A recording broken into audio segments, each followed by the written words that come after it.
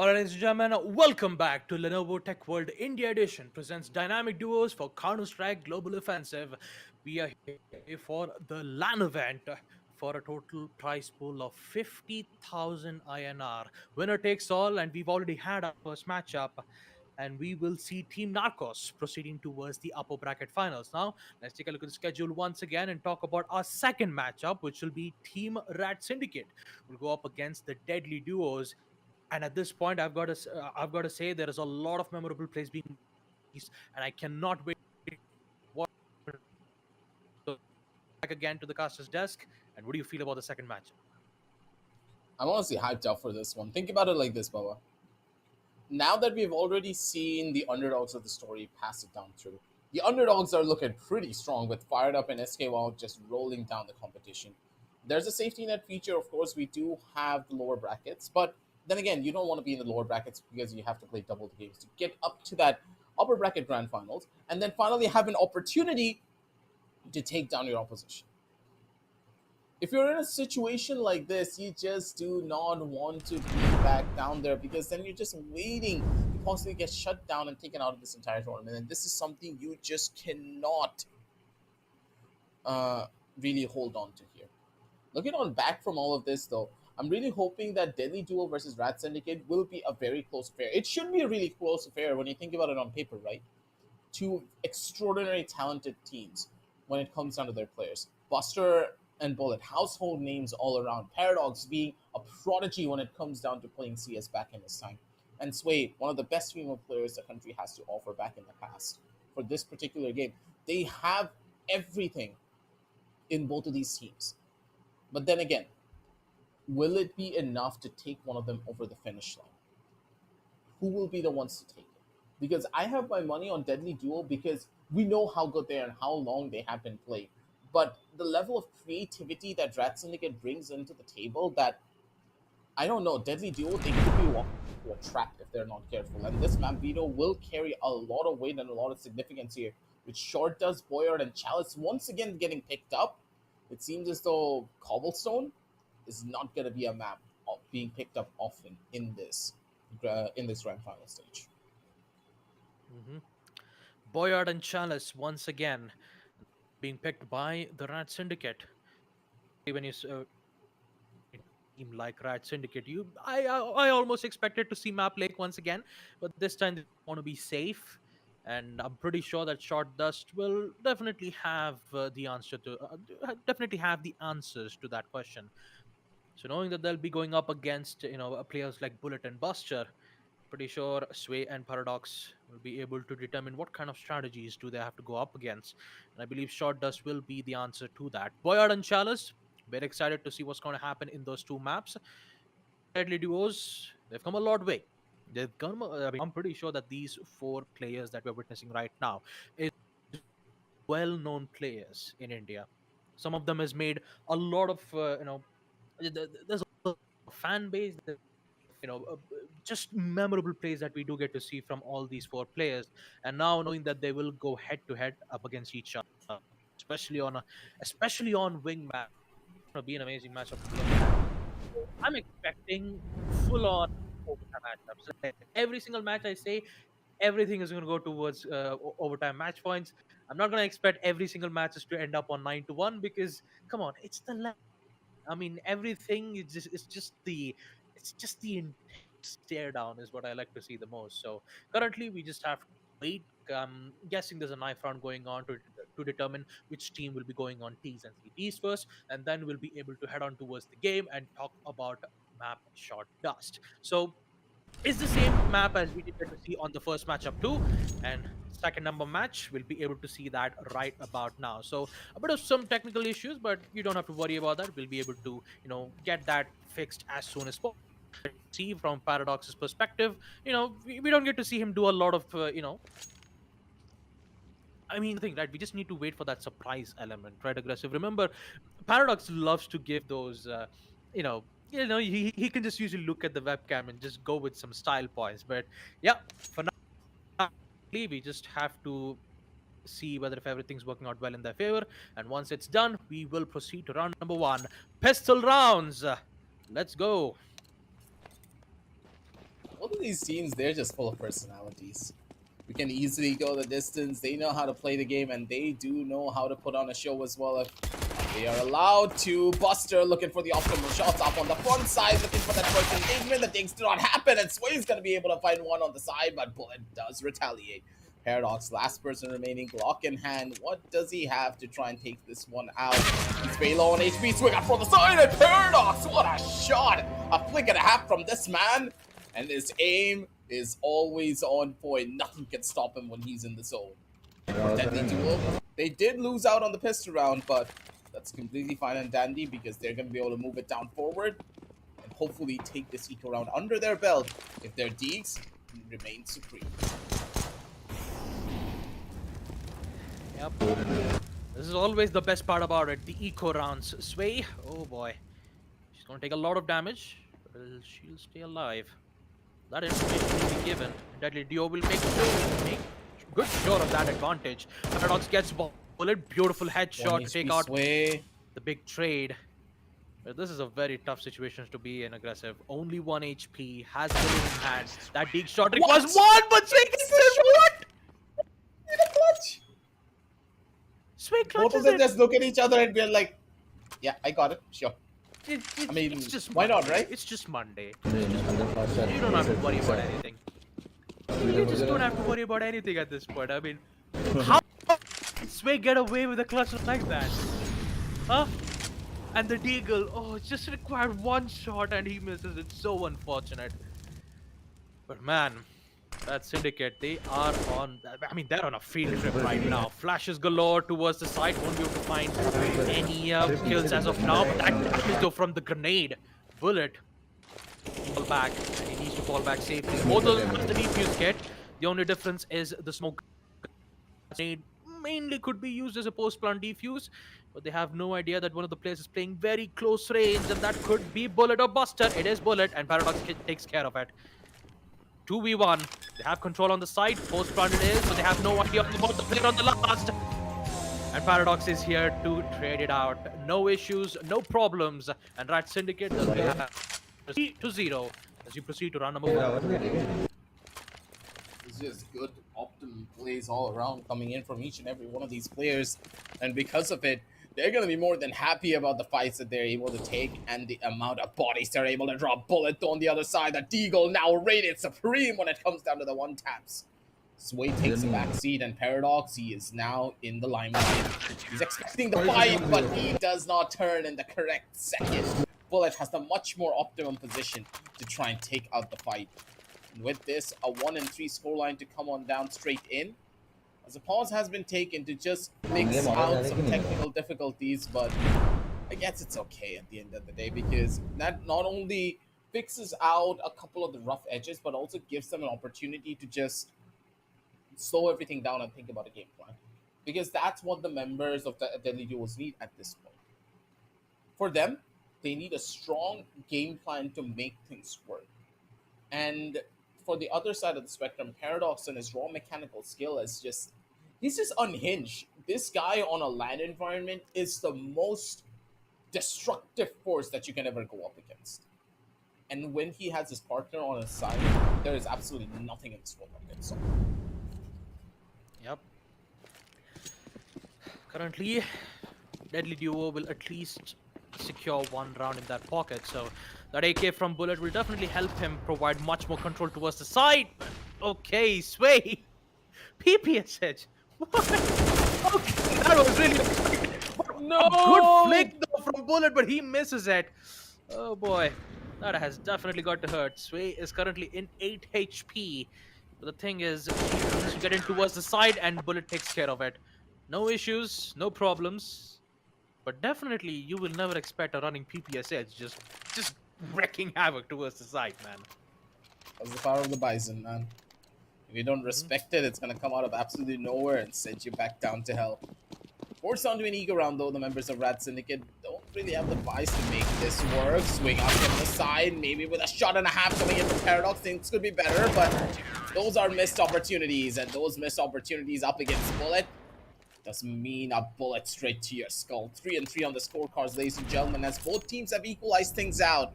And Paradox, he's not really happy about the shots that he missed. You could see it. The guy was just distraught. But for the moments that they're taking these duels, Deadly Duo, they have the control. They have everything under wraps.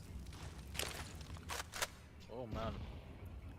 Double molly commitment and a grenade.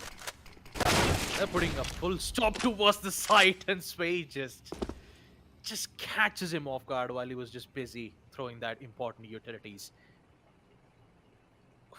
1v2 once again. They need to read their strategies though. This is definitely not working out. 3v3. The only thing that they could do is waste a lot of time and force the Rat Syndicate on post plant. So the biggest concern has to be engage. The biggest problem for Buster has to be winning the trade game. You saw how great his defense was, but Buster, he might get caught out, and that's exactly what it requires. And Sway, she will glad to get that kill. 3-4. Rat Syndicate looking strong on the T side. Information is king. And let's see what round number 8 will favor to. Deadly Duos once again. They'll be having their full buy, so they'll just be as safe as possible. Try to use lineups, try to use those grenades. Push. That mid control, they still need to be careful about. Oh, man, you would love to see that. The quickest trade as you can expect. And it's just It's professional level after all. These teams, they just know what to do when it comes down to scenarios like this, and it's another moment for them to just get at that pounce onto one of the teams. Walk up from the back end of it. Paradox, he's playing this one smart. But with Bullet already so aware of the scenario, he knows there's no way a player could be coming in from the other side of tunnels. Smoke comes in, and the plan being quite optimum. The volley doesn't really catch anything there because of the smoke being present. A little bit of a misplay over from the side, but Bullet's going to be able to get the catch instead on the other. Paradox guessed it wrong, and he is the one to get shut down because of it. Deadly Duo 4-4. As the Rat Syndicate, they feel the pressure of that one. Good end to the first half, I would say. Very evenly matched on each side. But the teams, they're looking to get even closer when it comes down to that differential. Has some great moments. Double Molotov commit. Duo loves using Molotovs, and it's definitely helping them in at least forcing the Rat Syndicate to stay for a while and then proceed with the push towards the site. But getting caught away while you're throwing the utilities while being out in the open, that's not a good way to get caught out. But Paradox, he misses a lot of shot, but he at least secures a kill. The CS moment. Once again, Bullet is just, it's difficult because clutching a 1v2 is always a difficult situation. And just Paradox! Not having information proves to be very difficult. Paradox, although warning shots, using a lot of shots, man. Yeah, he's warning missing it, shots. but at least, I mean, you're absolutely right. It's just a warning shot. He's like, you know what? Yeah. He'll basically warn first and then gets for the kill. Yeah, like imagine being one of those players that always kills people from stabbing them in the back. You don't do that here. Not when you're on. No, we don't do that here. Yeah. You gotta give them a chance. You gotta shoot their toes a little bit, make them jump up and down, and then tap them in the head. Paradox just knows what he needs to do, and Sway's gotta be careful. A one tap to the face, and she is completely done for. Bullet's already gonna get that frag over on the other side. The angle is just so deadly when it comes down to these type of scenarios. The question is, will he be able to take out the gun? Is the real question. Sway, good for the kill onto the face of Buster. Doesn't really have the HP to play around with this one, though. Now, Paradox, time for the prayers. You can see it in his eyes that he's a little bit doubtful that the win could be here, but Sway is playing this extremely smart all the way back towards the side of spawn, and Sway could just get the timing. There's a free kill out of this. She's so smart. She could. This is free. No, the spray, please. Oh, this is bad. Didn't favor anyone at all. But Sway, yeah, she'll get it. No harm, no foul. Although the first attempt didn't quite go Little as bit smoothly sloppy. as you expected. Yeah, it was a You know, little the bit warning sloppy, shot but they're fine. strategy. Yeah, it's just the warning shots. You know, every single time, it's always a strategy. You let them know you're in that position, and then you get the kill. That's basically how it works. It's just the style points. That's like you always need that S plus rank for style.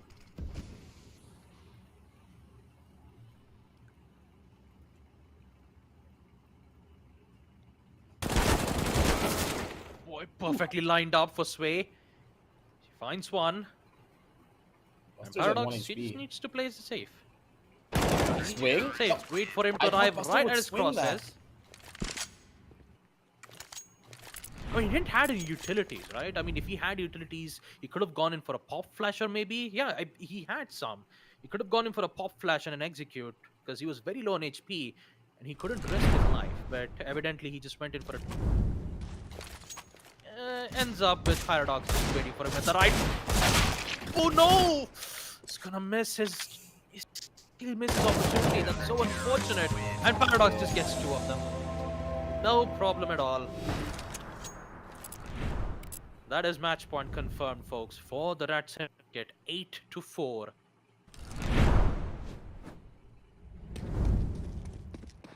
That is just an absolute unfortunate situation, I would say, coming in from the members of Deadly Duos. You really need to win out these duels, and if you don't, you're just gonna get caught between a rock and a hard plays as Bullet. He gets the read, and he's gonna be able to capitalize. Paradox walking straight into the Lion's Den. Does get punished for it greatly. As the Rat Syndicate, they need only one round, but that one round, yeah, it can be really difficult to get when you know your opposition has op in its hand, and that op is being manned by Bullet.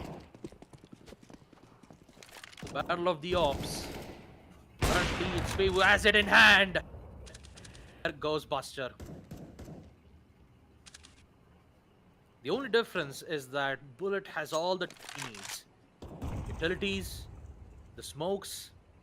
But if he gets one wrong information, it's all over. The Rat Syndicate would end up securing the first map shot dust. It's always those close moments where you feel like something bad might happen. But just to be safe, that no hip fire through the walls. And Sway, very careful about this. Grenades being tossed out, hoping that he'll be able to deal some minor damage. The AK has still been dropped. She could be able to pick up the AK and then very aggressively, but ends up with Bullet securing the kill.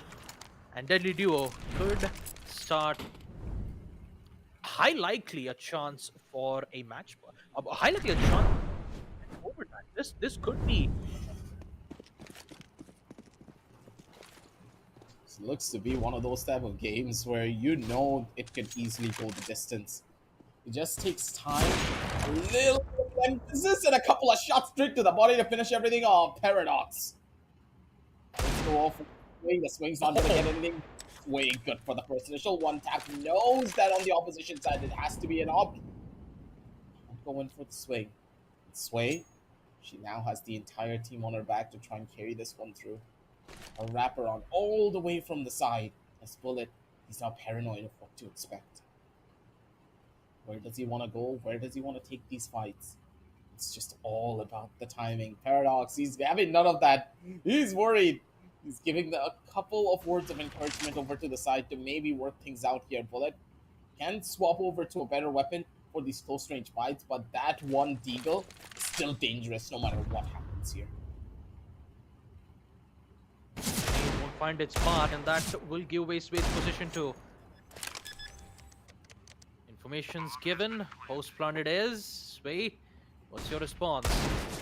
Oh, almost a headshot. Nearly. That could have given the chance for an aggressive play style, but no! Decides to push through the smoke, and Bullet will casually end up getting the kill.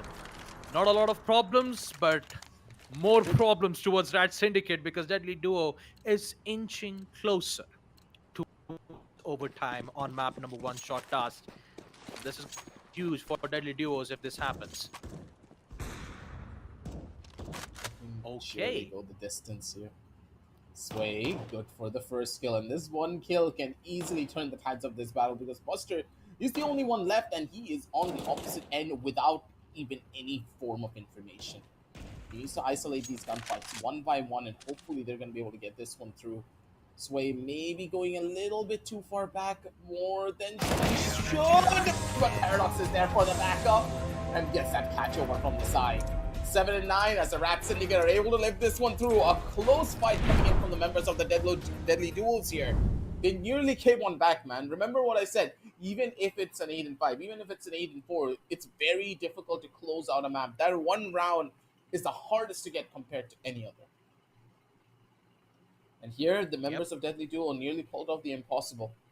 But it took only one mistake, one misplay coming in from Bullet to peak without any form of utility. And instantly, they paid the price for it with losing their lives, plus with losing the entire matchup here. That's only map number 1 though, so it's not the end of the world. Map number 2 is right around the corner, but map number 2 will be difficult as well because if I remember properly, we're heading on over onto Boyard, right? Yep. Boyard, a map We're heading where the towards op Boyard, yeah. can on that map the op is such a nuisance because there's so many different places the op can peek from. What do you do if you're on the CT side? Because the CTs that they can set up anywhere, and we know how good Sway is with the op in hand. So whoever wins the knife round here for the map of Boyard can easily just take a 2-0 victory depending on what happens. If the members of if the members of Rat Syndicate get CT side, then it's over. I'm pretty sure we're looking at a 2-0 here in the semifinal stage. Deadly Duos just yet. There could still be a chance for Deadly Duos to fling back on Boyard. And Rat Syndicate, they will do what they do when it comes to securing those important round wins. Sway was just on point with the shots, but there were some certain moments where we did get to see Bullet just, positionings where he wasn't supposed to. He should have that he was low on HP so that he could just utilize some utilities before pushing in, because even if you do use, you would still ended up getting picked off, right? So it's best to use them before you lose them. So let's take a look at the match schedule. Let's take a look at the scoreboard for the first map on Short Task. 9-7. Sway with a total of 12 kills. Bullet with 4, and Paradox 10 kills in his name. Number 1, which means that they will be map point for the upper bracket finals. Winning this against Team Narcos for finals best of 5. But the job's not done yet. They still have 2 more maps to go, and that map number 2, Boyard, will be a match to determine Fling or will Rat Syndicate use the power of Radness and Yes. proceed Yep. towards the next phase. You gotta be as you need to be as problematic as possible when it comes down to these roundups. Rat Syndicate, the way that they have been playing, it's just phenomenal through all of their matches, and they are carrying that forward here to the land. Sway is the one who actually stepped up the most here compared to all of their other matches. Sway being much more of that support heavy player, trying to make sure that Paradox has the best possible opportunities to come on back from multiple different scenarios. But Sway here in this matchup on Short Dust up against Bullet and Buster was the impact fragger. She knew what she needed to do. She brought in so much hurt and so much pain to the opposition side that Deadly Duos just didn't have an answer. How do you answer a player that is able to read your movements like this? And Sway, the fact that she's playing so smart is giving them so many opportunities. Rat Syndicate, they're looking to be the team to take it all away and take that prize money home. Not only the glory, but 50k INR going for a single team. Now that is a game changer for pretty much anyone. Yeah, it really is. Let's take a look at the map vetoes once again. Map number 1, show test, done and completed. With Rat Syndicate securing map number 1, Boyard will be the second map for them to determine whether if they can proceed towards the next phase. And the best part about it is that they're the ones who picked this map. Boyard is Rat Syndicate's map. This, and I'm pretty sure that they are home stretch towards the upper bracket finals. We've seen some incredible plays on Lake as well. I have to tell you, aggressive. These guys, I mean, these players are a force to be reckoned with. These performances that we're going to witness here in the dynamic duos with Counter-Strike Global Offensive will be the best one to watch. Prize pool of 50,000. It's all up for grabs. Winner takes all. Off with round number 1. No delays. It's Boyard and 4 deadly duos. They got a lot of work for them that needs to be done. It's going to be a tough one for them to come on back from as well. It all depends on this pistol round. Thankfully, the members of Deadly Duos, they're the ones who started off on the CT side for this particular map. Shots missed from the side of Sway. Needs to be careful about that. Both of them stuck between a rock and a hard place to try and find these shots. And these Glocks, when it comes down to the run and gun, can be such a nuisance to deal with. Over on side, that's the first. Looking for the second. Doesn't really get it just yet. That's all up to Sway to go in for the clutch once again. The clutch minister for the side of the Rat Syndicate. Wrap around from one end. And possibly a couple of shots to finish everything up here. Sway Velo on the HP and Bullet. When it comes down to the crosshair placement, he does not miss. Rat Syndicate, they take a pretty hefty loss because of an over-aggressive peak and the communication not really being as clear as you would have hoped for on this particular instance of the pistol round, but it's completely fine. It's just one round. And that one round doesn't really mean as much if you're able to find shots like that. Sway just gets the revenge kill over towards the face of Bullet. The rush shuts her down. And there's one more to find. And Buster still lives through it all. 2-0. But a pretty close round, I would say, because of that first kill coming in from Sway. Rush attempt from the side. Ends up Look at that. 2. Look at Paradox. Also appreciates it. 2 kills. Great shot.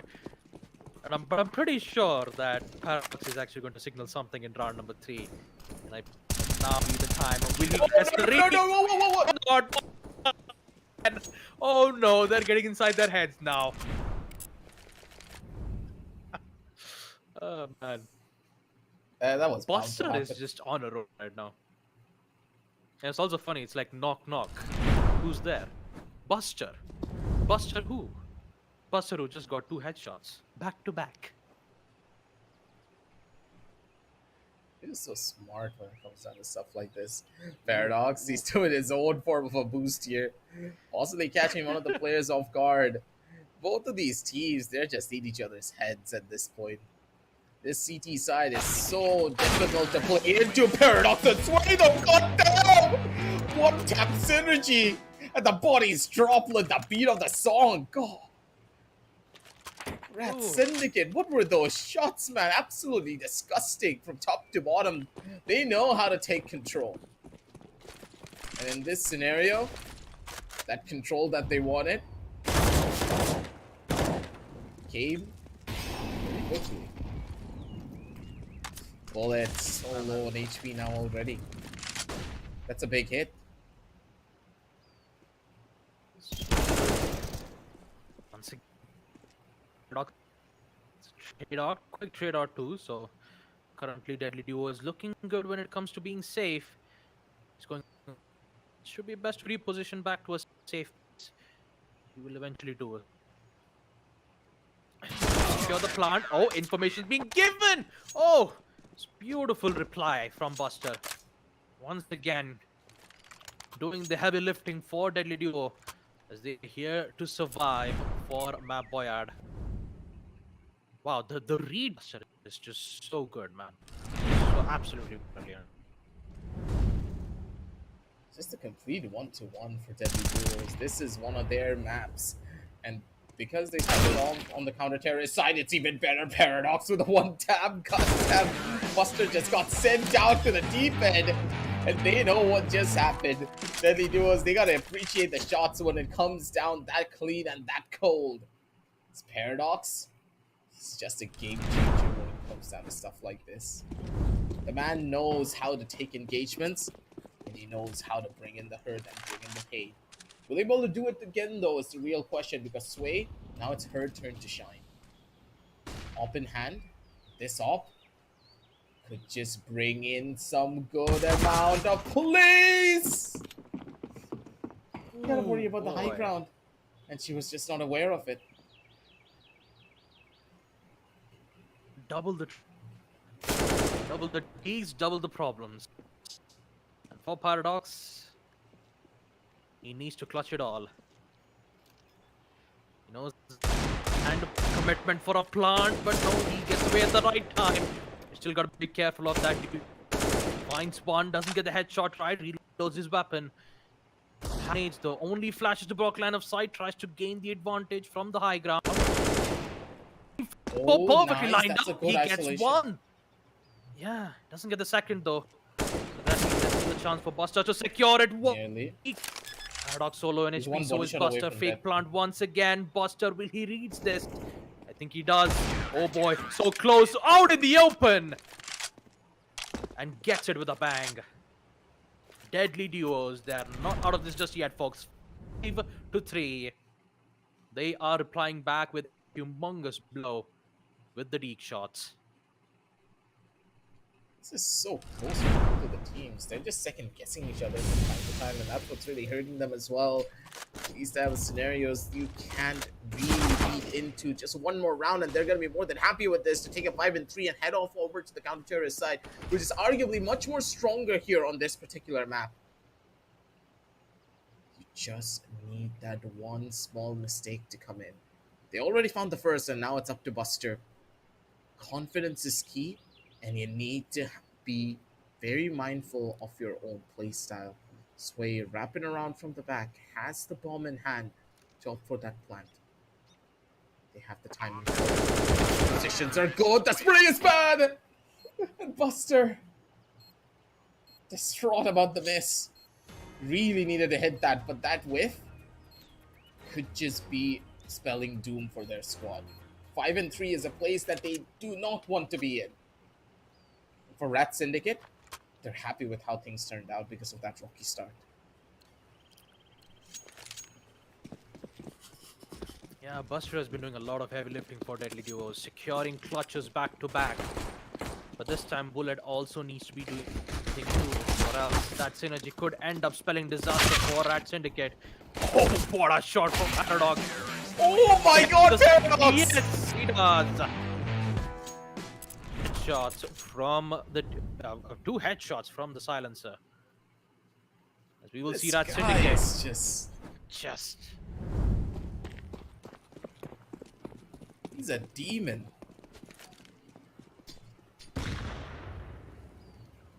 An entity of words beyond belief. But Bullet's gonna be able to answer back in kind. God damn. Even Paradox is having, he's like, yep, I just got absolutely demolished. Nothing I can do about that, and now Bullet is looking for another one here. Swing out from the side, a couple of sounds being given, and Sway walking into the crossfire. Needs to worry about a lot here. Engagements are key, and Sway gets the headshot dink over under one. And because of the aim punch, he is able to capitalize. 5-5 as the Rat Syndicate are able to equalize things out. And this equalization does mean that finally they'll be able to stabilize, but not really that well, because remember, this was an eco round coming in from the members of Deadly Duo. On Rat Syndicate, they already lost a gun, so they still can't go in for the optimum. Buster, no! 1G moment! That's a certified 1G moment!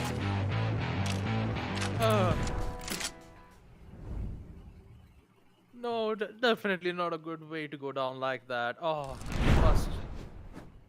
Feels bad, man. Feels bad. It happens. It happens. The best of us. Yeah, you get some head pats possibly.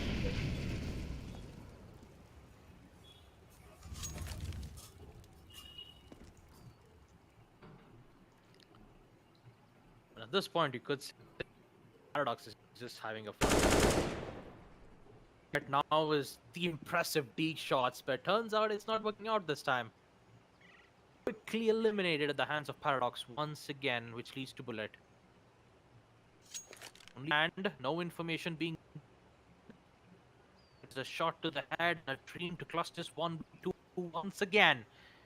We've seen him clutch in the CT side. Can he do it once more? Sway is patiently waiting, but he gets the head. Bullet, beautifully done. One more. Can he find his? No, oh no! Paradox gives away his position. It was shot. It's the Deegs will be able to deal major damage, but it's Bullet who's facing the major disadvantage. push needs to happen. Paradox once again. So close for that clutch. So close. But so far, as Paradox replies back by securing the lead. 7-5. They are this close to securing the spot on the upper brackets. Going up against Team Narcos. This will be huge for the side of Rat Syndicate. Deadly Duos, they are still in the game. Informations will be wide. Use of it. Actually, not a Swing, boost. swing. Just I know you want to swing. Just do the swing. Do Yeah, it. there goes Paradox. Goodbye, Paradox. You'll be missed here, buddy. Oh, boy. Jumping under an opening and dead Paradox. Oh god, you can see it in his body language that he was gonna go for it. He already knows he was low, and hey, all of the players here are friends. Each and every one of them have known each other for years now. From this game moving on to the next, so there's no hard feelings. Knives are part of the process, and Sway, what a shot over on one! And Paradox from the side does get the final. 5-9 as they take a 2-0 victory. The Rat Syndicate are just an absolute demolition unit. Just taking them down peg by peg, not even giving anything away. And good lord, if this is how the team is playing, the Rat Syndicate, they're going to head on down over to the upper bracket finals, just cruising their way through. But will Team Narcos be the one shaking in their boots? We're going to find that out soon enough. But first, we still have our lower brackets to go through. As, of course, the members of the Deadly Duos will be going up against the hardy squad of... I forgot for a second. What was their name? Elo Eating, yes. Elo Eating. Element X They'll be and going up SE, against yes. Elo. Yeah. Elo Eating. One more time to see who deserves the right to take another duel and maybe get a revenge story before we head on down over to the grand finals. There's still a safety net to be had. Don't forget, ladies and gentlemen, even after the upper bracket finals. So there's a lot of chances and a lot of games that we have to go through. But moving on back from that, looking at the highlights, this entire game was a highlight reel for both of these teams. The shots coming into play, and Bullet with the deagle, man. He just has a system in check.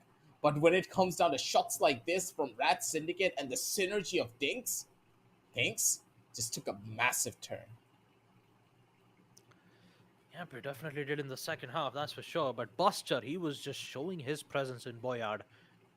3 rounds in a row. The deep shot, the pistol round, and the bonus round too, as I can recall. He definitely did respond back. And Space did too. Just so on point. Still gotta give credit where credit is due. Bullets' deep shot was just so crispy. It was just so on point. And to just end up giving our time towards Rat Syndicate clearly shows could think about. And also, let's not maybe we could use that as a revenge story if we do get to witness the side of Team Deadly Duo proceeding their lower brackets matchup going up against Team Elo Eating. Now that will that jumping scout shots that we witnessed from Element X. Oh boy. I just cannot wait to see what Deadly Duos has in stores for them. Maybe we could see them do their own set of scout shots, or maybe we could see them do the exact opposite. Who knows? But yep. Done in our upper bracket matchups as we take a look at the score once on map Boyard. Deadly Duo, amazing performance, but it will be Team Rat Syndicate who will secure the win. 9-5, 57 kills to Sway, and 6-7 kills to Burton Buster, respectively. They played it well. So I'll give them that benefit of the doubt, saying that it's completely fine. Deadly Duos, this was just, I would say, a map differential for their side. If this was a map like Cobblestone, there was a better chance where they could have taken things out on a 1-1 scoreline and then sent it over. But for some reason, the members of the Rat Syndicate have a different, I don't know, how do I put it? They have a talent and a knack for maps like this that it's very much unorthodox, but hey, if it works for them, they're the team that deserves it. They have a very diverse map pool and they know how to adapt and come out with wacky strategies through the entire matchup.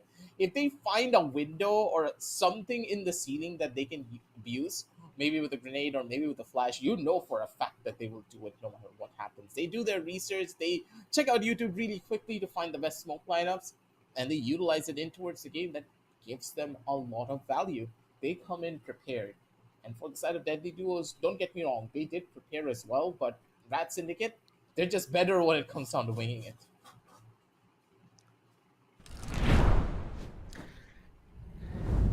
I mean, that's exactly that, right? Man, just. But yes, of course, with the end, which means that we have our Yes. first match in the lower finals. It will be Team Deadly Duo up against Team Elo Eating. The winner of this will proceed towards the lower bracket finals, either going up against Team Narcos or the Rat Syndicate. But for that to happen, until then, let's take a look at the sponsors for Lenovo Legion 5 Pro.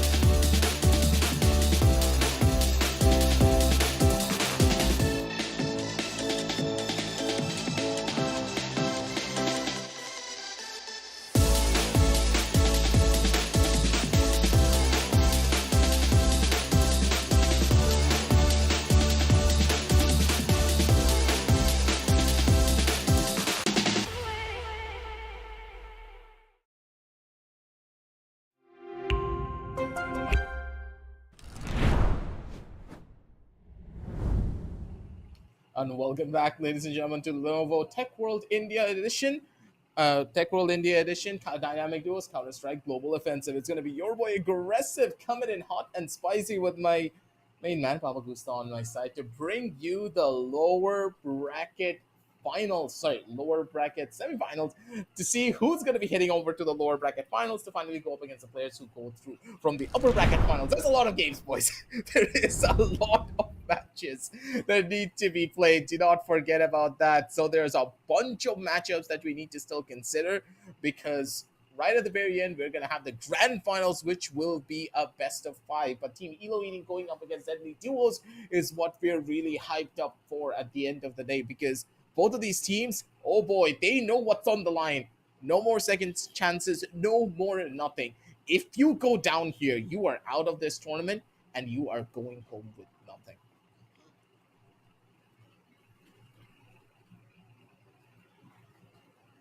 Baba, I think my partner has left me. My partner in Prime no longer exists, but hey, what does exist is CSGO. It hasn't left us in so many years, so I'm pretty sure that that's going to stay with us regardless of this. But let's just I talk think. a little bit more about Hello. what Elo eating is. Oh yeah, oh yeah, yeah. Finally, Abawa is back. It seems his Yeah. mic is All right. working, and I thought you left me Scared. for a second there, man. No, I did not aggressive. It's just what can I say? I'm just having a just no normal technical issues, but I think it should be fine by now. But yeah, as we take a look at the map vetoes itself, as I was about to say, the lower brackets is popularly called as the elimination phase, and currently Deadly Duos and Elo Eating, both of them are facing that problem. Boyard, Shot Dust, and Chalice. Once again, we won't be. I mean, we won't be seeing Lake. We won't be seeing Cobblestone. I mean, I know most of the 3 days of online matches that we've had, we were like, you know what, Cobblestone more like a standard map. Usually, you might see Cobblestone being played, but this time on Boyard, Chalice, and Short Dust. So we will see start things off on Boyard. I'm pretty sure a coin toss will be made to determine who will be going on attack and defense first.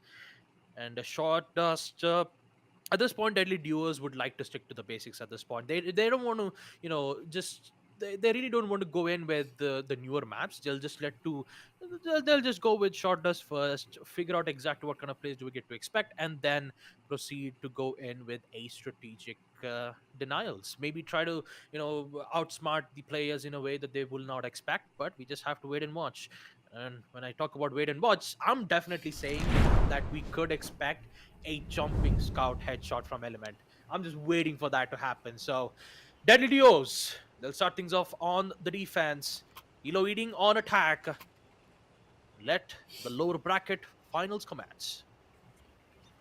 This is where it's all going to start and see where this entire matchup will go. Seems like a technical pause has been taken to just iron out a couple of issues over from the side, but for me, I'm expecting Elo Eating to just be a little bit more over the top about this one. Think about it like this, Lava. You know a team is really good when they can pull off confident plays without really caving in. And this is going to be exactly one of those scenarios. Confidence is key for each and every one of these players. And for Deadly Duos, they are confident, but on this particular map, they have a tendency of just backing off a little bit more.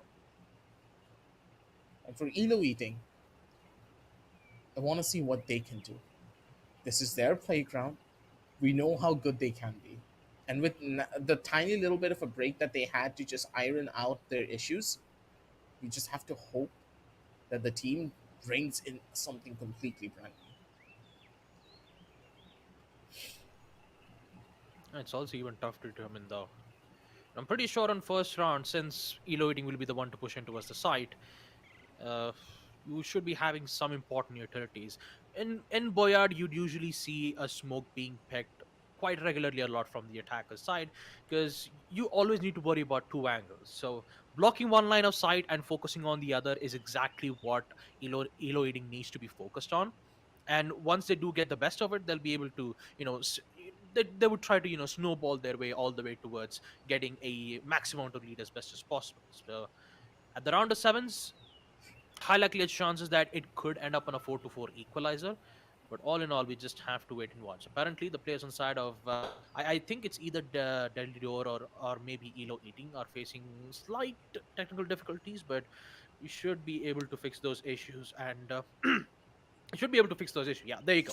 Ready confirmation is already given in from the admin, which means that our lower bracket semifinals is a go, and pistol round will be open.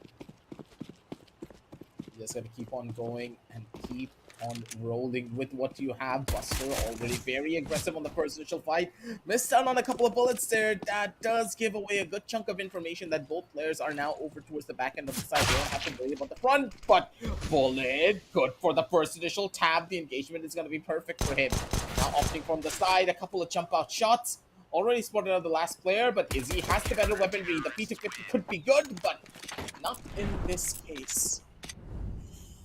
Painful scenario for him as Elo Eating really wanted this first round to start things off on the right foot, but in this scenario, didn't really get the start that he wanted.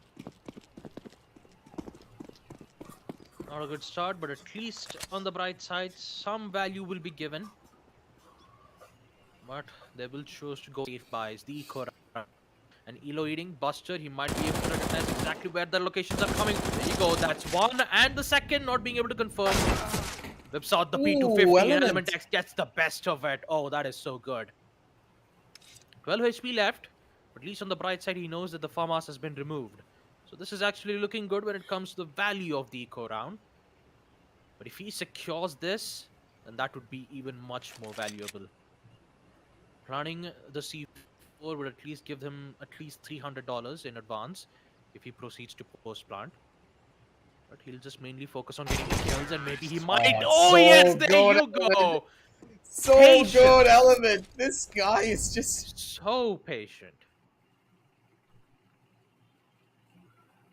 gameplay, the coordination, the way that he played this one through. He just played him like an open fiddle. Bullet had no idea. Coming in from the top rope and just an absolute slam dunk from his side. That was a catch, and Element X straight through the smoke. Catches out Buster. The taps are perfect, but Bullet's even better when it comes down to the deeds. A 1-for-1 for the teams. And Bullet now looking to close things out. Is he with the timing? That is the biggest part. He needs to get this read. And Bullet, with the run around and the wrap, catches out the player. And a casual dink to the face to finish everything out. Nicely done from Bullet as they take a 1-for-1. Bullet gets the revenge kill on towards Element X. And he also gets the round for the squad. Nicely done from the members of it. Yeah, recovery is fantastic from Deadly Duo. They're being as patient. They don't want to give away. They're utilizing the smokes to his good position and that high ground potential from Buster. Securing that kill will force Element in a very bad spot, and since it's an eco round, they don't have any other choice but to engage in those gunfights. And Deadly Duo, once they had a major downfall in the first round, they quickly recovered it. And they're now looking good in that end round number 5, 3-1. And Elo Eating, they have the op in hand.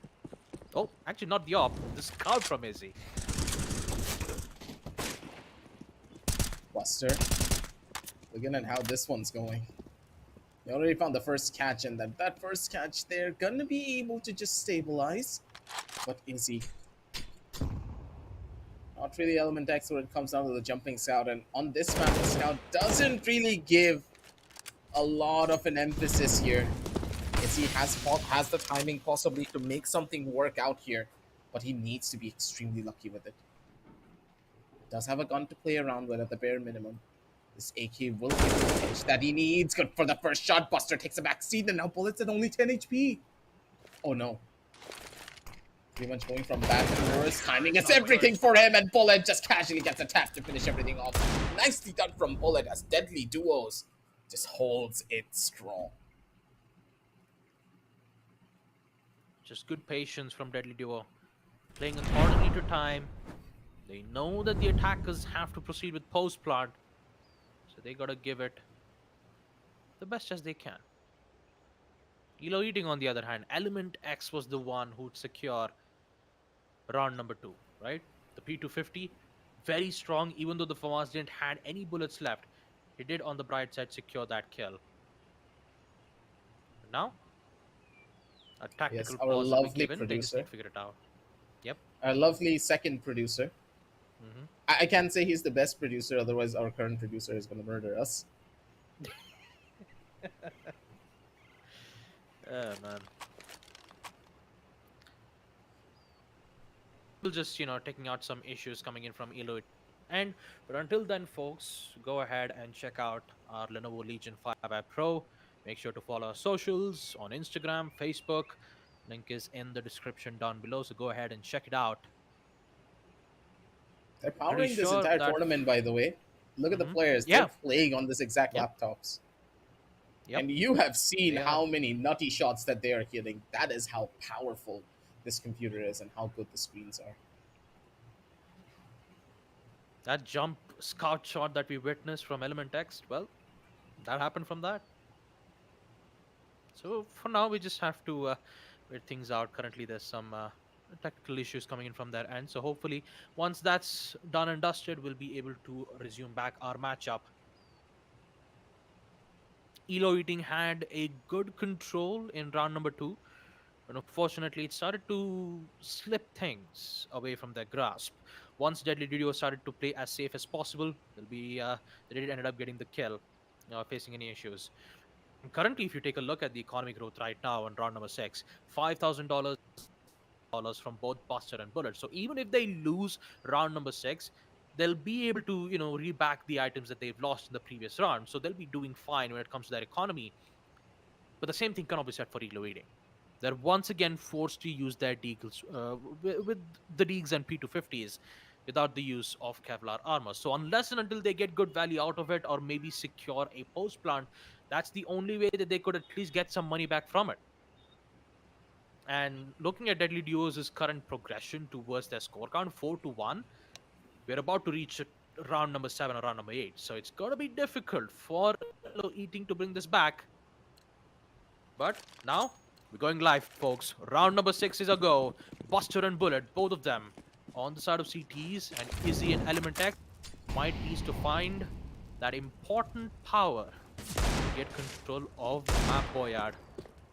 And that Deeg should be the answer to his question. Information will be given, so is the flash to block line of sight. But they'll just play it as safe as possible. They're just going to take their time for this one. Going for another five from the side. Nope! Buster, he nearly got himself killed there. He needs to be careful about engagements like this. He gave him a chance to shoot back, but that one tap to the face really does cause a lot of issues. They did opt to go in for full buys on that last round. Sorry, full armor and a deagle, but they still have enough to go in for the optimum buys in this particular round. Both players have a kit on towards the side of Deadly Duos as well, plus the economy to boot. So in the long haul, I would say the members of Elo Eating, they're staring down the barrels of something big. That's the first line of contact. Buster around the corner. He just needs to take this fight. No one knows exactly where he is. Buster looking for multiple kills here. If Bullet is able to bait this one out, Buster can get 3 kills. But not like this. Yeah, definitely not like this. Post plant is secured for Elo Eating, so this is looking good for them. Just have to wait for the CTs to arrive right at their crosshairs, and that is Buster replying back with a bang. Again, the flashes and perfect sync of that headshot. Just so good. Deadly Duo, 6-1. And they're looking very powerful on map Boyard, folks. They are not happy of the way they lost to Rat City. They're putting it in their all to make sure they can make it up to the top side. Because they won that rematch and they won the revenge play. Of Rat.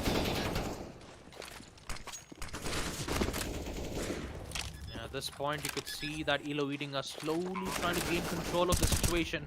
Nade's being tossed out, major damage being dealt to Element X. The same reply will be given to Bullet. Needs to be very careful, secures the first kill. The whereabouts on Izzy. He just needs to play this patiently. Beautiful flash to block line of sight. He's free to enter in towards the side, but not enough. Not a lot of HP, no info And since he decided to go in for a walk peek instead of a, you know, just for a long peek instead, Rickshaw peak. yes, aggressive, the rickshaw peek. 6-2 would be the end of the first half, which means a deadly duo. Even though that they've secured 6 rounds, Elo Eating could bring it back. But it always depends on that pistol round because they win this, they'll have the advantage. They could use it to their best of their efforts. Truly.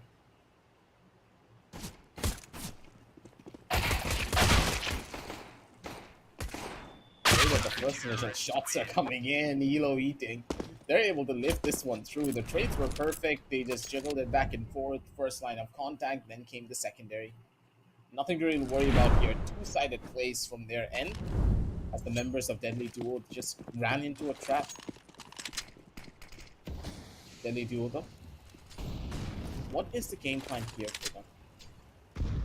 Nades being thrown, good chunks of damage coming in from Izzy, softening them up for this for the MP9s to just do their work. Bullet so low on HP, he has absolutely nothing to play around with here. But one bullet from his deagle can change the tides of this battle. So very low on HP, so he needs to make a count. They're just gonna casually be in towards the side. Information being given, bullets get picked out. Peeks attempts, he gets the first, but a quick refrag will be made nonetheless. I think it was an accidental kill from Elo Eating's side, mainly because he was right in his crosshair, but nonetheless, he will get the kill though. And that's what it matters for Elo Eating. 6-4, 2 rounds remaining for Elo Eating to equalize this man count. They have to be prepped and ready for this push though. Bullet on the other hand gets one. Important kill. That's the main thing that you should be careful about. Back in the lead, 7-4. It'll be much more tougher for Elo Eating to bring this back. It's moments like this that just gives you that feeling like, okay, if this is how the matchup is going to go, if this is how close the teams are fighting over and over again, things could be a little bit more different. Element X, so good when it comes down to the one taps. With this scout looking for even more, the headshots could be perfect for him. Jump up from one side, bullet. Does he expect it though is the real question. He's making a good chunk of noise to try and phase out as many of these players as possible. He's going up for one. He's expecting it, but the MP9 is just way better on these close range fights. He misses out on the headshot, and he suffers greatly for it. 7-5 still regardless. Elo Eating, they're slowly but surely clawing their way back to an equalization of the scoreline. And this terrorist side is just so difficult to break into. And you can see why there's too many different angles to consider compared to the CTs. The terrorists, they're relying on their aim to get them through a lot of these sticky situations. One of the information is given away. Been blocked by the smoke's line of sight, but no, he wants to go aggressive. And it's actually working out. Some damage will be dealt around from the team. Location is given away. Crossfire angles not working out well for Deadly Duo, which leads to Bullet. He needs to make this miraculous clutch. 1v2 denied once again at the hands of Element X. And Elo Eating will slowly get control of the situation in Boyard. CT side is very strong, man. That is for sure. It's going to hurt a lot for Deadly Duo because they had the advantage once. Yeah. But that advantage is now slowly slipping away. One more round and they're equal. That's when the hurt and the pain is just going to start building up even more over time. 7-7 is the scorecard. And it could just be the case that we're inching closer and closer towards it. Buster's been taken down. Now it's all up to Bullet to try and pull off a miracle here. Guy's been doing work, but to take a round like this away from Elo Eating when they have such a beautiful crossfire set up, it's going to be an impossible feat when you think about it. Possible task, but it's still doable though. It's, you know, I'll admit, I'll give them some in an chance, alternate though, reality. yeah. In an alternate reality, that could have happened. But yeah, it's equalized aggressive. 7 and Deadly Duo once again gave their money. Deegs in hand, they have to be very careful. They're thinking of using it to passive hash, confirm, and Buster will also get picked out just like that. 8.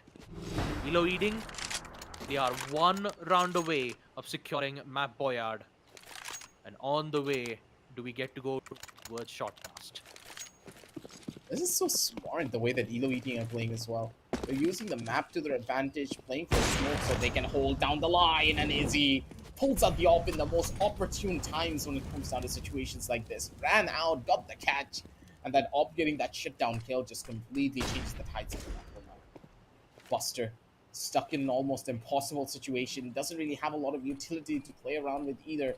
He does have the util, but he doesn't have the chance to utilize it because Element X is right around the corner, gets the shot straight to the face to finish him off. 7-9 on the scorecard as Elo Eating, they take a 7-9 victory when they were, what, 7-4 down before? Mm-hmm. It's insanity how good Elo Eating is to come on back from pretty much deficit situations where they have no business winning out from.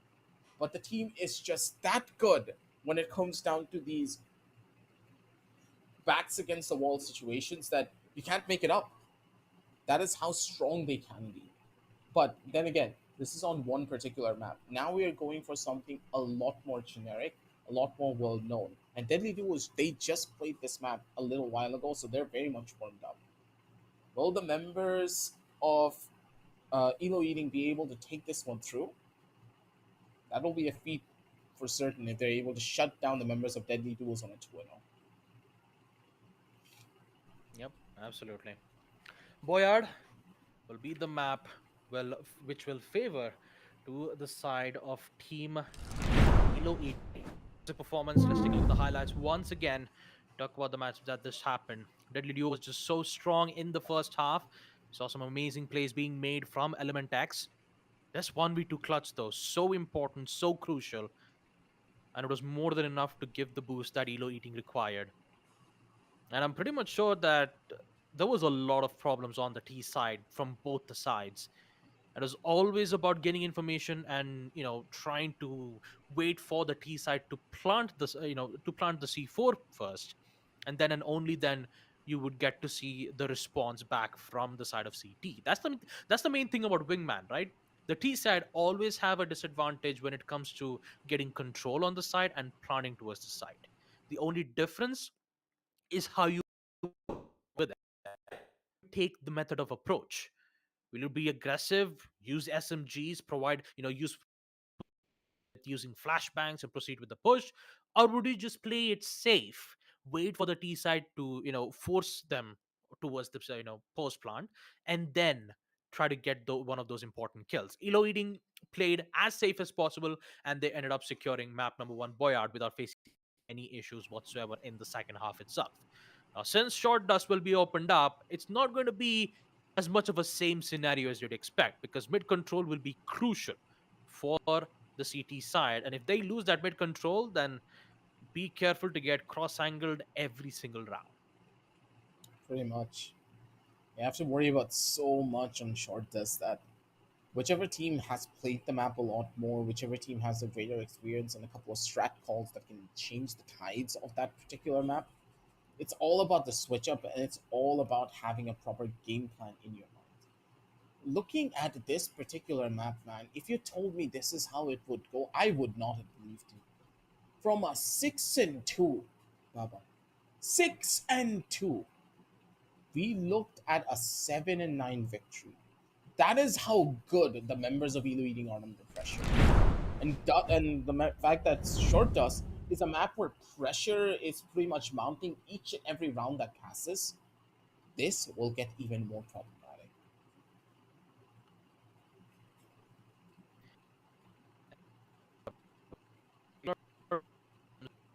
Is this Yeah, there's still a solution? it seems as though my close friend here is dying from a certain Z's for his internet. But coming on back from that, easy, easy. He did take a 12 and 8 scoreline for himself. 42% headshot percentage with Element X following suit on a 9 and 11. But for now, the way that things panned out for him, I'm more than happy. Like, come on, think about it. The way that all of this panned out, Elo Eating, they had absolutely no chance getting this. You had no business winning out on this matchup. You had no idea how you would actually even bring this one back for your squad. Then 2 rounds later, you came out with a strategy. You came out with an eco round that you had no business winning with proper map control and proper utility usage. The members of Deadly Duo, they were not expecting it through small pushes coming out from your side.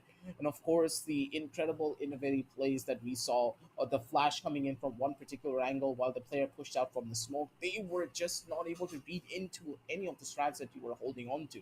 And with short dust now coming around the corner, maybe it's a little bit more linear, but allows for a lot of creativity as well if you know what to expect and you know how to work the map for proper levels of control. Here, I really want to see how they try to take these approaches. Short dust, in my eyes, is my personal favorite because of that particular reason. It's quite generic, but at the same time, that does not mean that it's very old fashioned and very linear.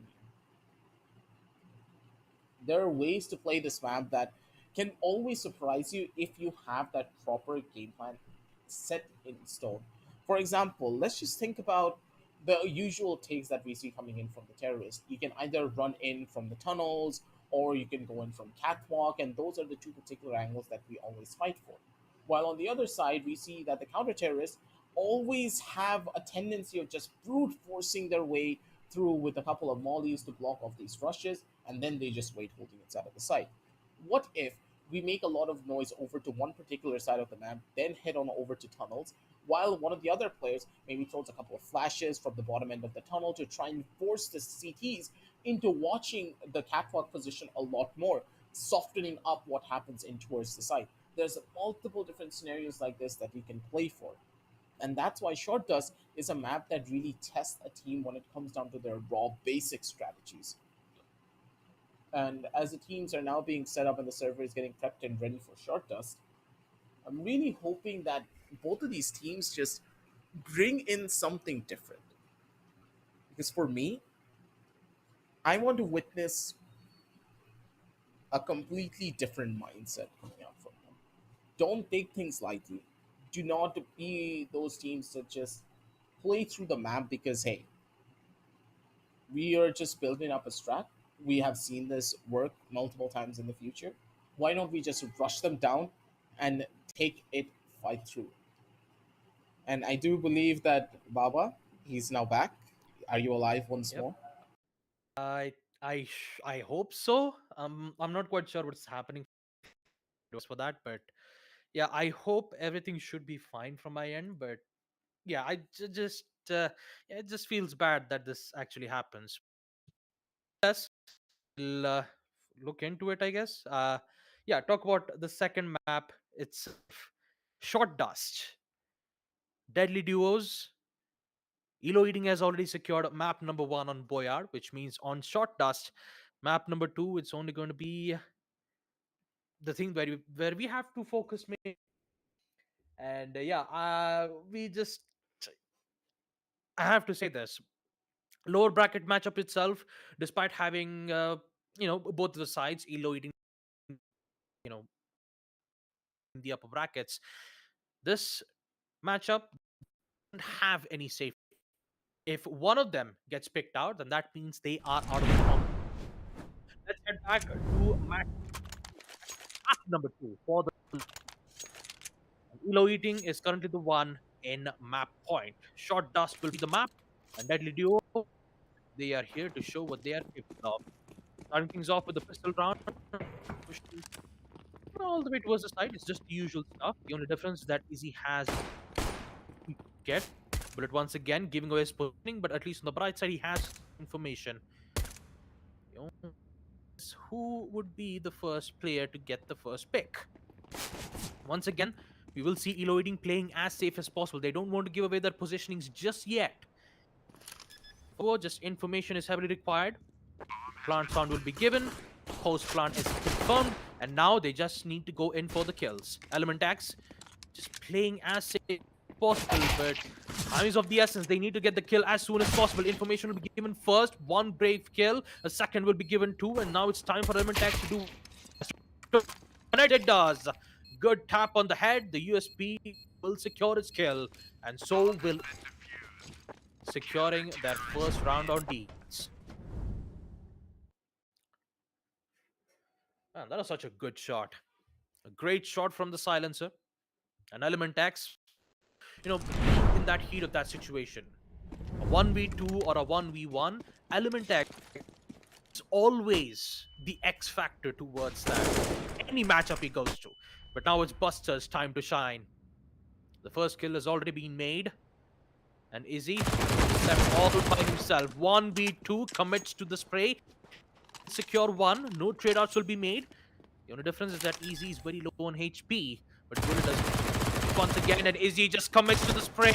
All it requires is just one shot from the both of the sides. Who'll get it? Would it be Izzy? No, it won't. It will be Bullet. Such close encounters from both the side. Izzy was just this close to securing round number 2. He was about to steal the round away. And this is not the first time that Elo Eating has done this. They've also done it in, they went up against the other side when they, went up Arcos. But this time it will be a lot difficult. Round number 3 is in. So is the post plant once again. Deadly duo on their holdouts. But he's all the way towards the flank side. Gets caught, but still alive. Still pose a danger. Nade won't be able to connect. Helps his team. Will he get it at the right time? No, it does not. Gets dinged and confirmed from Buster. And Izzy goes down as well. Lead will be given. And Elo Eating, even though they secured a magnificent 1v2 clutch from Element X, it's still not enough for Deadly Duos to hold strong and provide the important kills that they need. And at this time, you could see the amount of utilities that they're using at this moment. Shots been used, and once again it will be will secure round number 5. Easier said than done. I'm pretty sure that the knife was an accident in that state, but knife or no knife, Deadly Leo just went in aggressive towards the side, ended up getting 2 frags. Easier said than done, and plus also a sort of an equal waiting his end, so they were trying to get kills. Again, Elo Eating is playing safe.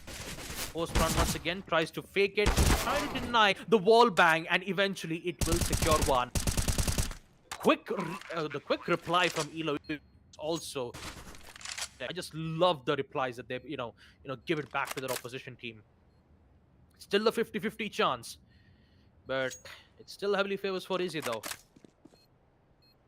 Bullet so low on HP, once again he will play it accordingly to time. Smokes will be used.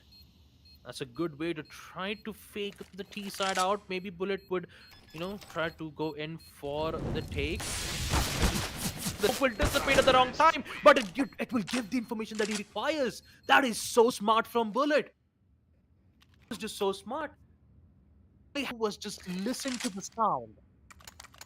To hear that one single sound. Just go in for the. That is just playing true to its info. Just smart from Bullet. And what a play from Element X. That headshot from D will definitely shake things off for Buster. D grounds are such a powerful round. And it's still a make it or break it moment. There's still stacks from that one space. And Element second kill too. Elo Eating, even though they've had a shaky start, they are still coming back to the bang, folks. Still the same thing that you'd witnessed on the map Boyard as well. Things off on a major disadvantage. It was a 2v5 or a 2v6, and then they slowly brought it back, securing map number 1 Boyard. And this time it oh goodness, a pull to the medal. Oh boy. It is just so unexpected to see that. You never see double AKCTs just on the side and securing those kills. Oh man, that is definitely less. A win is a win. And Elo eating. They are making sure to get good use of it. Mid side. Oh man. Side trades will be made. It will be. Oh man, Izzy's giving away so much information, and that smoke will definitely help him regain his senses, regain position, and try to engage in those long-range gunfights. The utilities is what's the main important point here. No smokes from Izzy. Bullet still has it. He could use it, but Izzy's all the way from behind. Hip fire from below. And the first half comes to an end with an equalizer, folks. Once again, 4 roll swap. Deadly on defense. It looks like they've been in the same position before. Map Boyard. It was the second half where Elo eating brought they were on CT. And now since it's Elo eating's turn to be on T side in the second half, things could still if things work. So just have to wait and watch. Elo eating just playing it safe. Don't want to give away their position, he's just wanting you to info. No, you might see a running USB silencer player just giving away his positioning and try to control as fast as possible. Smoke plant, flashes, just important lines of sights being blocked, and they will at least confirm a post plant. Now the biggest problem of it all is that since utilities has been expanded, the T side has to be really careful, especially Izzy, because he doesn't have any Kevlar armor. And they're gonna play it as long as possible. Apparently, C has been placed all the way towards the 8. Good kill from Element X, which leads to Buster in a 1v2. Difficult because been given a slide peek, which gets immediately denied from Element X, and Izzy just needs to play accordingly to time. The peek, the shot, doesn't get it. He's at the point of no return, and Izzy just casually gets it. Beautifully done. It's just good information, great control on the site, the smoke to block lines of sight, and the plant is just well played when it comes to holding those angles.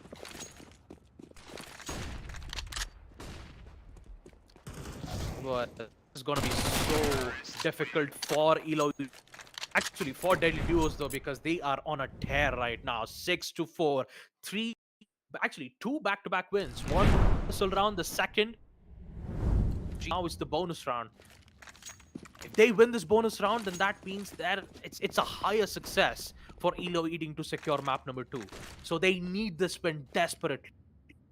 This is the lower brackets after all. If they lose this, then we could go all the way towards deciders. And let's not forget, this is the elimination phase. If they make one single mistake, it's all over. Smoke's been used to extinguish the incendiary, and here comes the huge flank, which also unfortunately gets blocked from the smoke. Information in, so Buster's location is still safe.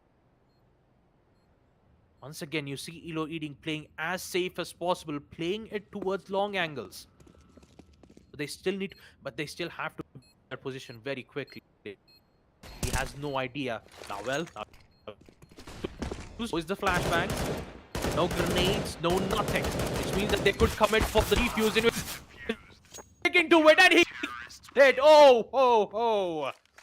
What a play from Deadly Duo. Pros never fake, and the defuse definitely helped Deadly Duo to get back up on their feet. This round was crucial for Elo eating because it was their bonus round. If they this and secure map shot dust, and now it's Deadly Duo's turn to bring it back, or is it though? Difficult already. Bullet's been taken out. Buster only having the FAMAS in hand. Flash to help him block one line of sight. Not sure if it would be more than enough.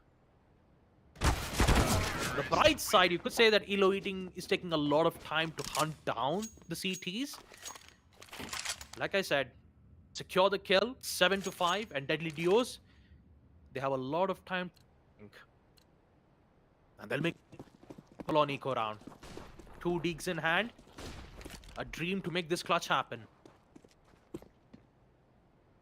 Now At this point, Elo Eating knows what's happening, so they'll just play it as safe as possible. Mid control is so crucial, and Elo Eating will try to get that advantage. But the nade definitely catches Bullet off guard. Situation with Buster. Nade, toss will be done. And Element X will gladly get that kill once again. Half point for Team Elo Eating. What a dominant performance that we're witnessing here, folks. And that too, especially up against Deadly DOP. Buster, who are well known in the CSGO India region. Absolutely amazing performance from Element X. At this point, Bullet is facing major issues, but maybe not. That's an important kill. All the way to the mid side, and Izzy goes down at the hands of Bullet, which means that the dream still stays alive for Team Deadly Duos. Such an important round for Deadly Duo. They have all the money that they need to get themselves some good ute and some rifles. Flashes will be made once again. Pressure towards the mid control. They're trying to get away, but there's still Izzy playing all the way from the backside. Catching a repositioning Bullet will definitely catch Deadly Duo off guard at this point. Only a FAMAS in hand. No utilities. He can only play accordingly to info. He can only wait for Elo Eating to post plant. And I believe this might be huge from the CT side. Important patience, but that patience did not work out. The trigger discipline was present. But eventually, that ended up in losing that round. Congratulations for Team Elo Eating. They will be heading off towards the lower bracket finals. And unfortunately for Team Deadly Duo, they might have to bow down from the competition. Unfortunate, but let's take a look at the highlights once again. I know that Aggressive is currently in a static noise. I mean, he was like, I wouldn't say static noise. He was just currently like static in the face cam because lost Aggie at that moment. But hopefully he should be back without facing any issues though. But for now, let's take a look at the highlights once again. Elo Eating, amazing performance from Element X and also from the duos. There was a lot of problems though from their end. As Elo Eating started to play safe, play accordingly with controls, and waiting for the T side to proceed with the plan. The denials and the recovery that they made are just absolutely amazing. First, we see Element X make an unbelievable P250 clutch in map Boyard in round number 2. And now we see Elo Eating do the same exact thing on short dust. Huge amount of difference too.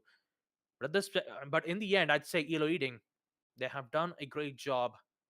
They have secured it, and now they just have to wait and watch to see which team will they have to go up against. Will it be Team Narcos or will it be the Rat Syndicate? That will be the biggest question that we have to know about. It's a great match, though. I've got to admit this is a really good match. You know, there was a lot of risks being involved from Elo Eating's end, and there was a lot of eco rounds that did ended up.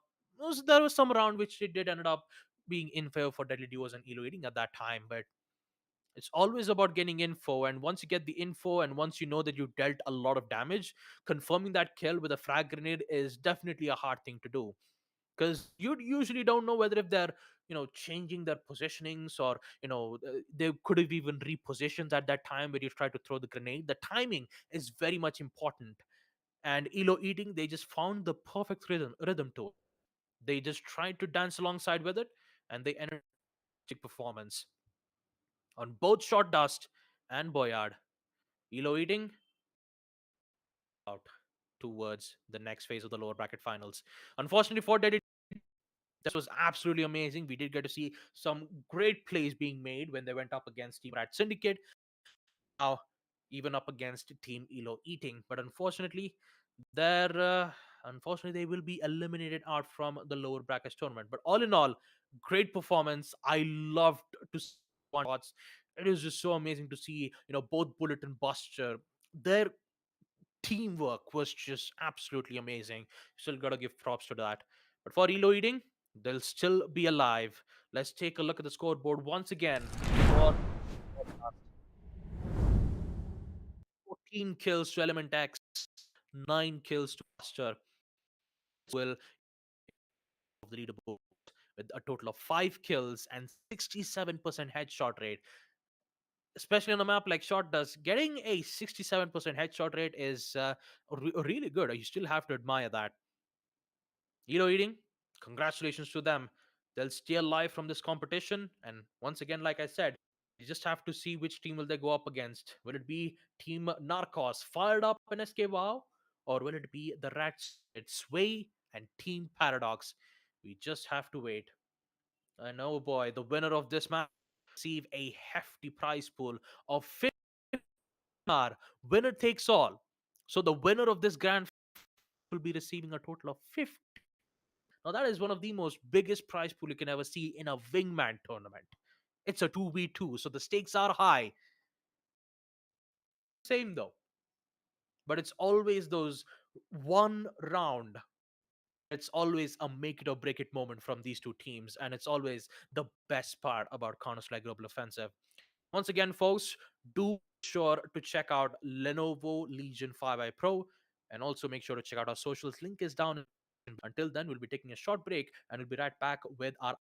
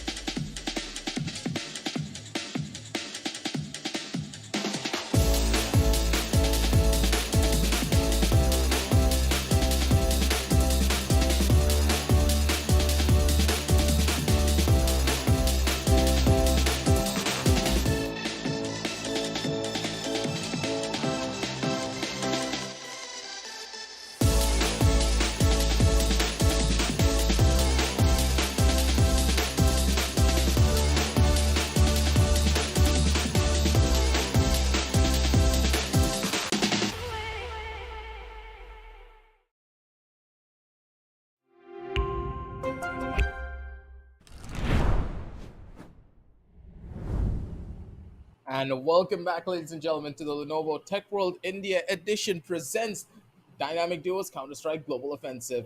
And we are now back. Your boy Aggressive is here. Had a little bit of a technical difficulty, and Baba is having his own, so Upcon is going to be joining me in for this matchup. How are you feeling, man? And how have you been liking this tournament up till now?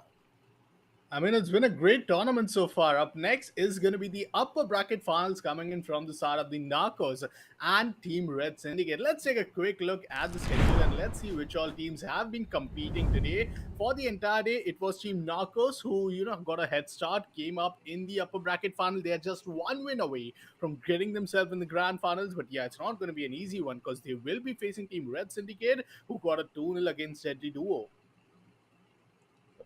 Rat Syndicate has been one of those teams that kind of an underdog when you think about it.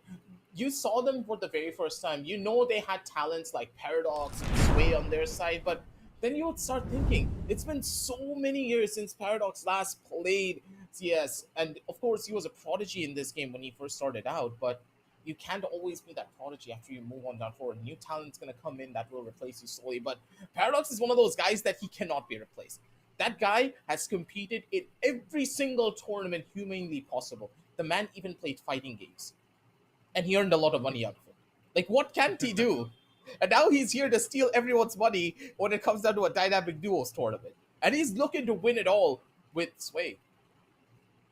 Exactly. I think this is going to be a pretty close one, especially with Team Narcos on the other hand, where we have fired up an upcoming and a very experienced, skillful player alongside SK Wow. But taking a look at the map Veto, we have Cobblestone, which is going to be banned. Lake, one of my favorite, and one of those very old maps which we have really been into. But yeah, Boyard is going to be the first map which we'll be falling into, with the second map being the short dust, and then Chalice being the final decider map. So this is going to be interesting. Yet, as I mentioned, Team Narcos, they have a very good potential players fired up alongside SK Wow. And SK Wow, when he comes in, I'd love to see some more action coming in from his side, especially when you talk, when we speak about previous tournament. Both of these players have been facing on Paradox. They know how Paradox playstyle is, and alongside Paradox is going to be Sway, who will be in the duo for this team. So I think this is going to be very interesting. But about Boyard, what do you have to say about this map? Because I think this map is very much comes down to your T side. Alongside your T side, it also comes down how quick you are to push on to the side and make sure that you have the control. No matter if you have the post plant scenario or no, getting that first blood is really important, and it comes down to your intel. Yeah.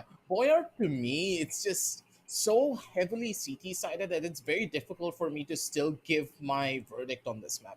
From all of the matches that I've seen the pros play, to me, it just feels like this map has so many gaps in it that even utility can't fill up unless you have proper lineups in mind. You need to study this map to actually play it through properly. If you have a proper smoke that can land over onto the top side of heaven, then you're going to be completely fine. That is one particular angle you never have to worry about. Plus, there are so many different boost angles that you can play for on this map that it is absurd. You can be on one portion of the map and you can see the entirety of all three entrances altogether when you're on the CT side. The CT side has so many different options to play with, while the terrorists, they feel a little bit more corralled. They need to wait for the counter terrorists to make a mistake before they can even push in.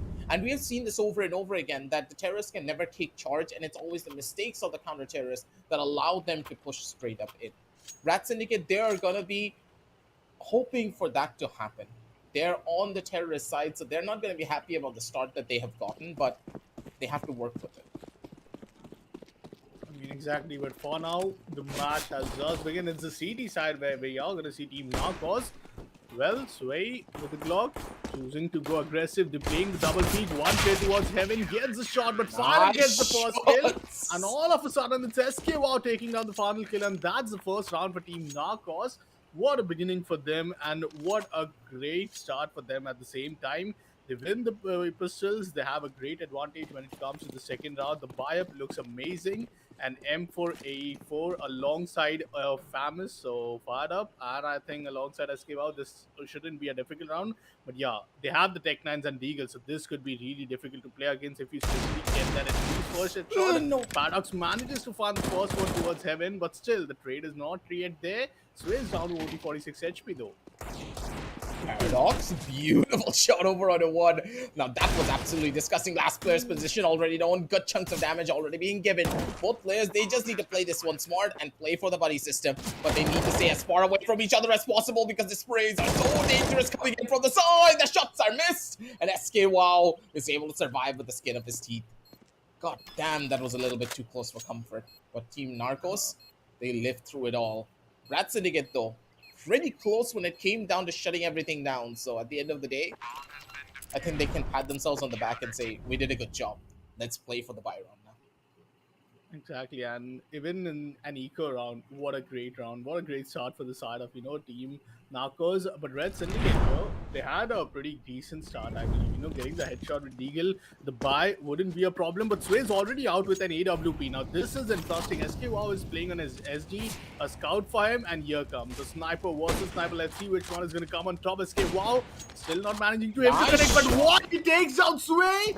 That is just an insane headshot, and there comes another one, this time fired up, and they retrieve the op with an AK. So this is so much of an ideal CT round for the side of Team Narcos. Oh man, that shot from fire up, that to a wallbang headshot, that was just insane. That scout in his hand is just working magic. First it was Element X and now him. The way that they are playing this one through is just absolutely incredible. Good reconciliation coming in from the members of the Rat Syndicate. They were expecting the op to be present, but the smoke, yeah, it wasn't placed properly. A massive gap on the side could just be an issue. Fired Up doesn't find the secondary op jungle. That's going to give a little bit of an opportunity for the Rat Syndicate to push on straight through. And Paradox, he's playing a dangerous game out here. He's able to get the wraparound over from the side, looking for the first line of contact, does find the shot, is able to upgrade over to the AK, but now he has to worry about even more. The smoke does give him a little bit of space to play around with here, Upcon, but I don't think he has a chance.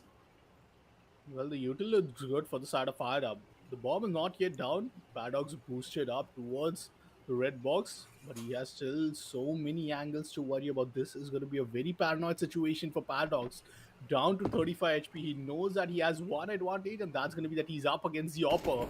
But Fired Up, oh, now he knows where Paradox is going to be positioned. 20 seconds remaining down the clock. One, and Paradox gets spotted. A miss shot, and Paradox never misses it. Fired Up, that wasn't a shot you expect to be missed, but that's the first round for Red Syndicate.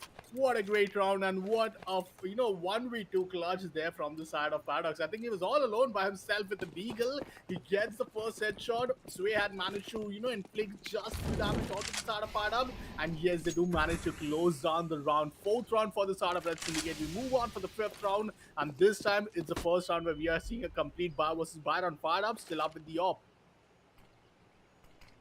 We're looking to get a little bit more up close and personal here as well. Ooh, positionally, that op is down, given away. He's scoped in by accident. Fired Up, you're playing with fire out here. He still has the angle, the timing is key, and Fired Up doesn't miss those. Shoulder peek, not against him. He's gonna shut you down in more ways than one. Paradox over from the side, swing out from one. Paradox with the 3, so beautiful, but SKWow just better with the spray and better with the trades. 4-1, ladies and gentlemen. We do see the members of Narcos. They are out here to play, and they're making sure that the Rat Syndicate don't get away scotch-free. Damn, that shot from Paradox, that was really some movement right there. He got the movement, with experience. You do expect him to get these movements, but what you do expect is to get some rounds as well. Red Syndicate are down with 3 rounds now. More 10 rounds remaining. Op in the hands of Fired Up back again, and it's going to be facing up against Scout of Sway. So Sway and Paradox, they desperately need this round, because as soon as the lead goes in for the side of Narcos, it's going to be a pretty 10-5 score. My God, Fired Up! So far, but Fired Up gets the first headshot. The Paradox is going to be taken down. It's all down to Sway. 1 versus 2 for him. Fired Up is really tagged up. He's down to 53 HP, but this clutch is really going to be difficult, especially when you have just a scout on your hand. Fired Up's just an absolute demon the way that he's playing. Swing out with constant frags. The guy's been really feeding the LAN environment. You give him a little bit of a chance and he's able to take a mile out of it. And to do this against the Rat Syndicate, it is difficult, man. You don't get away with stuff like this all the time. Sway making so much noise. They already know her position. In this game, wow, he's just going to play the long game. He's not going to do much. A couple of missed shots, that's going to hurt a little bit there. But warning shots is okay. And fired up, he's trying to go in for style points at this stage. SKWow, he gets the final frag and a 5-1 scoreline heading in the favor of the members of Team Narcos. And up one, I'm a little bit worried about the chances of Rat Syndicate now. Exactly. I think especially like if you at least don't get a 10-5 half, I think in the second half CD side it's gonna be way more difficult because this aggression which is being shown from the side of Narcos, it is just so promising. Here we go. Paradox, what? Wait a minute, what did just happen right there? Paradox comes in with the Tech 9 and gets 2 kill, 1 headshot, 1 on body, and that's the second round for Red Syndicate. I mean, Narcos not like that. Expect the unexpected, right? We're playing CS after all. We never really know what happens from round to round. It's an absolute mystery, this game. It's been, what, almost 10 plus years that we have seen this game and played it for so long. And stuff like this happens so often. You're like, oh, there's no way they're gonna lose, right? It's a Tech 9. 2 seconds later, for some awkward reason, he just gets a double tap to the face. And then stuff like this. Wow, man. A blind and throw smoke, I guess. Final kill, and man, that the nade was really, it dealt like almost like what I believe 82 damage. But man, you've been blinded and then getting that kill, and then Sway finally coming up with the frag. It's a 5-3 scoreline, and with that, the side swap is going to come in. This time, the Narcos are up at the T side. We have a Red Syndicate towards the CT. It's going to be an interesting one, to be honest, but it all comes down to pistol. Team Red Syndicate, they really need this pistol, to be honest, because if they need to bring the equalizer, it all starts with the pistol. Now, Fired Up is down all by himself. Fired Up gets a very nasty headshot through the wall. It's down, Fired Up with a Glock 18. Not a big fan of this pistol, especially if you're playing against USP 9. So let's see if the 1v2 could really be a possible thing. But well, Fired finds Fired Up and Sway takes it out. It's going to be the 4th round. Red Syndicate, they consecutively win 3 rounds in a row, and now they're all down to bring an equalizer as they have a good economical situation by themselves. But wait a minute, Paradox going on for a Mac 10 and some, like SMG's investment sort of forced by coming in for Narcos as well. Okay, they're just gonna try to push their way in and rush them down. Where's the backup here? Not really enough. Sway, over from the top side of heaven. Pretty much not really having the engagement that you would have hoped for here.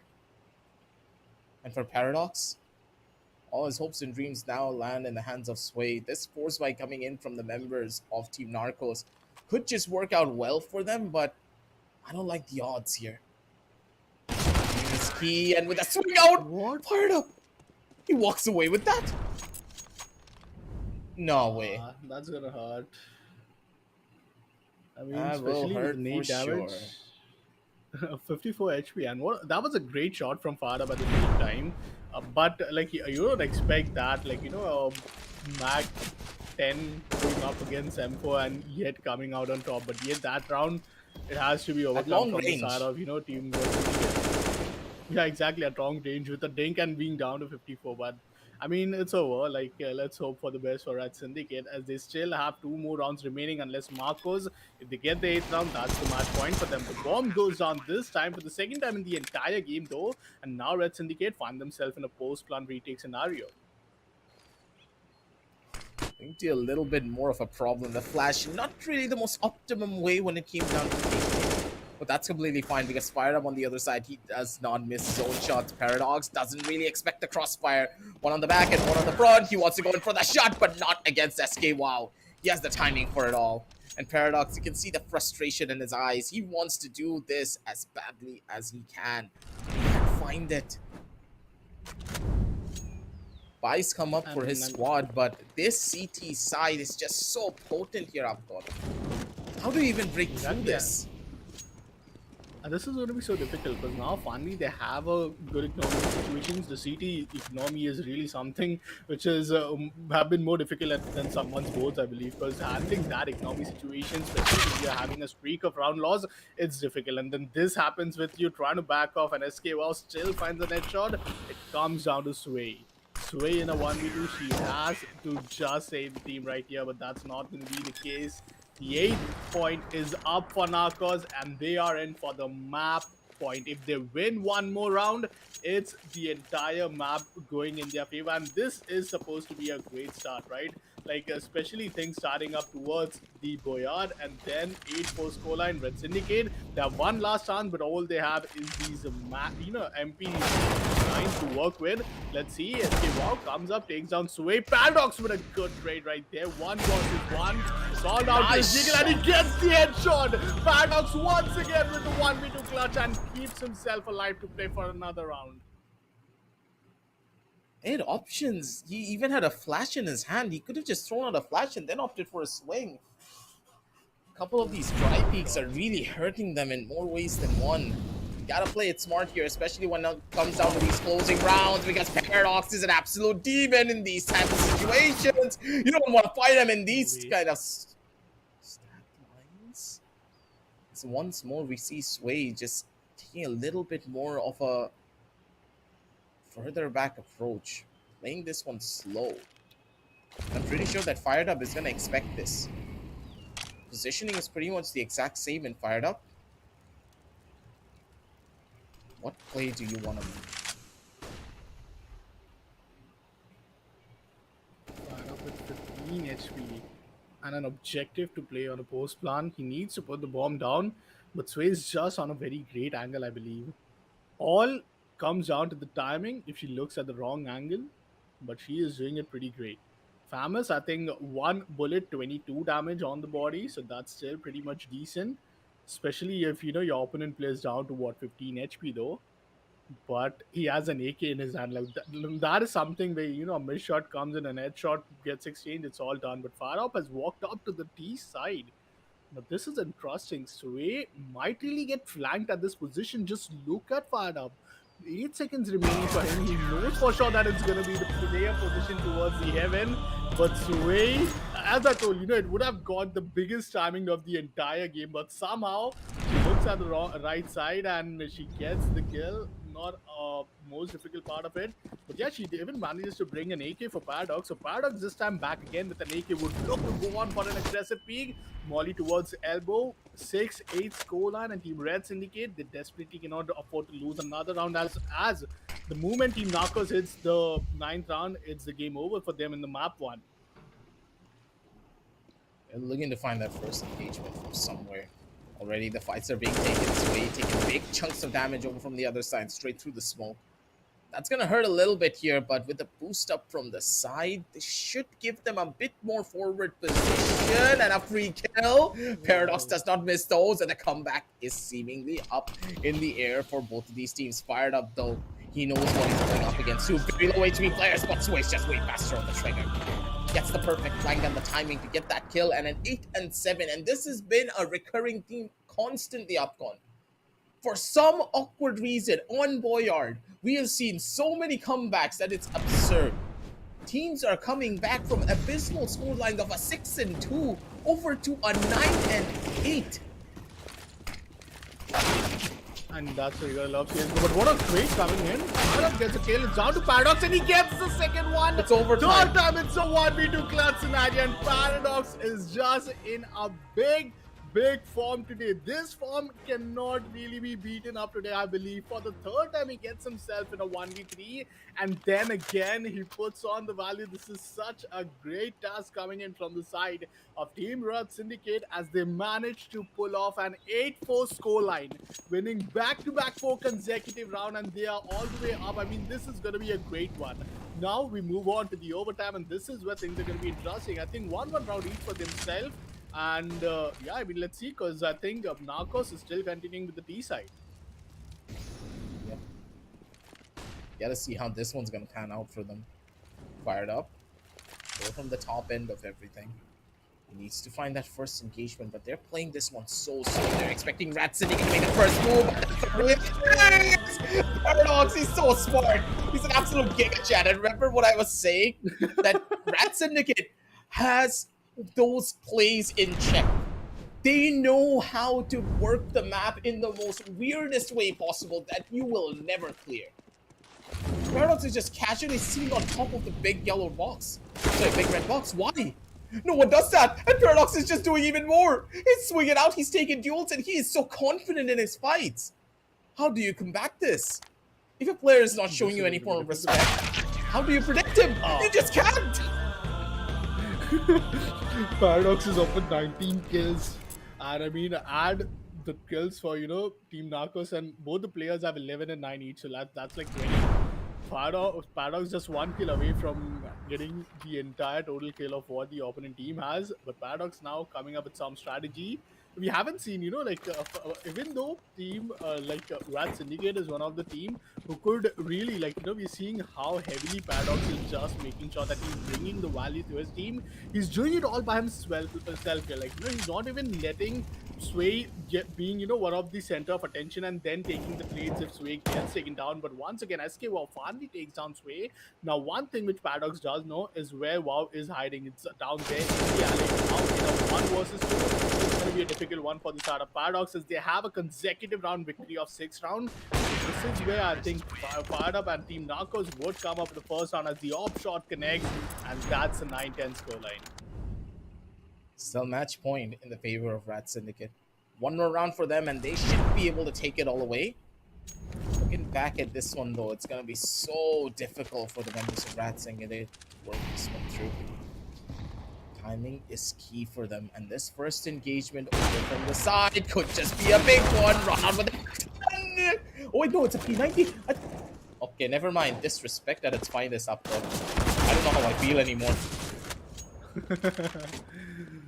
P90 RNG. Oh man, this is so classic CSGO action, especially in 2v2. You're getting to see so much action. But SK WoW, haven't seen him much with the AWP, but he is right up there. Paradox, no shot landed yet. He still has good HP to work with. But oh, the peak is beautiful, and that's gonna be Red Syndicate winning the first match with an epic comeback. What a team and what a play from their side. This is what experience brings for you in the table, being down to so much round and, so many miscoms happening right there, and still you managing to come up with one of the most epic comebacks for the day. Oh man, congratulations to Red Syndicate as they move on for being the first grand finalist for today. And now up next, we'll be waiting on for Deadly Duo and Elo Eating, because this match is also going to be something to watch out for. But man, aggressive, what a start we have got. I believe for the entire day, Red Syndicate won with a 2-0 scoreline, where we had the Narcos with 2-1, but man, they just get the first map, and now we have one more map remaining. So sorry, folks, I was really too excited to, move on for the grand finals, but yeah, we do have a BO3, and first map is already being done, with the second map being the Short Dust. I think this is one of the most OG games when it comes to CSGO. Dust is going to be something where we have really played, especially now having Dust too, but Short Dust, one of the classical maps, I believe. Yep. This is those maps that you start off playing when you're a kid and you grow up with the particular map. And Shortest is something that will pretty much never change. This map that we played years and years ago, it's still pretty much the exact same thing as it was at day one, with maybe some small changes here and there for fidelity. And with Source 2 around the corner, some things might change, but nothing more than that. Here we can see Rat Syndicate showcasing their raw fundamentals down to the T. Their innovative plays, proper utility usage, and then just Paradox being an absolute beast. The guy knows how to run it down, and he knows exactly how to bring in the herd. And if this is the level of performance that he's bringing over onto Short Dust Upcon, I'm worried. I am very worried for what might happen to Team Darkos. Because he's out for blood, and he's hungry for a lot more. And out of, I think, we got to see almost like 20 rounds right there. And out of all of those 20 rounds, so hardly we got to see any of the objective wins for either of this team. But let's take a look at the scoreboard and let's see how the entire map eventually did pan out. It was a tiebreaker, to which 80% headshot percentage. Oh my god, that is one of the most epic. I think out of 20, he got 16 headshots, and that is just sick. And 2 KD, like that's on top, like 2 KD. Having 1 death blood with 2 kills, like that's like taking an entire team and then getting down. That is just insane from the start of Paradox. These stats for him, it's just epic. That is insanity. This man is... Something's wrong with him. What did he have here on the LAN venue? I gotta ask Assassin later, because this guy is on something else. He played exceptionally well when it came down to his previous matches, but this? This is a performance to remember. A lot of clips coming out from him as he wins out this tournament, maybe. But for Team Narcos, hopefully that doesn't put a dent into their own confidence because as they're heading over onto short dust, if they're not confident in the fights that they're going to take, oh boy, things could completely topple over into a place that they don't want to be in.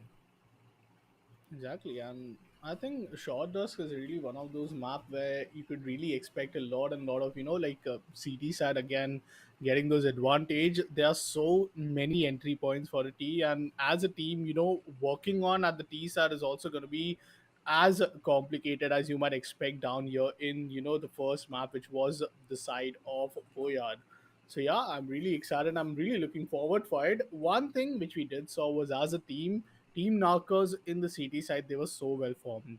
Sway being down to yet 5 kills, she was able to, bring back some of the great as a support player for Paradox in few of those rounds. It was a really great one. But I think at this point, it's really gonna be down to how like aggressive and how great Paradox is in his form.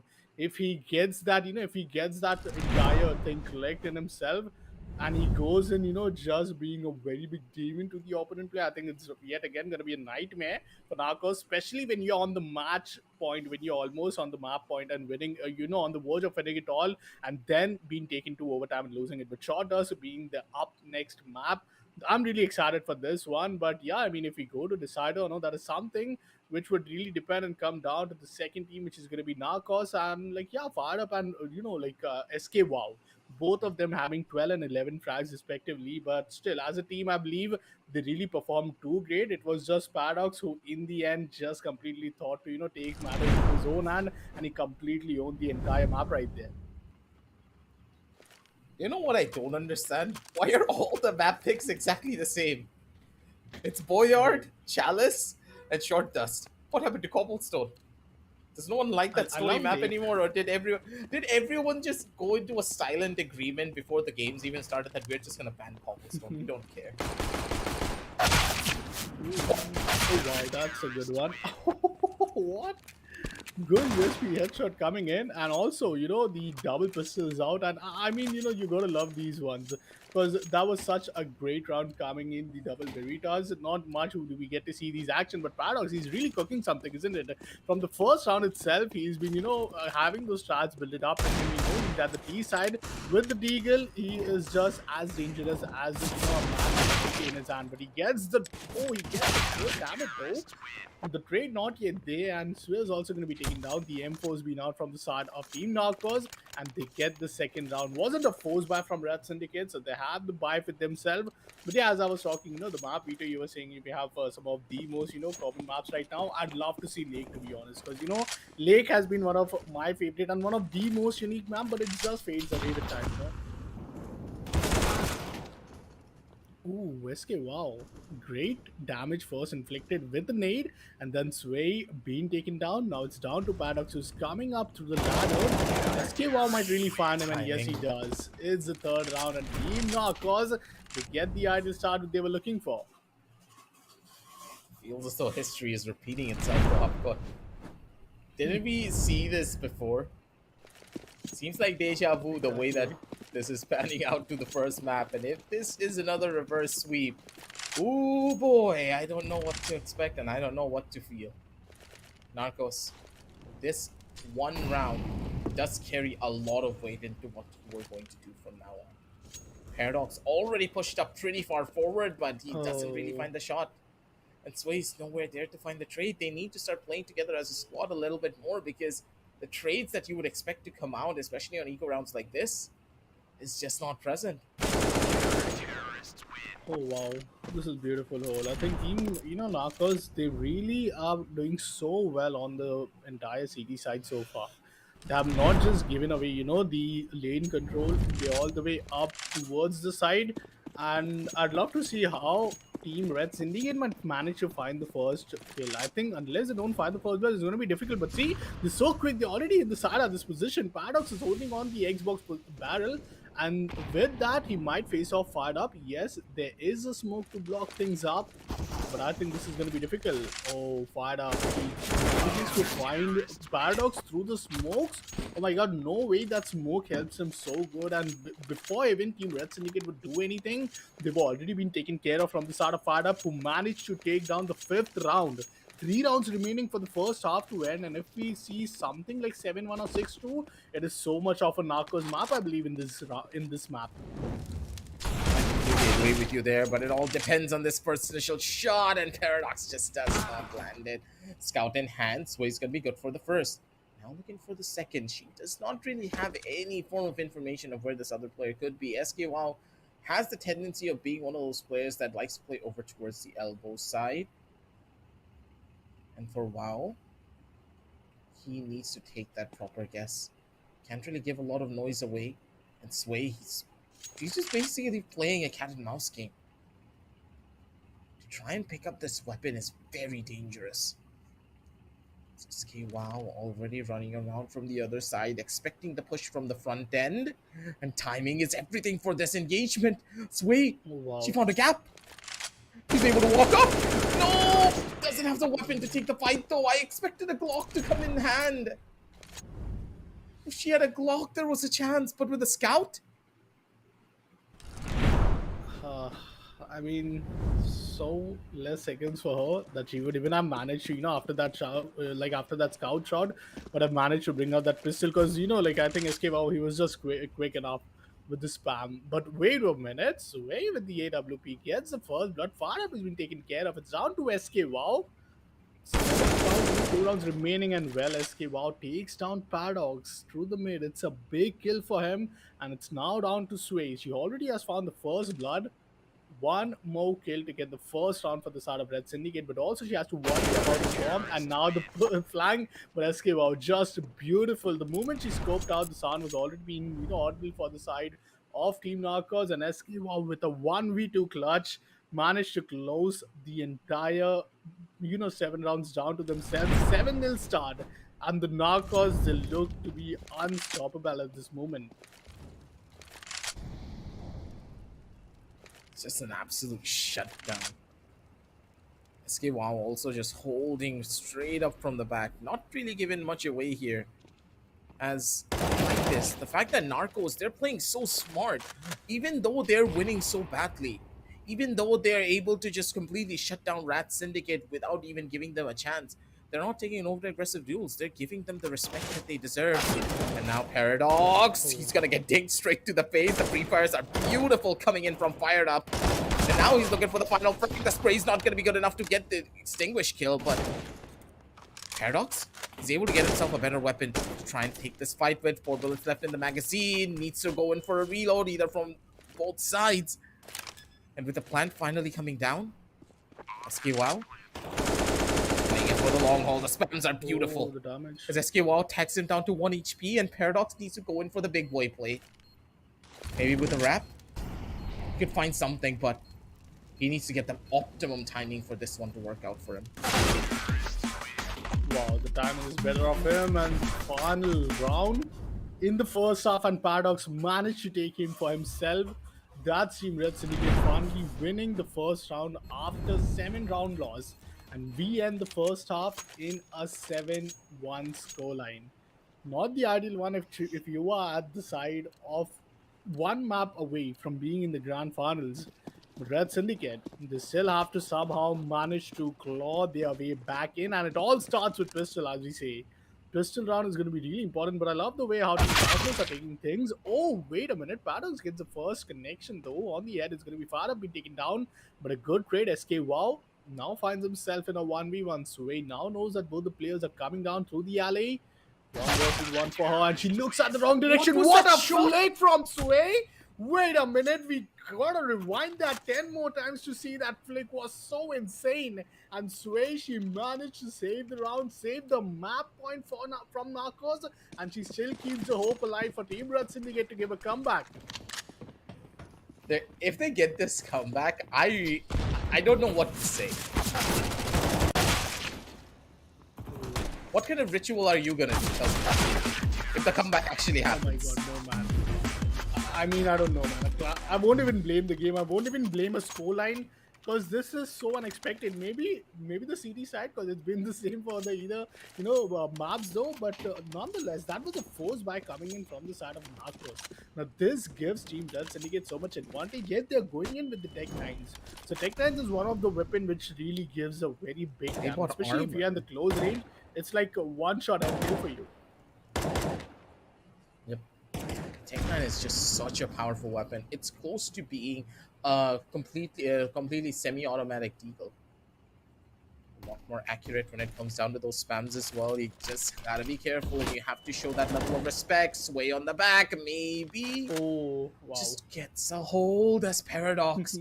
Beautiful on the Wow. flank, is pretty much all the way in towards the back end, giving all of the information away. Sway already knows this is a push coming in from What? the tunnel side. Over from the right, spray out over onto one. Sway's really good for the first, and Sway is not really good for the second just yet, but still deals the damage and gets the information for Paradox.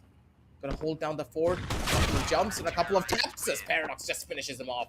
7-4 as they are making their way back and clawing their way out of this pit. Man, this is. 3 What more do you rounds, mean? Upcon. This. 3 more. Oh man. Finally around. But wait a minute. Am I really seeing an AK playing up with one of the most unexpected rifles, which is the MP5 SD? Oh yeah, it is, and that's They're not the desperate. best weapon, to be honest. They're going in with the force buy, but I think any magic which could be done here is only from the side of SK Wow, and it could be the only danger for Red Syndicate. And here we go, SK Wow already finds the first kill. Sway has been taken care of. Now it's down to Paradox, but he is choosing to go for the long route. And well, no shortcuts for him. And when it comes to comeback or when it even comes to winning this round, the Paradox, it's all down to himself. But no, SK, wow! He gets both the play all by himself, and he was the only player to worry about. And that brings on the map point for the side of Narcos. Oh man, they are willing to take us all the way to the third match, and that third match is going to happen in Chalice. Chalice is going to be where quite a lot of interesting feats could happen, but hey, it's not over until the fat thing starts. Still a lot of opportunities, but Paradox may be taking it a bit too aggressive. He could have taken his time for that fight, but he is going to pay for that with his own life. Sway, stuck in a close to impossible 1 versus 2 situation, needs to come up tunnels, and Fired Up is already holding that angle. Nothing's really gonna come out of that, and a tap to the face and a 1 to the body to finish everything off. 9-4 as Team Narcos, they answer back after what happened in map number 1 with a shebang. Map number 2 is now theirs, and now is where Chalice will put a lot of pressure on both of these teams. Whoever wins here gets a one-way Exactly. ticket straight to the grand finals, and the other one Nah, needs I to mean, fight it's their a way through decider the map. gulag. Yep. And I think we are in for the big game. We go the distance. We are in finally getting the third game. And this third game, I think it's really going to be quite difficult. I'd love to see which team starts off with the CT side, because when it was the first game, I believe it was all the way towards, a 4-2, I think a potential 4-3 or maybe a 5-2 scoreline. But on the second half, it was completely 7-1. And I think that's not the one of those ideal scorelines for you to work with, but yet winning the pistols. I think that one round where SK Wow really popped off, got both the kills, that's where the entirety of the game changed. Because if that wasn't supposed to be the round win for them, they might have the loss bonus being maxed out. They might have an advantage to go on with the force buys. But let's take a look at the highlights and let's see how the entire first half was so good from Narcos. They went 7 consecutive rounds in the first half, and Paradox, some of those rounds, it was really, kind of very, very annoying for him, as he was not able to handle that, entire case for himself. And even when it comes out to Sway, one of the rounds where she really got the first top kills, this one to be, the one, it was really great. But SK, wow, he was just too good. And the mind games from the side of Narcos, which was being played against, Red Syndicate, that is where they won most of the battles. That was just complete and utter demolition from their team. Narcos played it together as a squad, read the members of Rat Syndicate like an open book, and they were ready to shut down Paradox for his over-aggressive plays. The thing is, Paradox, he had a tendency of just running out of corners without getting any help from Sway. And when you have a read on their positions and when you have a read on the playstyle, it's a very easy to try and put up a counter strategy up against it. And Paradox got heavily countered because everyone just focused him out. SK WoW going 14-4 with a 57% headshot percentage. Paradox trying his hardest with the 5-10, with Sway following suit on the 5-11. They tried their best, but that individualistic playstyle just hurt them a lot on short test. Well, I think this is going to be interesting now as if we talk about the stats here, this time Paradox with 5, Sway with 5, and SK Wow 14 for him. And I think this time he is, the Paradox of the short dusk here, getting a 57% of headshot. I mean, he was still up with 80. That was just an insane thing for him. A great, ADR for him, an average damage per round having 111. Fired up really had, not the best of his entire game, but SKR clearly the MVP of this second map. And now we go the distance, we go to the third map, and decider map is going to be the start of Chalice, where we'll be seeing two of these teams competing, and one of them taking us to the being up at the grand finals. Which team is it going to be? You guys have to just, stay tuned to know that. For now, let's take a look how the entire journey has went between the side of Red Syndicate and the Narcos. Well, Cobblestone and Lake Bean. Man, I love Lake. To be honest, if ever we get to see at least one Lake today, I think that's all I We would will. really ask for. But Boyard at the Grand same time finals. being the first one, a comeback, and yup, it's the grand final. So, I mean, I would really expect one of those things. But yeah, but it comes down to you, which is one of your favorite map other than Short Dusk? Because Short Dusk is obviously the OG ones. But yeah, how's your thought on this? Honestly, I think that Chalice has to be one of my favorites, other than Cobblestone and Short Dust, because Chalice just has the feeling of, if let's say Cobblestone and Short Dust had a baby, and that would be Chalice. That is how this map plays out. There's a lot of nooks and crannies you can play for, a lot of diverse strategies you can go in for. You don't really specifically need lineups to make this map work, but if you have lineups, you can still play it. It just feels like a very general CS map. And that's why I love it a lot. It just screams CS to me, while on the other side, Boyard and Lake just, I don't know, man. It just makes me feel really iffy. I mean, if you ask me, as a viewer perspective, it's going to be a great viewing experience. This map that is so uniquely been made, and I cannot just wait myself to fall onto this decider map. As once we head over to the map, it's such a difficult one. It's one of those classical CT sided map where you would really expect so many difficulties, especially if you are the T side. And we will see that. The post plant scenario here, you have to worry about not just a short or maybe a long position, but also towards the bridges. Like the bridges in this map is one of the most epic things we could have ever expected. But a great way to it's more of a deathmatch at this position. Farab gets the first one, but Sway with the trade, she's down to 4 HP. Oh, this is going to be difficult for her. It's 1 versus 1, and Farab just needs to land one body shot, one bullet onto the side of Sway, and that's going to be it. That's going to be the first round, but Sway chooses to go for the long route.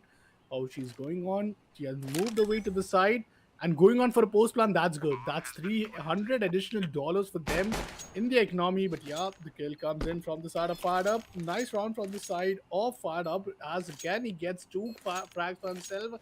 First round for the side of Narcos and Red Syndicate. The best thing for them is that they can afford a force ban the second one. 1-0 for them, and a pretty smart and hefty hold coming in all the way. Fired Up. He's going to be happy about that one, but what he will not be happy about is the fact that the plant was given away. That's a good chunk of cash, and that cash allows them to go in for these buys regardless of their loss. And Sway is just so dangerous when it comes down to those. PSG just holding and strong, and these one plant, man. Just the plant alone gave them enough money to buy Kriegs. What? Hey, aggressive, my SG doesn't work like that. Even if I scope, even if I play the closest range, she's supposed to have some of the most skillful plays. Because getting 2 headshot with a nerfed SG, that is just too good, I believe, for now. But this forces away Team Narcos to play on for a force, like a force buy. Yeah, that's what it is. Not clearly one of those half buy. They don't have the armor, if you ask me. So this is a really difficult one. How would they really manage to pull off, especially with the first damage being done onto SK Wow? They only have a Kevlar vest, no helmet for them. So, and with SK Wow, we now to 29 HP. Now they will know where both of the players are. This could be difficult. Fired up. He knows Paradox is getting boosted. He knows where the second player is hiding. Even that's going to be a big intel. But Sway, she needs to come in big. 1 versus 2. She has the ideal weapon. SK Wow with the flank. Oh, she gets another headshot, but she has to worry about the flank. And I think this is where SK Wow would really come into advantage. But no, he misses the head. And Sway with an insane flick saves another round for the side of Rat Syndicate. Man, finally, after Paradox, it's Sway who is handling all of these pressured round all by herself, and she once again brings the lead. Because if this round wasn't supposed to go for the side of Narcos, if it did went to the side of Narcos, they would have really taken away at least 3 consecutive rounds, bringing the momentum by their side. Gotta bring even more pain and hurt here over the side. A couple of sprayed shots, and those are the whiffs. Paradox died off a little bit too early there, buddy. You gotta be careful about those type of scenarios. And Sway just didn't have the spray control to go in for the double. Rat Syndicate, they've lost out on a very crucial and important round, but at the end of the day, they still have enough money to go in for the proper buy. Mollies are gonna be good for them to get a hold of. But Sway doesn't want to give up the space for free. But Paradox, he's been dying constantly. The fact that he's been playing alone and away from Sway, how do you even come on back from this? You just can't. Too difficult. And okay, once again, they're just doing the basics so good, I think. Team Knockers really taking the map control by their side. First, at the moment they get the first blood, there's no individual place for them. It's just as a team, fired up as SK. Wow, the trade's really efficient. And back again, they're already up with a big lead at this moment. Like a 3-2 scoreline. They do have the lead, and that could really come down to a 4-2 as we see an eco round coming in for Red Syndicate, but not before Sway. A big headshot kill for her. She retrieves the SG, which she really started things off, and now it's SK. Wow. She's pushing on to the side. Paradox coming in from the CT side, and he flanks all the way up from their own spawn. But Sway once again with the 2 massive kill. 7 kill for her. It's almost like Paradox doesn't have a single kill. Oh wow, and Sway is doing so many hard lifting by herself. This is what you want to see from Red Syndicate, I think, at this moment. Yep. The way that all of this is going down, Sway, she's the one who's taken up the mantle to just lead the charge for the team. It's Paradox. He's looking to get that first kill to get himself up on the board. And you know how important getting that 1 kill is. As soon as you're on the board, life just becomes so much more easier to play with. Fired up. It's close by, and he still finds the frag regardless. Poor old Paradox just doesn't know. He's so frustrated. Just look at the frustration in this man. He's like, I walked up this far. You didn't peek at all. You were not watching any angles. And then suddenly, as soon as I peek out of the corner, you have to come out and kill me? Come on. Oh, man. Oh, wow. Main hall controlled from the side of Sway. This could be big. She would be at least good for the first one. Unless she doesn't go with the long route, though. Fire up is really expecting him. He has the orb, but he misses it. Oh, now it's down to Sway. She knows where one of the players are hiding. No local use, which is something unfortunate, but wait a minute. Both the oppers are missing shots. That's like the rarest moment, especially if you're down to the upper bracket party. It looks promising. The damage has been inflicted. 28 HP for Fire Up. 1 bullet of SD is what he needs. Oh no, 1 bullet to each. Body has this movement, but only 7 seconds remaining. The bomb has to go down. 1 versus 1. And SK, wow, he moves in. Oh, 1 second. And he finally gets the kill in the final second. Dude. No. 1 final second left in the clock. And that's where Sway comes up. A little nervous situation for her, but she never misses those 10 seconds. Just look at the timer. 1 second, it was almost 0. It was 0.01, I believe, and that's where Sway comes in huge. She saves another round while Paradox still beats down to 0. She is doing so much heavy lifting. And Narcos, oh man, if you are Narcos, that's really a big nightmare round for you, especially with the double AWP being taken out of your hands. Yeah, that's a big money investment now completely gone. Over to the wayside, Sway. Completely flashed out, doesn't really get the hold that she wants. 4-4, and I do believe they're going to be more than happy, I would say. It's a pretty close half, 4-4. Paradox still needs to get himself on the board, but I think he used up everything that he had on game number 1. He just can't bring himself to do anything in game number 2 and 3. You can see that he's absolutely frustrated, but come on, take a deep breath. You got this, man. They're Paradox after all.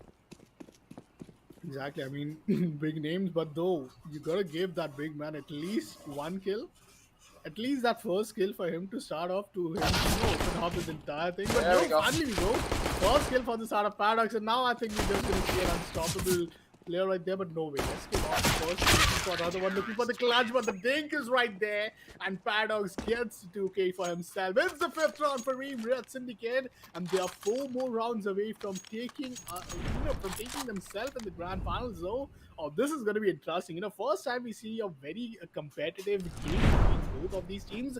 Talking in terms of the numbers, like each and every game has been really close, but a 4 all half is something which we were really asking for. But SK, wow, a good kill with this SMG, takes down Sway with the Mac 10. Now it's down to only Paradox and an SG. So even if a body shots get landed, it's like a 91 damage if you have a Kevlar West, but they do have a helmet as well. So now both of the players are spotted, and that's gonna be the 5th round. Full force buy, and Team Narcos they managed to win the force buy for themselves, forcing Team Red Syndicate to play on an eco. I'll just run this one down as quickly as they possibly can. Narcos being smart when it comes down to these engagements. Needs to take an even more aggressive duel over from the sides. Sway with only a USP, not pretty much to play around with. Needs to just bob and weave from left to right to see if she can find something here. They're chasing her down as quickly as they can, and with the Spencer, there is absolutely nothing you can do to survive that one.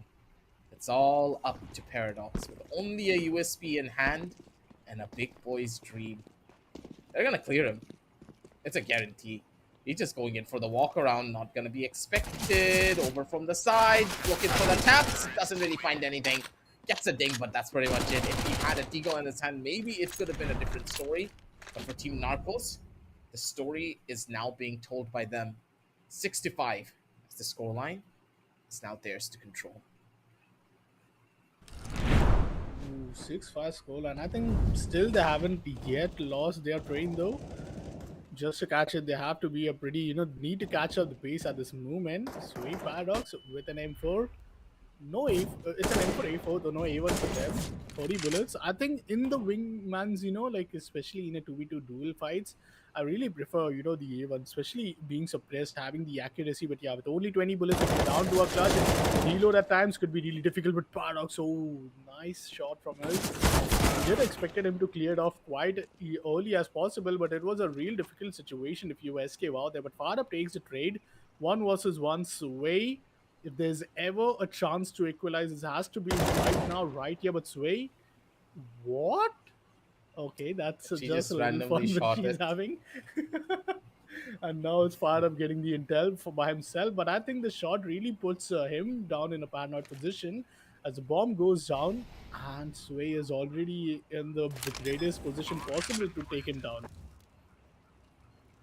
He's going for the bait and switch strategy at this point. Sway looking to find the first initial tap. She already has the angle and pretty much gave away a lot of noise. Fired up. He knows the position. Sway knows it even better. The headshots galore. And with that catch, she walks away with this victory.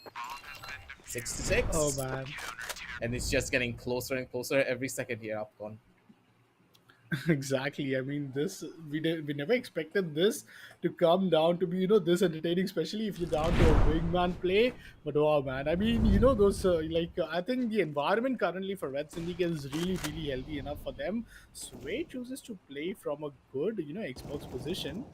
No, not an ideal one, but Paradox, he does adopt. He gets the first blood for himself. Just a replica of what we saw in the previous one. Sway is not right here. Fired up. Oh, he gets taken down from Sway, and that was a big angle. A big round win, and this round win yet again forced them in a scenario where Fired Up cannot afford a Kevlar West alongside an AK. So that's the Galil which he's coming out of. See, Galil is not one of those bad rounds. I mean, this is really one of the most underrated rifles, if you ask me, because the accuracy is way better than what you have from an AK.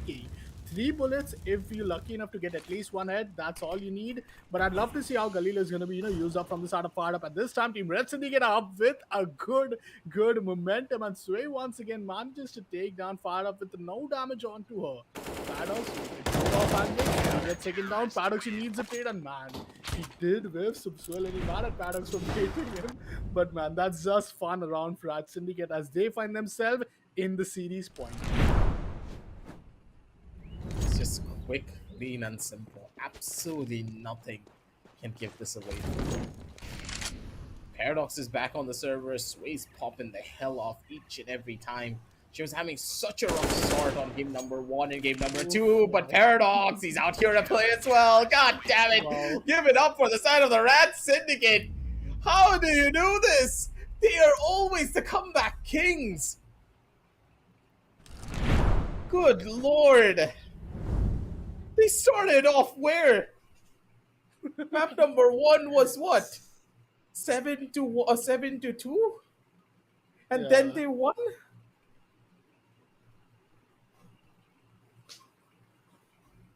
And I think I don't second map understand. was exactly, and Yeah, like you gotta second love map the was entire 9 team to here. 4. Yep, 9-4, and I think the half ended up like what, like 7-1. Yet they came up with a great comeback, and this map, the story was so difficult for them. They lost the pistol round, they weren't able to get the best, and Sway came up at the very right time. You Yep. remember the SG rounds where she was almost up with what 7 kills, but Paradox was still looking to get the first kill. If I'm not wrong, correct me if Yep. I'm wrong. Aggressive, he got the first kill in the second half The of a CT pistol side, round yeah. where he got the 2K. Yep. Yeah, and that's where then the journey for Paradox, the redemption really started for them to make sure that this is their final chance to get themselves in the grand finals. And man, this duo is really at a big, form today. Let's see, and let's take a quick look at the highlight because this was a really great map if you ask me. CT side not really being dominant enough from the side of Narcos, but Red Syndicate, the moment they came to the CT side, oh, they were just at another level. They were all over the brains of the Narcos, and they played it pretty well. Yeah, they were in Narcos' head and they did not allow Oh, them this to get round. any form of a breathing room. After rounds like this, you know that your team morale is going to start taking hits. They have a player on their team with 0 kills. Paradox, don't kill me. I'm just saying, from an analytical perspective, when you know the opponent has a 0 kill player, you're just like, oh, it's going to be fine. It's just one player playing everything, right? We run him down, we're going to be able to win. But no, that's not the case. Paradox, in a lot of situations, yeah, he was playing a little bit too overly aggressive. Sometimes he was going in a bit too deep, but that's completely fine and dandy because he was getting information for his team, and that information just changed the tides of the battle by a large margin. And Sway, you have to give her all the credit. If she was not showing up in this game, it was over. We Yeah, were done for. And the Rat exactly. Syndicate would be here looking at a lower bracket run. But Sway just single Completely. handedly took it all on her shoulders to carry this forward, and Paradox must be proud of her for that one. And two big rounds. One of them being this, a 1v2 clutch with an SG, and another one being where Team Narcos had double op setup. See, this is the round which I'm talking. A double op setup. Fire Up did manage to get the first round, but Sway clutches it in the microest second possible. Oh man, this was, I think it could never get this close though. But what a game, man. I think this is one of the best map which we saw in the entire series. But let's take a look at the scorecard. Because at the same time, we did got a 4-all half, but it was pretty close. I think only one round was, 2 rounds was managed to win from the side of Team Narcos. Not the easiest T side for them, but yeah, at the CT side, I think they were just dominant enough. Team Red Syndicate, they won 4 rounds. They took themselves in the, like a place where they are now at the grand finals. And yeah, the lower bracket run is going to be their end, but this time it's going to be the Narcos. Now, this is really going to be not the ideal case for them as the lower bracket run. We do have a up next map, which is going to be Deadly Duo and Elo Eating. The winners of this matchup will be facing on Narcos. So, Narcos, they still have pretty much decent time to get themselves prepped up. But hey, let's get a better map. Veto hoping to get Lake from my side, especially. And I mean, these 3 maps has also been completely amazing. Like, you had some of the most amazing maps. We started off with Boyard, then we went to Short Dust, and now with Chalice. But wow, man, what a day it's been so far. And we cannot just wait to show you guys what do we have in the other side of the entire day, because now we even have to look out for that one team, 3 remaining team fighting up against each other. And yeah, Narcos will be waiting to see the side of Deadly Duos and Elo Eating, and only one of these 3 teams will be going on for the grand finals, facing off Red Syndicate in the final. So yeah, I think we are in for a big day. But next match is going to be Deadly Duo and Elo Eating. What do you have? What are your thoughts on this one? Okay. Narcos and Elo Eating are going to be the ones who are opting for this matchup right off the bat. They will be going for the lower bracket finals, and whoever wins there will possibly get a revenge story going up against the Rat Syndicate. Don't forget, it was Rat Syndicate who beat out Elo Eating. Team Narcos. And Team Narcos are now finally facing off against them. Let's just see how this revenge story is going to pan out. Will Eating be able to get their redemption arc? Or will Narcos finally get their own redemption arc in towards the grand finals? We'll be finding that out soon enough, ladies and gentlemen. We're going to be heading on down over onto a short little break. Don't go anywhere. We'll be right back.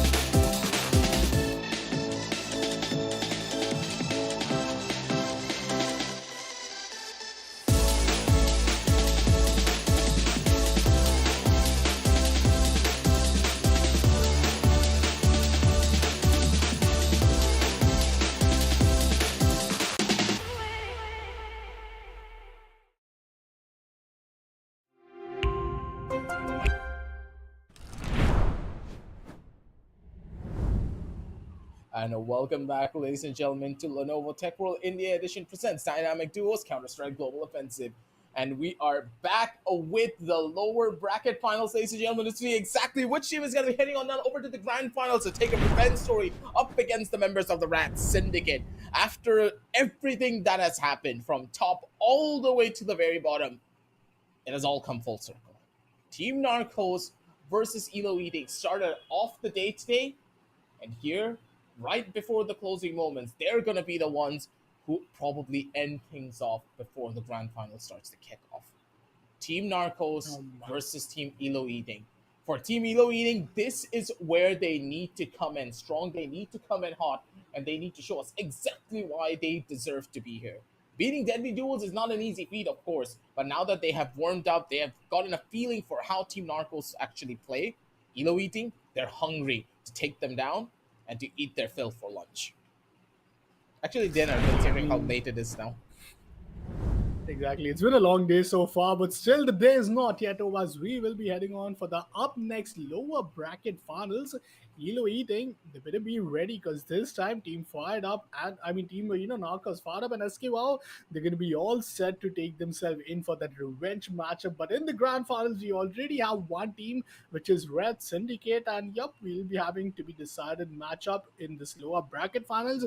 The winner of lower bracket finals, which is gonna happen in a BO3 series, is gonna move their way into the grand final, which will again not be a BO3 but a BO5. So no matter if we get to see Lake or no, we'll definitely know for a fact that in the grand finals it has to be Ed.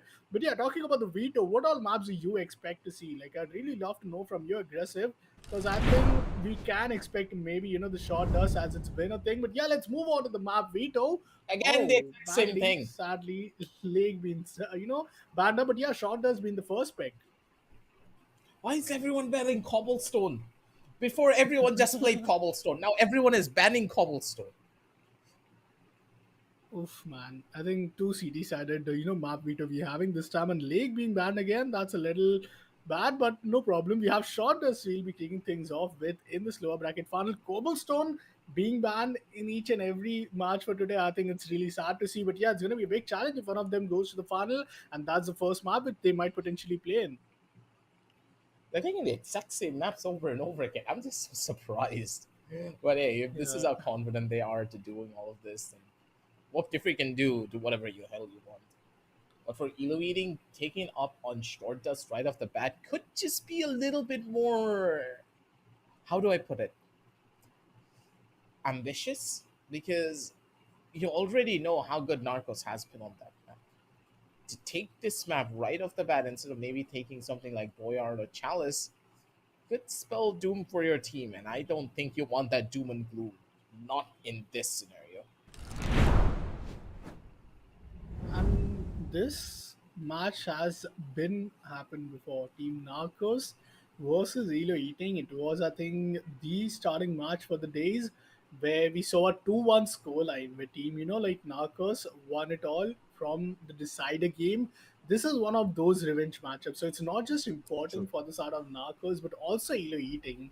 They know how good and how deadly SKWow can be with only two weapons. One of them being AK and one of them being AWP. While we have Fired Up to be one of the most consistent player, like no matter if you're in a good state or a bad state of the game side, Fired Up is really gonna be all set to bring on these frags. And I think this player is really a very consistent key for the entire team of the Narcos. But now we'll have to see what's in from the side of Elo Eating because they were the first team to go down in the lower bracket. They took down, Team Bullet, where we also had a very great series between them.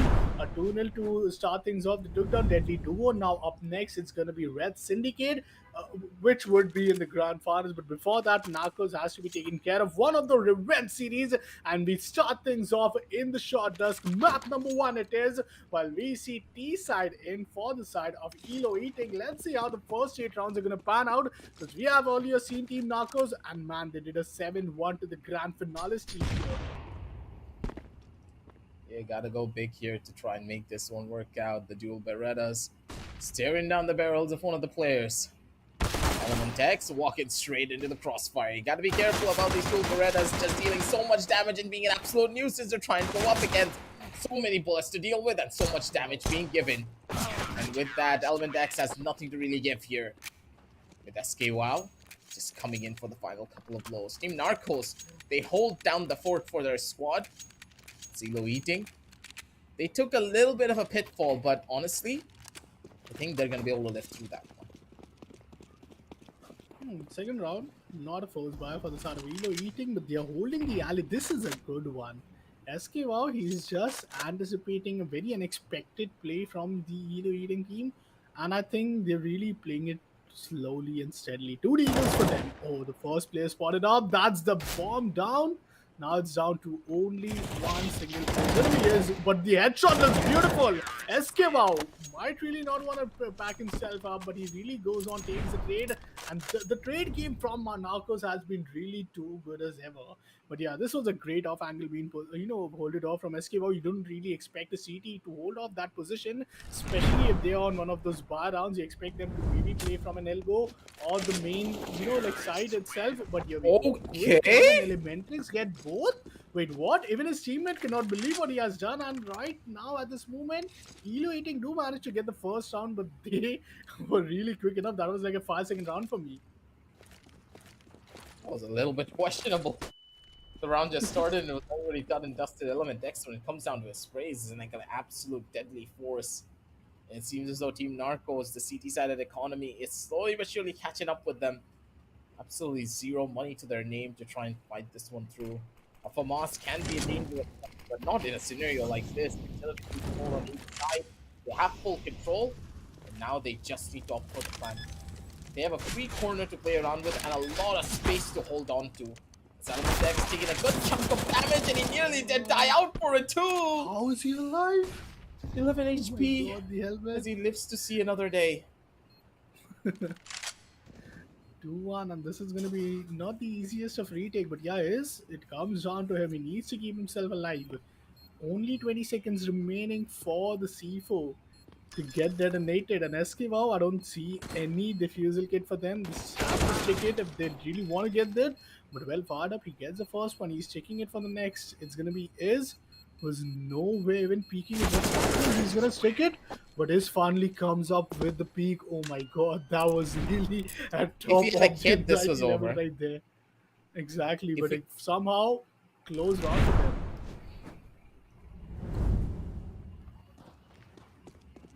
Would have been a completely different story if a kit was present.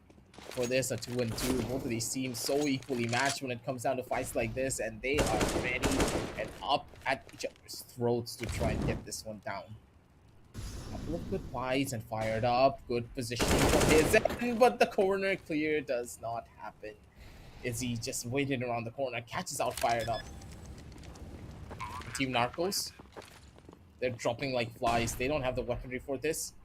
And with SK Wow being the last one alive, this Deagle can do a lot of magic. But to cast this spell, you need a good amount of time and one mistake from your opposition. I mean, already in the starting 4 rounds, it's pretty much clear that this is going to be one of the games fast. But oh, what? SK Wow manages to get a kill. There's a smoke, so smoke defuse not really coming, but he has no defusal kit, and is just right there to wait himself up. On the other side, takes down the side of SK Wow, and that's 3 rounds in a row. Elo eating. There's no turning back for them, and Narcos all of a sudden, it does now starts to hit the economical condition. Now, once again, no defusal kit yet being invested, and they have the Kevlar vest with an helmet. They have the M4A1, so which is one of the most I'll say anticipated weapon if you're playing at the short dusk. SK Wow on an A4 though. 2 AKs from the side of Elo eating as they still move on to get the side control, but SK Wow is a big dent, and here we go. That dent gets himself the first one, but is with the smoke spam. Manages to get the trade. It's down to a 1 versus 1 for fired up, and is he? He's going to go the full-on wrap all the way from the other side to hopefully find a catch onto one of the players. Wow, this is beautiful. Timing is everything here. They're pretty much staring at each other. Whoever sees that first is going to be the one to win, and it's going to be easy getting that catch. We could see them exactly as they were walking up. They were both taking the exact same direction, and they were thinking the exact same thing. Someone has to be on towards the side of Elbow. And Izzy That was such a great just want to get caught off. walking toe to toe.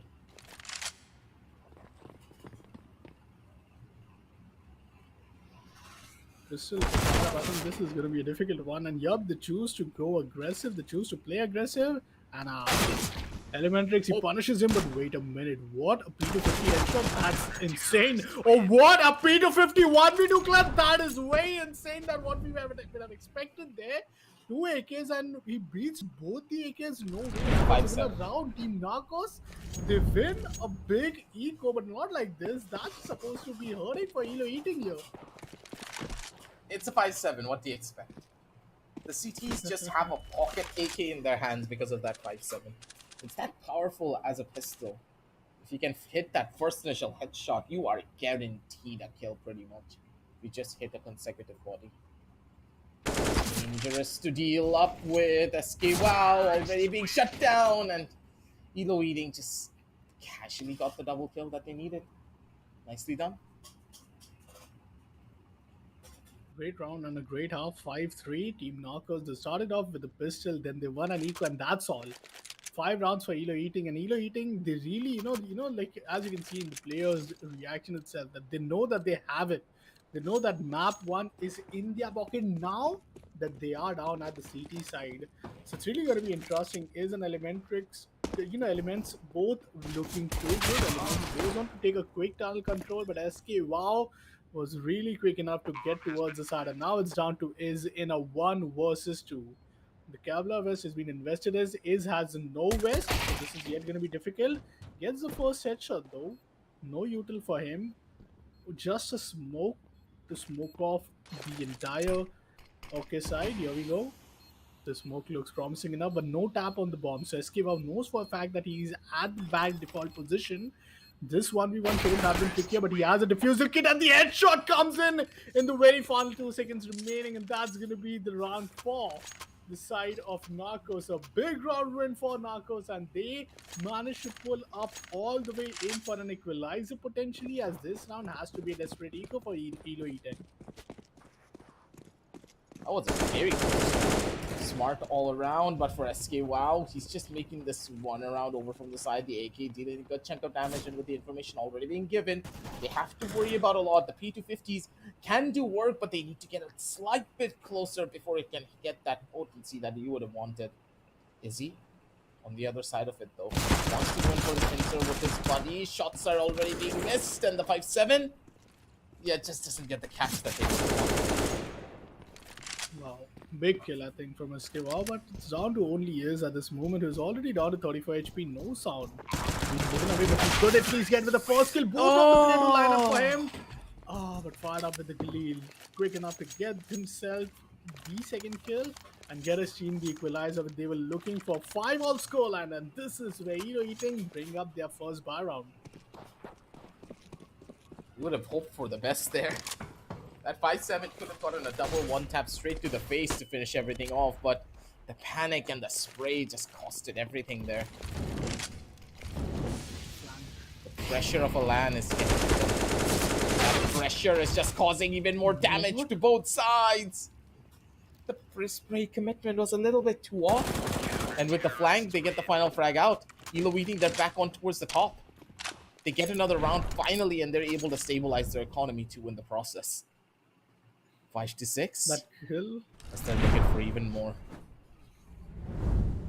An Element getting that kill, that was so unexpected. Like, how many sprays? You have only 20 bullets in your entire, even, weapon though, but still, this right position. Fired up gets the first one, but looks at the wrong direction. Is going to be trading him, but only good for one.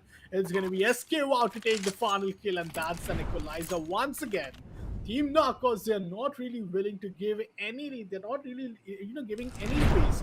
Only 2 strategies which we have seen for them is heading straight to the entire side and either walking down in the mid. And that's the last position where we are seeing the blind is good, but that's a team flash right there, I think. That wasn't a flash which came out because I think Team Narcos have all the flashes available for themselves. But now Element is down all by himself in a 1 versus 2.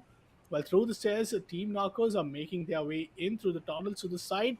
But Element, he might get his first kill here, but no, before he does, Fired Up anticipates him to walk up, and that's going to be a big kill. The 7th round is up, and slowly, steadily, as we can see, Team Narcos, they're all good to take away the map of Short Dust for themselves, which is a pick from Ilu Eating, though.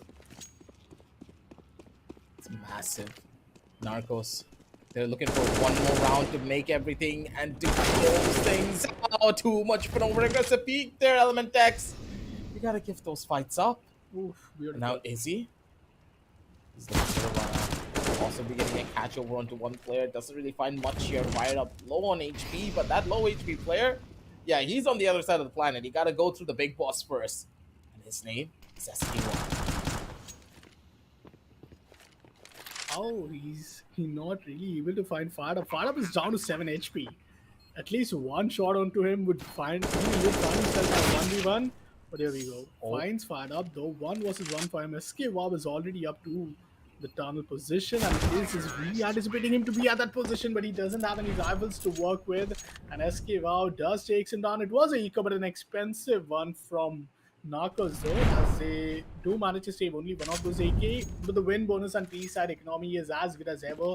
They will yet again get those armor alongside a headgear or helmet available for them, and this bar round is gonna decide everything. The map point is up from Narcos and Elo Eating. They do have the full buy for themselves. The bomb is gonna go down to the side in the default position. Element reveals his position being dead towards tunnel, but the flank has to work big if SKW is really backing off at this moment through ladders. Just have to run this one back a little bit. Take it as slow as possible. You need to clear on multiple different corners before you can do anything here. They have the crossfire set up, a smoke over from the top to try and opt to go in for that defuse. They can't really opt for this hole. That's Team Narcos. They have everything under control. No time left. He needs to touch the C4. He needs to go in for the defusal. Nothing that they can do as Boyard gets the final frag and opening to take everything out. 9 and 6 on the scorecard, ladies and gentlemen. As Team Narcos, they take this win.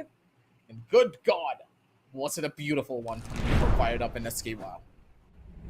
Oh man, what a great start for them. They get the first map in their hands, and pretty much a big win for them.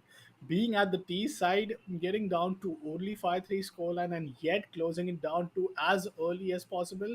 So let's see how it's going to pan out, because eventually, if Team Narcos manage to win one more round, yet another revenge matchup for them, but that time it's going to be the grand final of BO5 and Red Syndicate. But before that, we have seen a reverse comeback just in the very previous matchup, and this time I'd really expect to see some great fight backs happening back again from Elo Eating, as both the players, if you talk about Eve and even if you talk about the sort of Element, they look so powerful in the T side. Like if you look after the entire half, Elo Eating, they were really up with the lead, but slowly, steadily, as Narcos, really won the pistol, they really got each and every round. Just look after the first half. After getting the pistol round, there was not even a single buy round which Narcos ever won. Just the only round where they won the third round, it was their eco, where they won a big eco round. But after that, Elo Eating and the CT side was completely a big disaster for them, as even after getting the lead, they did not really manage to close out, being only 3 rounds away from this. And this was one of the biggest eco round that they really wanted. But after the pistol,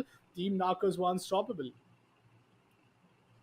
I really don't know what else to say, man. It was just a phenomenal performance coming in from the members of Narcos. I was a little bit too susceptible to the fact that, hey, why the hell did the members of Elo Eating choose the map of Short Dust as map number 1? Because this is not a map that you want to go to as a map number 1. You know how good Team Narcos is on this particular map. You've lost to them on this map. You need to show them respect as you're moving forward, and to not take the map that you know that they're this powerful on. And that one misplay, the fact that their judgment just lapsed like that. Comfort is one thing, but respecting your opposition is also an important fact. And hopefully now that they have been humbled, as they head over onto Boyard, they'll have a strategy in mind to work up against the members of Narcos, because there's no other safety net left. Either you take this win and go to the grand finals to get a shot at taking the 50,000 prize pool all for yourself, or you go back home with nothing. And it ain't an easy one though, if you ask me. Like especially being at the lower bracket finals, both of these teams have potentially played the maximum matches for today.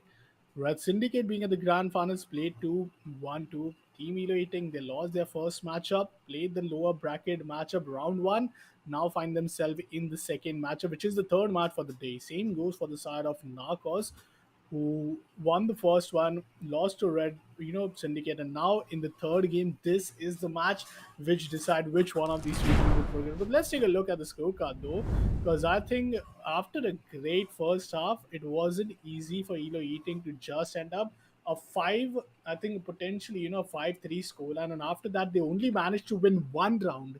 And while it was a five consecutive round victory, almost not in five, almost six round victory for the side of Narcos, and the stars look pretty even as ever for either side. SK Wow still being all consistent alongside Fired Up is was looking really good, but Element after this first half, eventually in the second half, I don't know, it just felt as if Elo Eating were just getting, very anticipated from the side of Narcos, and they didn't have much strategies, especially if you are the CT side. There are many angles to worry about, but even winning the 1v1 duels, that looked pretty difficult for Element.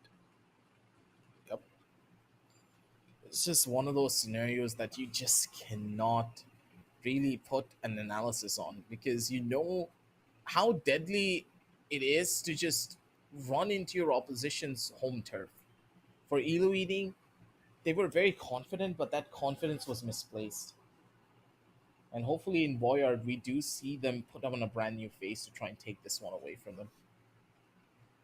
For me, though, personally, I'm expecting them to put a lot more emphasis on that knife round. That knife round will pretty much change the tides of this battle. If they win out on the knife round, Elo Eating, they take away CT, they're going to be happy. They're going to be ecstatic because they have the strongest start possible. But knowing Team Narcos and how they played up against the Rat Syndicate over on towards Boyard, they're already prepped and ready on this map. They know how to play this, and they will pull off strategies that they have learned from their polls. And Boyard being the next matchup, I'd really love to see. It's a pick from Narcos. They won the first map. This could close it down right here, right now, if you are Narcos. But yup, Elo Eating, not that easily. They are just one more match or series win away from being the grand finale. So I'm really, counting on them at this moment that they might potentially take us to Chalice. But let's say Boyard is also one of those matchup where any match which we have seen today, the comebacks have been really written in this maps. No matter what your first half scoreline looks like, it does come down to the second half. It comes down to the second half pistols, and if you are the team down at just 2 or 3 map wins or round wins, this could be the map which you could really count yourself, and especially if you are the CT side for the second half. But let's see when the game is going to be started soon. As Narcos, they are all prepped up. They have been playing what like past few hours at this moment moment, and with that, having Boyard to be played for the third time in their day, I think it's going to be an interesting one. But yeah, what's in for this Arvilo Eating is that they might really get themselves in towards the T side. So yeah, I think the map pick is done from the side of Narcos. Side pick will be up for Elo Eating. Let's see how they are going to put themselves in for the very first half. Team Elo Eating. This is a very big do or die match for them at this moment. I'm a little bit surprised with how things have gone down as well.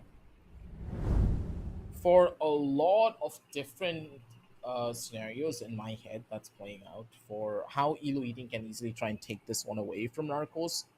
But I feel as though keeping things simple would be a lot more important. I believe the members of Elo Eating at times are overcomplicating a lot of their strategies, and that's what's really causing things to break apart. Play together as a team, play for the trades, and honestly speaking, you would perform 10 times better than what you are doing now. There are certain scenarios where Elo Eating just strays off on their own, trying to make a play because of a big strategy that they have in mind. They want a pincer, they want to do that, they want to do this, but you can't do any of that unless you have some information in your mind. They have that preset strategy that they're trying to employ so much that they forget that CSGO is a very dynamic and adaptive game. if you do not adapt to what's happening in front of you in the matter of seconds and then communicate with each other to go in back or maybe keep on pushing and causing pressure to your opposition, you're just going to fall back and be taken out in a very easy and simple fashion. Hopefully, now we're going to see that change come in from their roster and just showcase to us in particular that, hey, here we are. We're going to be heading into Boyard with a good plan in mind because on this map, you don't need a strong plan. It's all about adapting to where your opponents are really playing. You don't have enough smokes to completely cover an entire side and close off all of the different angles. You need to pick your poison. Do you want to fight close? Do you want to fight long side? Or do you want to utilize your utility to completely cut off key points of the map where the counter terrorists like to play in? Counter terrorists can go pretty much anywhere on this map.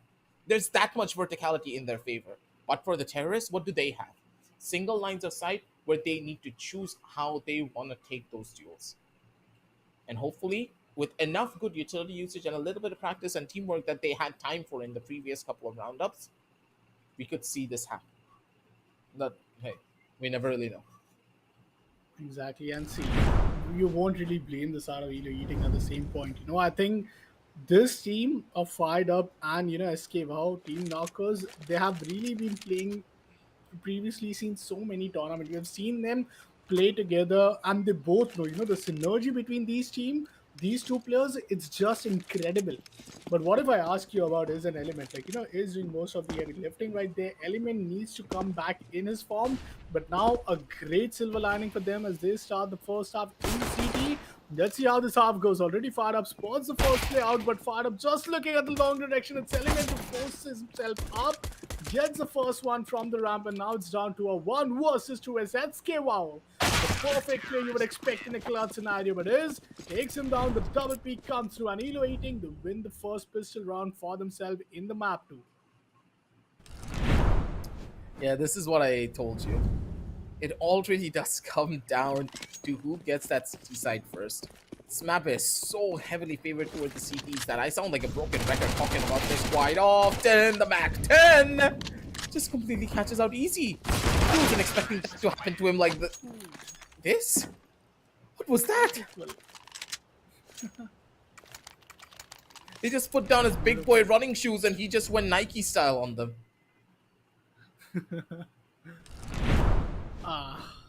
RNG, a classic Macton RNG, and that brings up Narcos. The first round, once again, they have pushed up. And wait a minute, there's no stopping this, just double gaming at this moment. Estiva finds the first one, Elements gets the trade, only to be traded back again, and fired up, finds himself in the second, where it was one of those eco rounds. So Elo eating will finally get themselves up with the M4A1 and a famous fires. I wouldn't, wonder much if they would really, just molly off the elbow.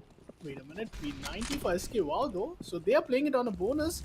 But yeah, no incendiary yet. Yeah, there it comes through from the side of his. But yeah, Team Narcos, they will be playing back again with these SMGs. This is a very difficult round, but if the RNG is really good, hey, you got that, I think. Possibly. Fire it up. Flashes out just to try and push them back a little bit further.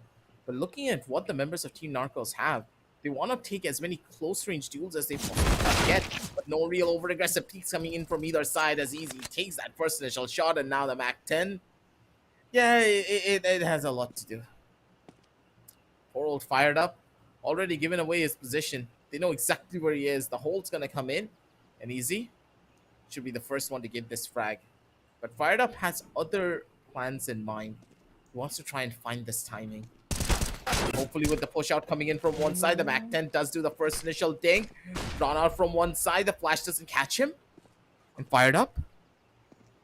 He's able to push himself up a little bit further in. Not a lot of time left. 20 seconds left on the clock. Good for the first. He's good for the second as well. What? No way. With the Mac 10, you get away with this? No. I was just about to write him off. I'm going to say, oh, the trade's going to come in. I was mentally prepared for it. And I was like, nah, I'm not going to hype him. There's no need to hype him on that, right? We know how good Elo eating are. They don't lose these 1v2s. Oh, But how? He does it Why? again. Upco and explain. I mean, I'd ask the same with CSGO. I'd ask the same to the side of Far Up, who brings up an insane one. Oh, they expect the push at this moment, and his gets taken down. See, this is what I was talking about. Narcos as a team are beautiful. And this is where Team Elo Eating, they really need to come in. Even if it's well for the first one, he was the only guy with the rifle right there, and yet there was no trade coming in. So as a team, what Narcos have in the plate for themselves, that's really big. This kill was really interesting one though. Fourth round is up for the side of Narcos, and as you mentioned, being at the CT side, they're really not able to bring the most out of it. Now, Farnley and AWP out from the side of Element as they look to take the entire side control, and this is huge. He's watching out for the elbow, but the first blood is against Team LU Eating. Once again, fired up, gets the first one. A Molly alongside a smoke, so Op is totally being denied at this moment. They have an entire minute for them to put themselves in a post-plant scenario, and Util for Element is just nowhere to be seen. He's pushing on to a very close angle, but the timing is so good. Element gets the first one, but only to be traded. It's SK who brings the 5th round victory, and Narcos, oh my god, I don't want to say this, or maybe, even like jinx it, but this could be the quickest series or the quickest map closure we have ever seen in a BO3 series till date. Possibly. We don't know just yet because the way the Narcos are playing, they're just so confident in their duels. And Hamina. Elo Eating, you okay? 6-1. Oh my god, we have one more round, and damn, if you are Elo Eating, you definitely need a timeout. If I wish they did had. We need something here because it looks as though they have given up. The way that they're rushing down together as a squad, even though they're on the CT side, they should have the advantage. But Narcos, they don't care. They're turning this map into a CT side, into a T-sided map, and with this expected play coming in, the members of Team Narcos, they were just reading them like an open book. You can see it in their cams as well that they're like, oh, I just knew you were gonna do this. You've been doing this all the time during our first match.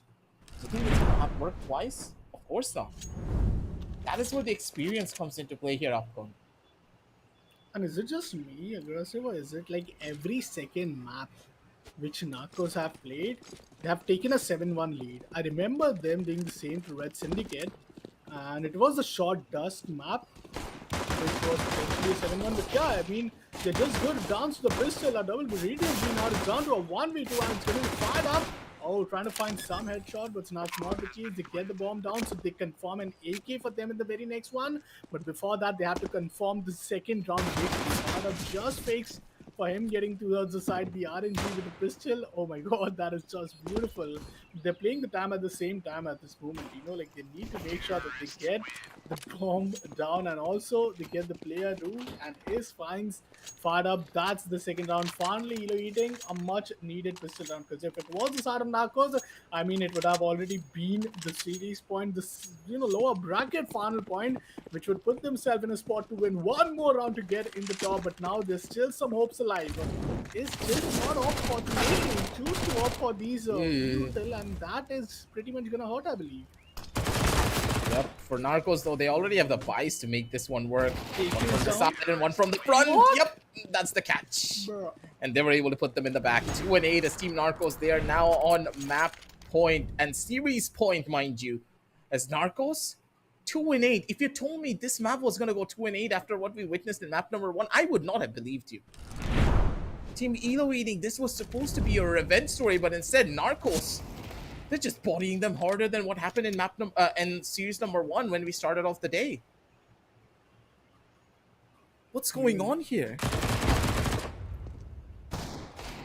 Big damage from the card up. Elements jumping just to HP, gets taken down. One final kill, and that's pretty much the final one that they are looking for. Not with the nade. Not with the nade. Is only one damage being inflicted to his body, but he's down to 23 HP at this moment. Oh, he wanted to What dive. is he looking or waiting for SK? Wow. Exactly. I was like, really, what are they really waiting for? They have the finest chance for them to be at the grand finals, but I can't just wait to see the stat screen at this moment. I'm just waiting to see what the stat is going to look like, because there's something surprising which I saw right there. 100% headshot ratio. top three for today has been 83 from Paradox in the map three of the upper bracket finals. Then we had the 80% once again with Paradox in this very game, but 100% headshot ratio. That is gonna be insane. But man, this Narcos is a very, I'll say a confident Narcos is a pretty deadly Narcos, especially if you're playing on the other side of the server. And now the revenge matchup is still alive because Red Syndicate are gonna face off the very own team whom they faced off to get themselves in the grand finals. It's gonna be the Narcos, and this time the story is gonna be different. It's gonna be a little long as if we move on to open up two of those more slots for the map pool. It's gonna be a BO5, but talking about this entire map, I mean, wasn't even a highlight. Like entire game seems to be a very quick game. And as I was saying in the start that this map more of a sudden looks like to be a speed run for the start of Narcos. As how good or how early could they finish it? That's what's gonna happen unless you switch out a couple of your strategies. The way that Narcos play, they just read into whatever the members of Elo Eating did previously, and they just built strategies upon that. Elo Eating had a very linear, one-dimensional approach that just did not work out in their favor whatsoever. Team Narcos, when they got that read, when they got that understanding of how these plays are happening, they were able to adapt. They were able to learn. They switched out their strats. They started pushing corners that the members of Elo Eating were not really holding. And that's when things just started to fall apart. You can't make this up. Just look at this. Map number one, this one part alone should just give you an idea of what was really going on. They know that Elo Eating just love to take very aggressive control over onto mid and try to push people onto tunnel on map number one. What happens if we push from the bottom side of catwalk? And the members of Beat Elo his Eating just did not positions. adapt. Yeah, and they did not adapt. I don't understand why. Did they give up hope? What went wrong for them? Because this is not the Elo Eating we saw on the start of the day. They had a lot more energy. They wanted to win. But their drive to win when it came down to this set, it felt as though it completely disappeared. And even the start from pistols was so good. I think starting off winning the pistol, and yet I was really, kind of surprised a bit there as we saw is going on for a Mac 10. He went in for a util investment and ended up, like getting the round over in just 10 seconds. Like the MP9s, it's beautiful, especially if you're CD, but not when you did not win the pistol round. You have only the West or maybe not even an armor and you go on for an SMG. But nonetheless, a big win.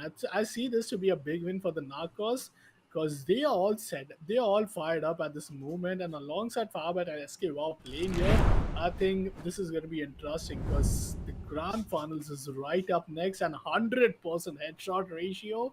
Well, 100% headshot percentage is there in for the start of Is who gets 4 kill, all of them with a headshot though. 70% for fired up, 7 out of his 10 kills and 4 out of 8 kills for SK. Wow, so that was pretty much of a great win. But Narcos, I'm just waiting to see how will they prep themselves up in two of the more maps. Like we have been talking long this time at this entire game that are we going to see Cobblestone, are we going to see Lake and finally aggressive.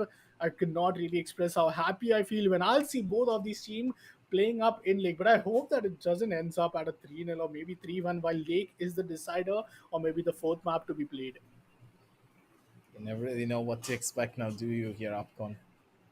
Yeah. Looking at what the grand finals have in store for us, we know how decisive it could be if Rat Syndicate just turn up the heat and Sway and Paradox just start bodying people. If they start off in a good note, Team Narcos, they're in for a world of hurt. But then again, it's all about that momentum. When one of the players from Rat Syndicate have momentum in their favor, it's very difficult to try and stop them. And this is one of those scenarios. I think taking a look at the entire, map Vita we have been seeing so far, yup, we could expect the first to map up, which is gonna be, in the Clo and also we could really expect the side of Short Dust. But I'd love to see how the entire scenario goes because this time it's not gonna be just the grand finale, which we are really excited for. We are gonna have a big show match here as well for our viewers because this is gonna be one of those grand finals. We just wanna don't end up at a very classical grand finale way with the BO5. But yup, I'm gonna be really excited to see what this show match has for us. Our viewers are also gonna be really awaited for us as it's gonna be up next. But for now, congratulations to Team Narcos as they meet up Team Red Syndicate in a revenge matchup yet again, but this time in a BO5 Grand Finals. So, what are your thoughts on this, Aggressive? I'm gonna be excited for this.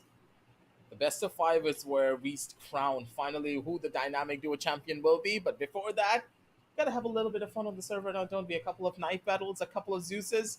We're gonna set that one up for you guys. So I'm gonna be heading on down over into a short little break, and we'll see you soon.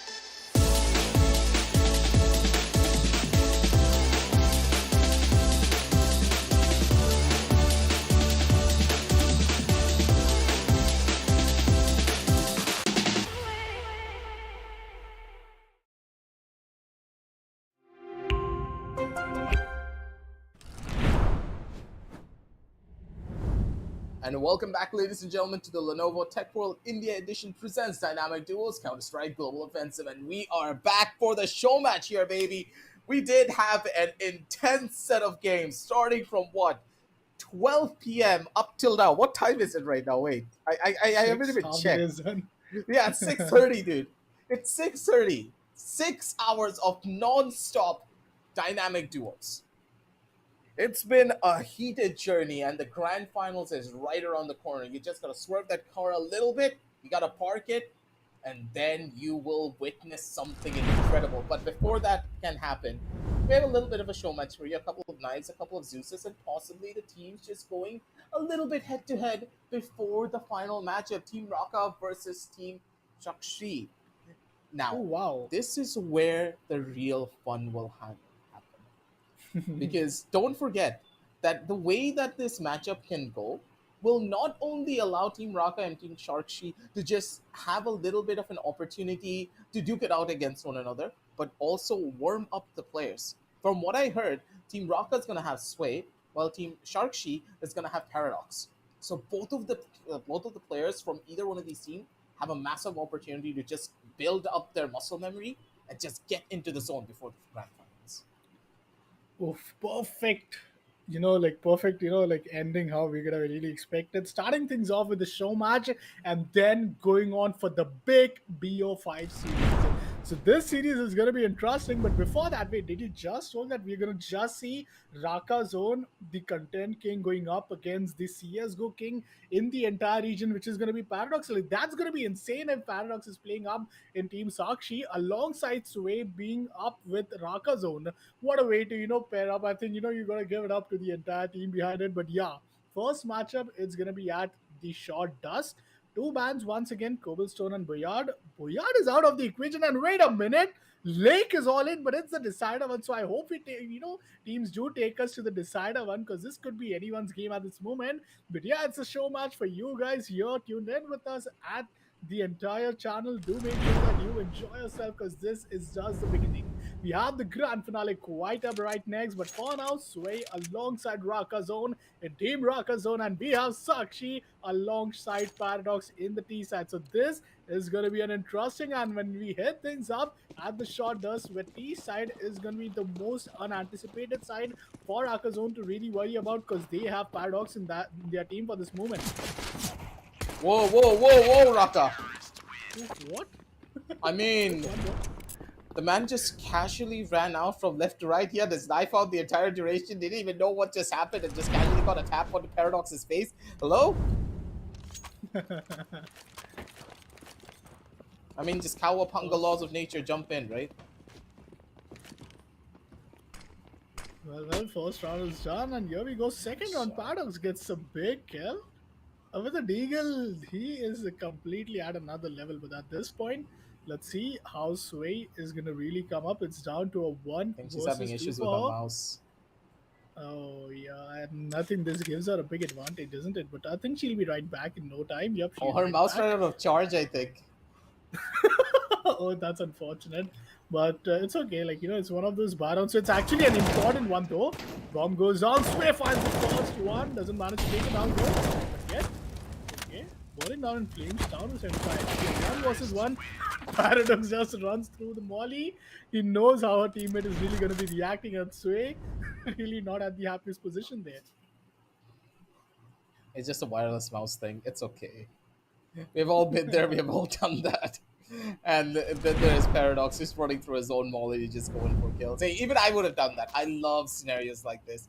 You're like, oh, I molly off this corner, and I'm not going to be the one to push. They can't push either. But what if I run through the Molotov and catch them off guard, huh? Smart. I do this way too often, and it catches people off guard. Spam to the Barons. Oh, Sway with a big headshot. That's Paradox being deleted right there. And it's down to Sakshi. She has an M4 A1. I think this is going to be interesting. There comes the first headshot. Wow, that was a good shot. Now it's Sway who is on the flank, comes down to the T spawn, and now they have to put the bomb down though. Sakshi Oh, she's really anticipating to go and take that 1v1 duel, but Sway has repositioned herself in such a great Coach spot. Paradox given the Paradox. call that Way can be the potential angle, but Sway's just smiling, looking at her face. She knows that she could really get it, but the bomb has to go down. Now, this is just me playing, at least a week or two after, the game, but here we go.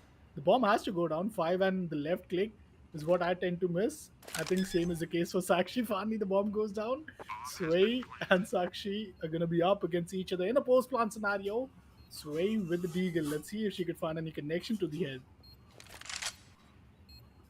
That's an AK to play around with the bare minimum. Good shot Wow. coming out from her. The flick and a half is going to be perfect. And they're just looking at them and being like, oh, hello there.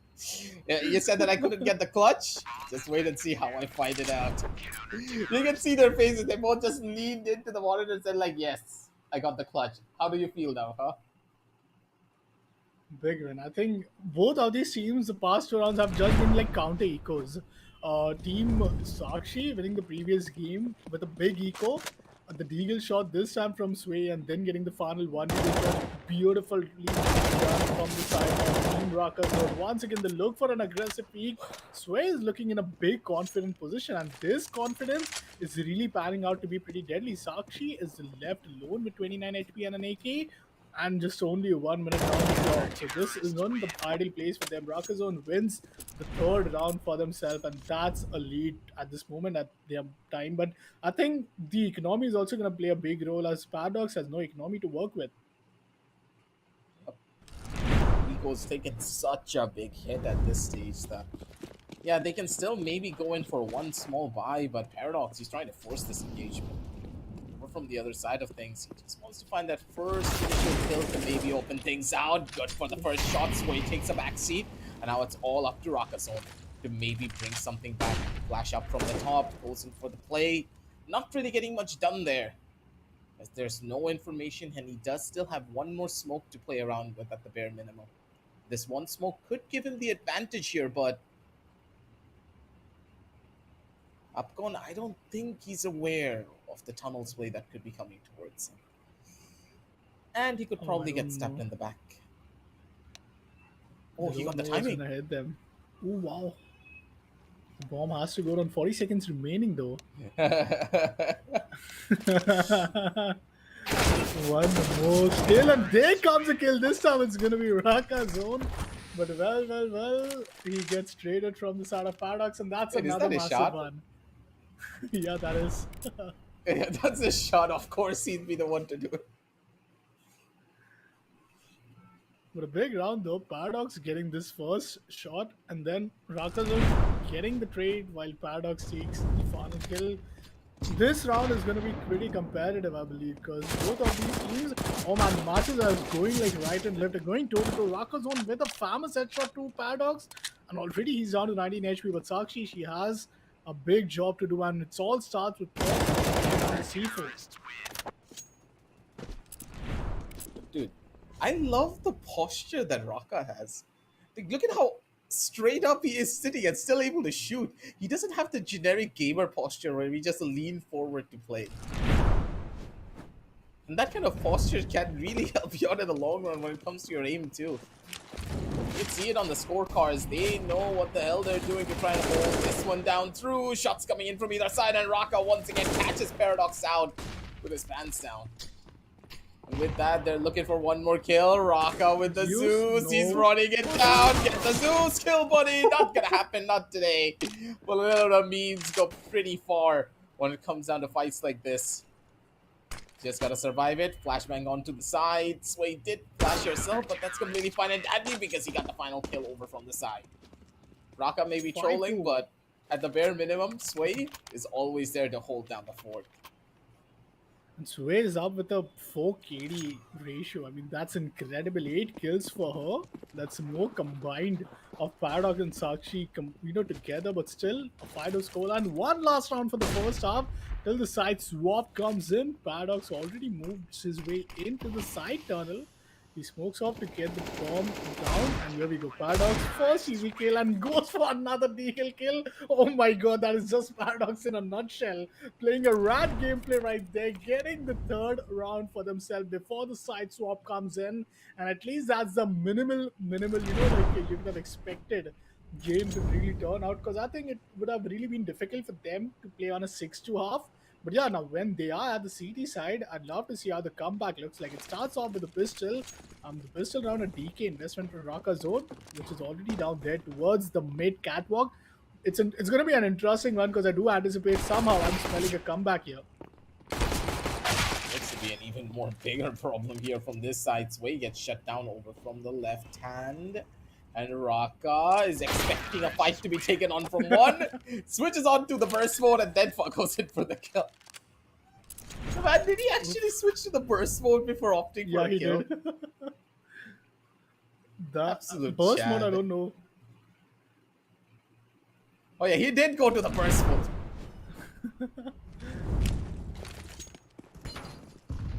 Sixth, any which ways they do get, but a Nova? Wait a minute. No way he gets a kill out of a Nova. I mean, it gives you almost a 600 kill if you get a kill through that, but it's not that easy to get a kill through Nova. But okay, sorry, Raka Zone gets him for himself. Doesn't even upgrades to an MP7 there. So the investment of Nova brings them the 7th round. And just the moment we did thought that a 5-3 scoreline is all enough for Team Sakshi to give a comeback, well, doesn't seem so, because they are just 2 more rounds away from taking the first map to their own self. And now Paradox really, if you are down to Team Sakshi, really going to be counting on Paradox at this moment. But the nade really hits him quite big on his health bar. Sakshi gets the first kill. Raka Zone being denied, but with the Galil, it's going to be Sway taking down Paradox. That's down to Sakshi, on to Sway, and this is where the map point could come in if Sway wins this 1v1. Just gotta push it up slow and steady, because Sway is she's looking to be a little bit more of a nuisance. Oh no, the timing! That was big. 7-4 keeps the hopes alive. that was a close one though. Yep. Would have been easily a 1-for-1 if they were not careful there, but at the end of the day, that's completely fine, right? Not much to worry about on either end of this. We do see Raka being a little bit more of a nuisance. As from this point on, it's all about the push-ups. Paradox over in the corner. Raka none the wiser for this fight. It's way all the way in towards the back. Good enough for a knife, but didn't want to risk it to miss it. Sway just way faster on the trigger. Does get the final blow and the headshot on towards the face of Sharksheet. And once again, Sway with a 1v2. Yeah. Big one, I think. A match point for Raka Zone. And the economy still looks good, but Paradox this time with the oh yeah, 7, this time it's time for a Nova. Oh, no punishment. Oh, it's a quick round though. Big punishment right there. I mean, they just had the guns already out before they even entered the side, which really slowed down their momentum. 7 MVPs. Oh my god, that's big, but nonetheless a big matchup which we have on the way in. But this show matchup was really interesting.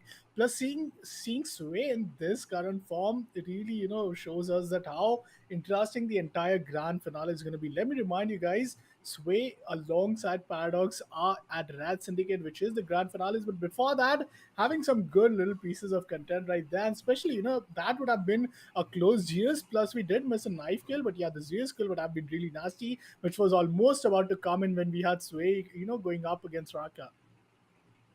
That could have been a big difference maker when it came down to what the highlight reels will look like. But as we're jumping over onto that, nothing to really worry about, right?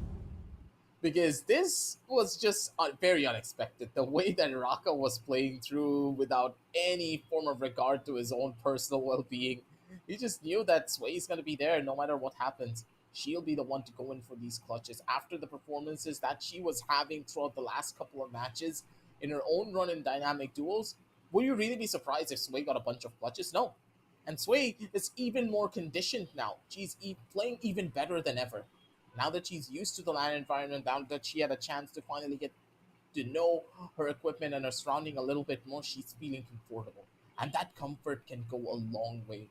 Plus, with the extra little bit of practice that they're putting in through the show match, oh yeah, they're getting closer and closer to an even bigger victory. But as this was just match number one, I do believe that Paradox was giving them a little bit of a chance. He was being a gentleman, but now he could be turned up, or he could also be bodied by Sway. We never really know. I mean, with the up next match being, Clyde, I think this is not one of those matches where we have really seen Paradox pop off, like especially having 0 kills in the entire T side, which what we saw in the previous game, and it was Sway who did a big, heavy lifting in the previous game though. So I really think that Rocker's own team have a big advantage, especially when we move on to the next map.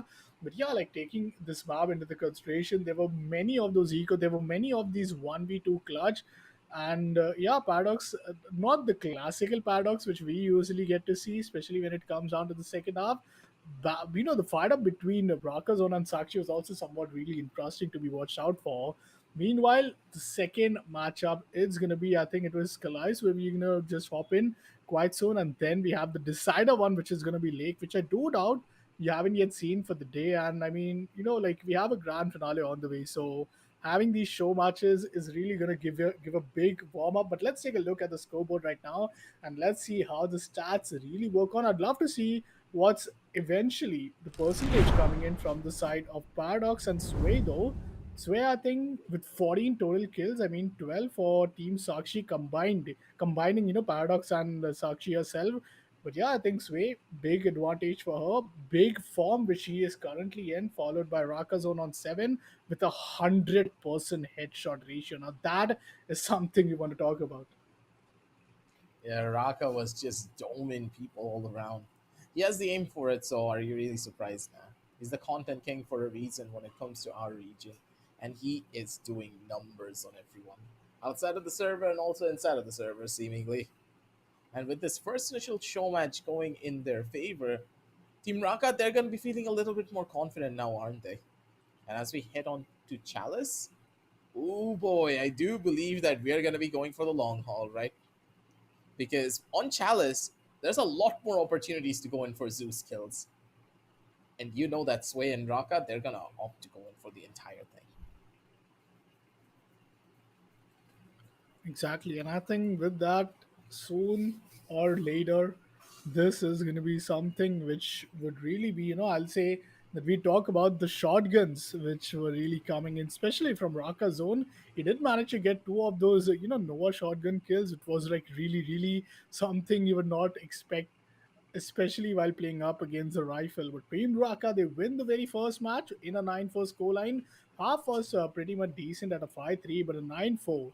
Just one round from Team Sakshi that they won, but now it comes down to the second game, and the second game is right around the clock, guys, as we'll be heading in quite soon. I'd love to see if they do take us to the decider one, but don't you think, like, as you mentioned, that the players have been playing since the mid noon, and since the noon, seeing, the side of Sway, Paradox alongside Fired Up and SK, wow, they really have a big matchup tonight. So, having that energy being consistent all throughout the game is something which is going to be very important at this moment. But yeah, taking a look at the map, we to Cobblestone and Boyard for the first time. Boyard, not the first or the second game, but rather at the place where it's going to be banned up. The second pick is going to be from Raka Zone, who already have the lead in the series at this moment. So yeah, I think this is going to be a very big map, especially knowing the fact that Sway has been really outperforming in this map, specifically if you consider her previous match histories. Yep, that's for certain. The all-around playstyles that we have witnessed coming in from Rakazone's team will be quite interesting to say the very least, but Paradox might just turn up. That's the thing. You never really know what that guy is capable of. Once he starts taking things a lot more seriously and just running it down and getting headshots, there is absolutely nothing that can stop him. Even if you throw a flash in the man's face, he's just gonna turn around from the flash, or he's gonna take the flash face first and still be able to kill you. That is what he can do. But Sway is just on a completely other level.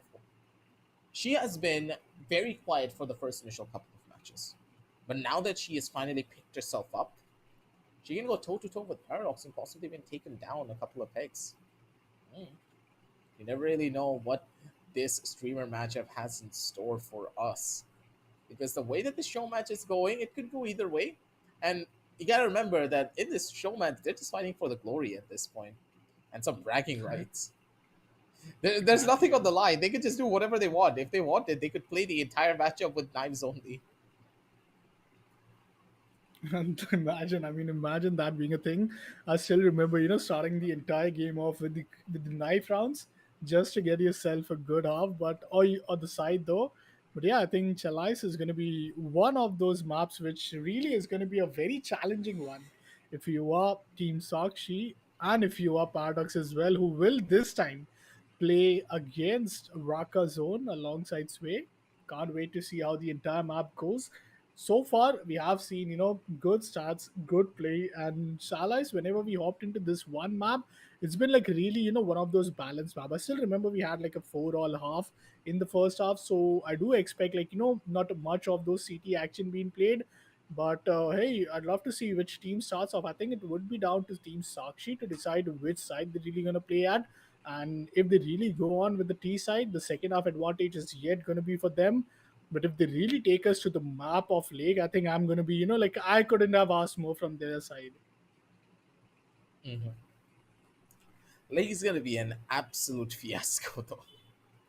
I'm sorry, as much as you would like Lake here, Popcorn, I cannot agree with you. I feel as though Lake is just such a clown map and it doesn't deserve to be on CS. I'll be very honest, like, come on. The last time I played Lake was almost 3 years ago. And when I did play this map, I just wanted to leave instantly. I was standing on one portion of the map, and for some reason, some guy wrapped all the way from the T spawn up to the CT spawn to just kill me. And I had no idea where he was. It feels like I'm playing a danger zone map instead of an actual 5v5 competitive map. It's supposed to be at the competitive pool. Why? And one of the biggest things stating, as you mentioned, it is more of a danger zone. There's so many potential angles and executions to work with. Once you have the entire house control, there's so many flows to entirely work with. But the first round itself, Paradox getting two kills. No rounds. That was just warm up. All right. The kill feed was really something where we saw that, oh my god, that is not the expectations we have, especially if we start things off with a pistol. But here we go. Team Sakshi down in the CT side, and already the first headshot comes in. This is going to be Paradox taking down Raka Zone, and it's only one player who is remaining. It's going to be Sway, while he's going to be, taken care of from the side of Paradox, and that's the first round. Team Sakshi, they walk away with the pistols. Standard one for 10 minutes. Casually letting people walk into its crosser and just tapping them out of existence.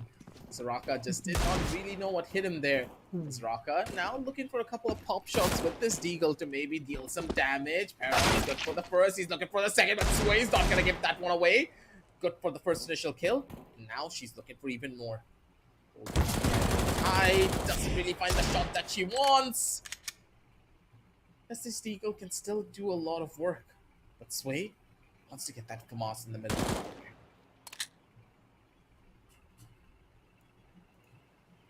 One versus one, Sakshi down to just 65 HP, but she has the weapon advantage. Now Sway walks in towards the side, no headshot being landed from a deagle, and Sakshi, she saves herself from getting echoed right there. She saves the team. And that was a big, clutch moment for Sway at the same time. But somehow, Sakshi, she gets the final kill. And with that, we have a 2-0 scoreline. Well, hi, Captain, right there. 2-0 scoreline. Oh, the spam is unfortunate. Some team damage, but Paradox still managed to take down Sway. Now it's all down to Raka Zone, the perfect man in a 1v2 clutch scenario. Let's see how this really pans out. He has a flash to fake it out.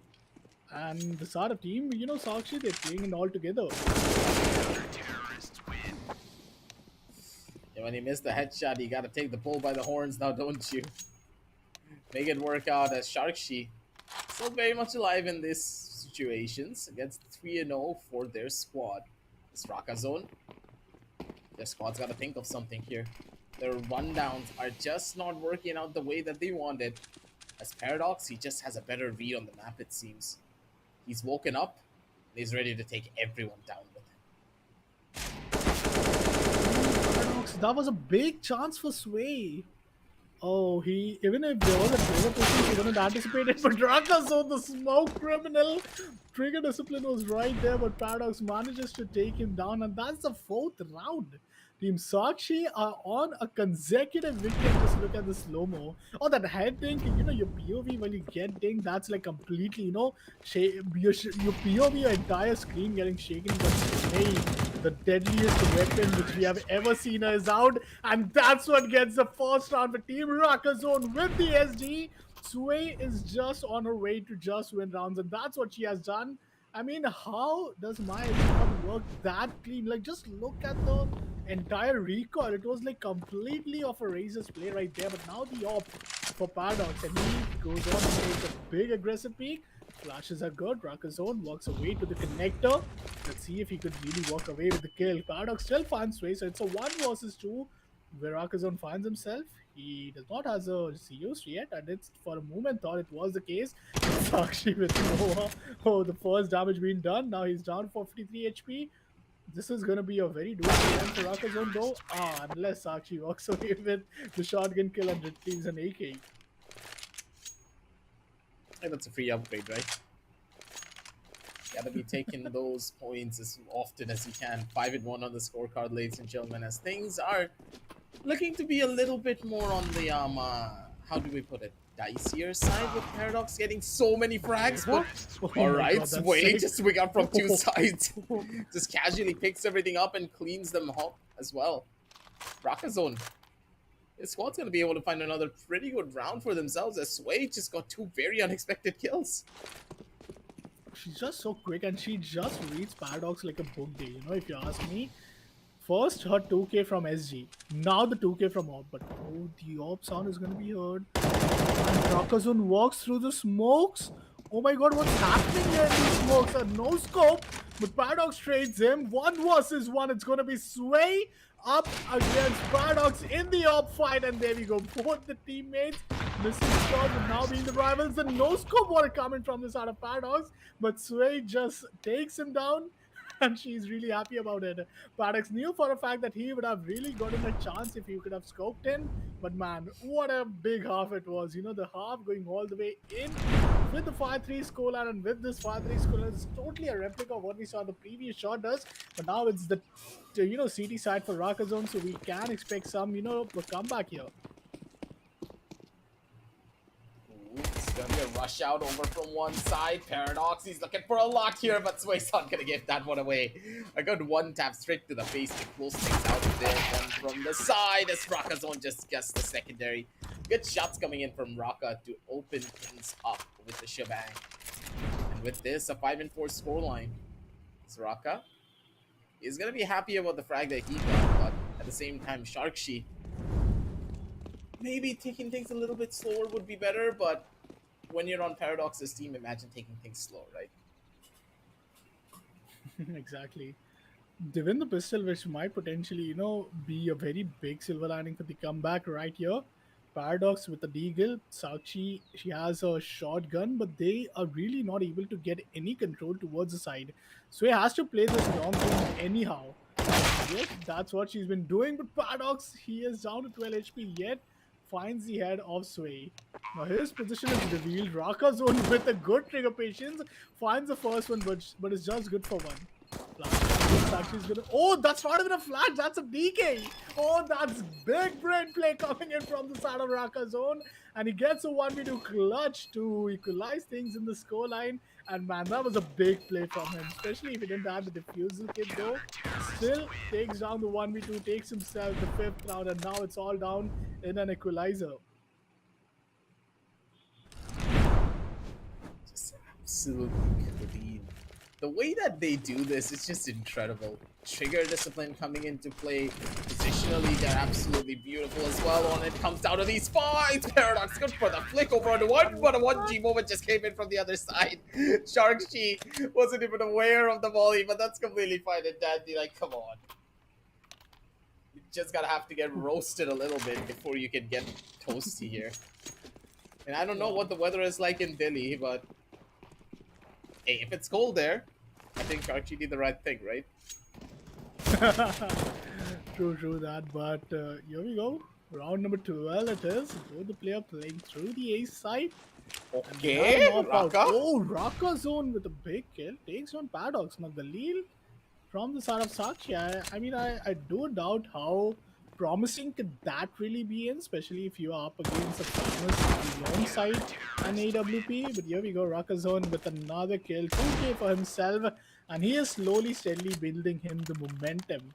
Now, let me remind you guys, if this 2 rounds goes in the favor of Rakazone, my potential for going to map of lake won't be the thing. While this would be a 2-0 victory for Team Rakazon, but this has been a great matchup. Paradox has to come up big, but if he gets taken down first and unfortunately gets a trade, Sakshi is going to be taken down from Rakazon, but Paradox with a great trade, and now it's down to once again the two finalists. It's way up against Paradox. Khalil versus AWP. Oh my god, Paradox had one last chance to take or find the head, but he misses it. Now he's turning down the boost and he gets the headshot. Sway is going to be taken down and an AWP been retrieved. I hope it's AWP and not SG though. Yep, that's an op. But the 6th round for Team Sakshi has to live for another round. It's a pretty tough one that you have to consider too. Sakshi. They do have that little bit of a leeway and that advantage to play around with here though. But for Sharkshi, they're pretty much deep into the other side. That's gonna be good for the first, and it's gonna be good for the second. Paradox nearly turned around and no scoped there. Yowza, if that hit. That would have been the shot of the century. He was almost scoped in, thrown down, just a left click away. But hey, Sway manages to bring back her up. That's something we really expect. What? Oh, Paradox with a quick peek takes down Rakazon. It's all down to Sway. 1 versus 2 for her. She has all the util she could possibly imagine. A flash, a grenade, an incendiary, and a smoke. But with an op, she might be good for one. But she managed to find another one. Misses the first shot. Another one is going to be missed out. The third one as well. But how is she managing to stay alive? The spam from Paradox will take it down. But oh man, that was completely some survival, there from the side of Sway. As this is the final round. Either we go the distance OT, or this is where we might expect Rocket Zone to close it out. The economy, not ideal enough. Both the players just with the farmers, but they are playing a quick connector player. They're looking to be as aggro as possible, but with the flash coming in from the side, that's probably going to be a catch over onto one player. But Raka, this is so smart. He's already made the crossover to the other side. Flash coming in from one more end. Already spotted out another one of the players. He needs to find the shot and he's going to be able to get it. Sharchies takes a back seat. And Raka is so confident in the way that he's playing this one through. Oh! Catches out so out the angle. And he still needs to find one more shot. Paradox has only 1 HP. Run and gun, do whatever you want. You just got to find this kill. Don't give him the engagement. Don't isolate the 1v1. The timing is everything. And Paradox still gets the frag regardless. That will be overtime coming into play, ladies and gentlemen. As Paradox, ice cold even when he's at 7 HP. He knows what to expect, and he knows how to find these shots. Oh my god, that was a big kill out of Sway, man. That was a classical opening shot, man. And the Paradox, oh, he's up with 17 kills at this point. Paradox is really coming in huge at this moment, and I think that's what keeping the hopes alive for this of Sakshi. But a miss shot once again from Sway, and that's gonna hurt as they find themselves in a 1v2. While Rakazone is left alone to do all the job, being on site. Oh, he finds both players, both lined up for him. Paradox has been taken down. It's down to Sakshi. The nade might inflict some damage, but no, that's not the case. A 1 versus 1, both are content creators up against each other. While the bomb is going to be down, so not just that she has to retrieve it, but also somehow has only 50 seconds to deal with everything. Oh, Raka Zone, just one head away, but still manages to inflict big damage. And Sakshi gets a big headshot. Oh wow, that's a big kill for her. Yep. That's what happens when you tend to disrespect your opposition and play from the same angle twice, but Raka, he was just so confident that he wasn't mentally prepared for a shot like that to happen to him. Regardless, maybe with a couple of more frags here over from the side, things could be better. Paradox good for the first and goddamn good for the second. Clean as hell, Paradox. Just sweeping them under the rug. And no one can even find them there. Beautiful. Damn, fingers crossed though. One round away, it's Team Sakshi going the distance to the decider. Paradox having the smiles, knows he has 20 big kills in this entire game, which is so massive. But Sway does what she's best at. She gets out the SG, but that's not what she's best at. She's best at getting all the aces out of it. Well, Paradox lucky enough to get find the first play, and Sway gets taken down with no kill. So that's all down to Rocker Zone. A map point for him. And this map point is really going to be something like a decider one. A 1 versus 2 for Team Rocker Zone to make sure that they move on for another round. But Paradox taking the outside pit control, and he gets the final kill. That's going to be Team Sakshi winning this map of Chalice. And we go in the distance to the decider one, which is the lake for the first time, ladies and gentlemen.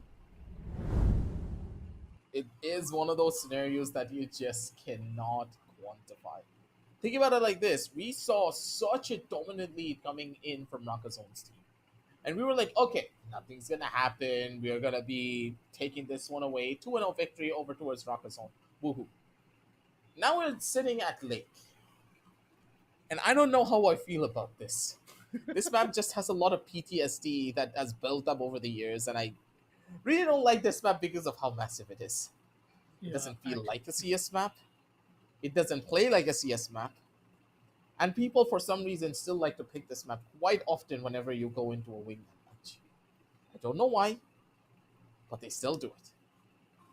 And somehow I think as a viewer, I think it's gonna be the best, treat for us to watch these all of our players playing these maps, because map of Lake is just incredibly broken if you ask me.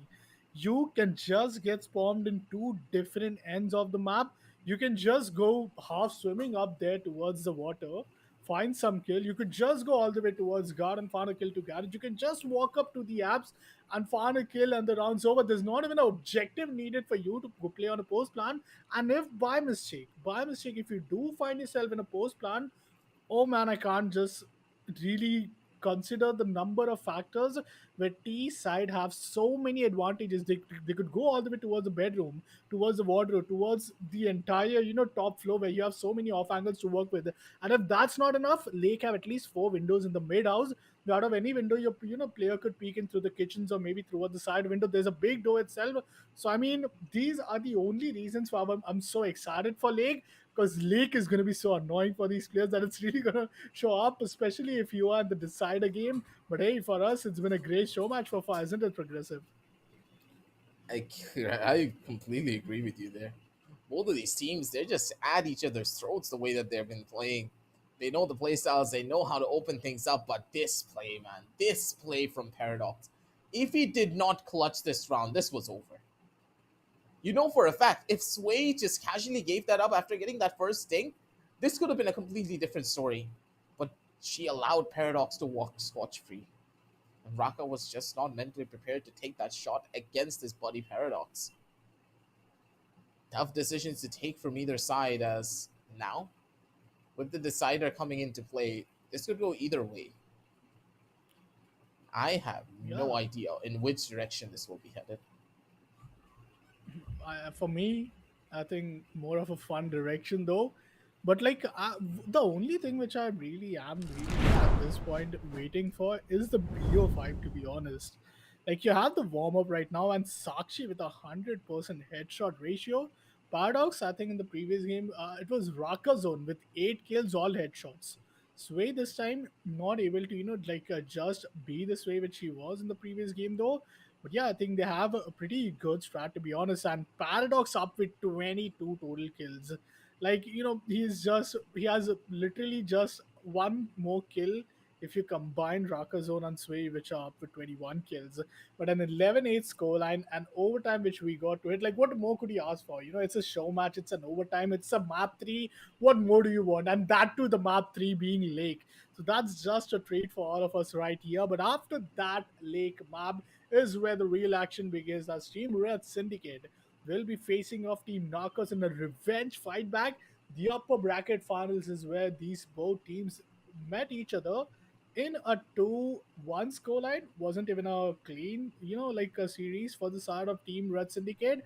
But this is a BO5, so this is where we could really expect some great and some immense action. And man, it's the dynamic duos of CSGO, which is presented by Lenovo Tech World India Edition.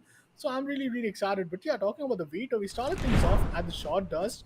Then now we went all the way in towards the Chalice, but now is where the things are going to be interesting. It's the lake, and see, this is the entire map which I was completely waiting for, and going on through the waters, going on through the garage, going on directly to the house. No matter how you go, it's just going to be complete chaos unless you have any intel. It's just gonna be an interesting map to cast. Considering how many different strategies Lake has, you can't really put a finger on what could be happening next. And just as you stated, there's a lot of chaotic angles that you have to deal with. There are certain strategies on this map where you make a lot of noise over to the side of the house while one of your players are just running across the entire lake into the CT spawn and then kill them from their back. It can happen. And it does depend on who starts. And I don't think it really depends on who starts where. None of the sides have an advantage on this map. They're both really far away from wherever they want to be. First time lake, and here we go. The map begins as Paradox already walks his way into the upstairs. Oh my god, yes, he can so much control. He's all the way up towards the rooftop. This is what you call a perfect map. And well, Paradox still good for no kill. Rakazon finds a kill on the Sakshi. Who's just Feel the power of the one whiff. down. Oh yeah, I'm pretty sure that Sway just said a couple of choice words over the Paradox. No, just look into his eyes. Just look at the man's eyes. He's like, all right, I'm gonna get you. Just wait. Just you wait. Oh wow. It's gonna be interesting. Sway this time brings out the scout, but Paradox, he walks his way in towards the water. Now this is the big flank which I was talking about. With this flank, they have so much intel already, and Team Rakazon are left clueless as to where the players are. They could be potentially on the side. They could be potentially on their very own spawn, but before they realize it, they have just exchanged their own spawns, I believe. Oh my god, this is Pretty big much. if you look after the minimap. And with a shotgun, Sakshi, not the ideal place you want to be in. They have to consider so many different routes. Paradox working his way up, not really getting the catch that you want here, Sway. What? You can't hit shots like that. It's gonna be a tough one to try and break into. Rakazon, good for the first, is now looking for another Shotgun was one. a shotgun. Sharkshi, both of the content creators once again looking to go in for a little bit of a meme strategy on either end of it. 26 seconds left. The bomb has been planted. Positionally, pretty much being given away up to the upstairs. Head has been spotted. Swing out from the side. The legs also been given away, but still, Wow. regardless, Sharkshi way faster on the trigger when it came down to the final shot. Ah, the shotgun was a Sent shotgun. back down. Equalizer already, a 1-all scoreline. And I mean, not the best of the buy, but oh no, Sway just damages Rakazon. That's unfortunate, team. Not knife exactly, but yeah, some damage being dealt. Paradox this time boosted onto the tractor, staying in the dumpster. Oh, finds a big headshot. It's Rakazon taken down, and Sway finds himself in a 1v2 with the Deagle. Let's see if this could be one of those doable ones, because she has the big flank for herself. And Team Shakshi, they're not really counting on this position, which possibly Sway could really find herself in. Looking to be a little bit more over towards the dicier side as well, Upcon. I don't like the odds of this fight. Oh, Yep, that's not gonna happen this way. Paradox already has the read and the position to make this one work out for their squad. The Sharkshi looking to be in a pretty good position, I would say, because of the way the Paradox have been playing. They're in the zone and they are confident in their fights. And that level of confidence alone can just be the game changer. big kill for Rakazon, takes down Paradox, and Sakshi finds Sway. And that's once again a content creators up against each other. It's Rakazon versus Sakshi. But Rakazon is just in such an ideal spot. How did he not manage to find the kill? He's going on for the flank, but this timing is huge. She did not really anticipate, but she finds him. Oh, down to 13 HP. He gets the kill and saves himself another round. That's a 2-all scoreline. Man, it's going toe to toe at this moment for either side of the team. But what's the most ideal weapon which you would want at this moment? We did saw a scout which turned out so good, but an op in lake is, I think it's a pretty big gamble if you ask me. $4,750. Paradox have given away so much intel as he is just running down the water, and I'm pretty sure that the player on top, who is gonna be Sway, might realize him. But unfortunate as Rakazon gets taken down, Sway looking at the right direction. 1 versus 2 for her, and the bomb still yet has to go down. The bomb finally being planted. It's all up to Sway to Oh maybe no. go in for something big here. Fine's gonna come in, Sway over from the side, trying to maybe find a catch here. Timing is key for this, but Paradox already got the read. Sway could have just ran straight into his face to maybe find something there, but she didn't want to take that risk. Seems like both of them are just going to have a conversation in the server. You can tell, we can hear the message pigs. They're just having a Yeah. friendly banter, you know. Battling it out on the server while taking fights against one another, while still typing to each other as well. You know, you gotta make sure the competition is on both ends, right? Exactly. The bomb is going to be planted. Oh, Paradox, he had a big chance to take down Sway. But now Sway in a very doable clutch scenario is breaking on all the windows to just get some clear vision. But wait a minute. Just right up, it's going to be Sakshi is holding on to this big position. And see, this is the post-plan advantage which I was talking about. There's no way Sakshi loses it, isn't it? But Sway, she needs the Nope. timing at this moment. She's walking up the stairs, and she does. The damage is still being inflicted in. No defusal kill, so the round might already have been won from the side of Team Sakshi though. And she does manage to get away with the kill, but does she has enough time? I do doubt it. That was really, really close though. But great damage done to the economy though from the side of Sway.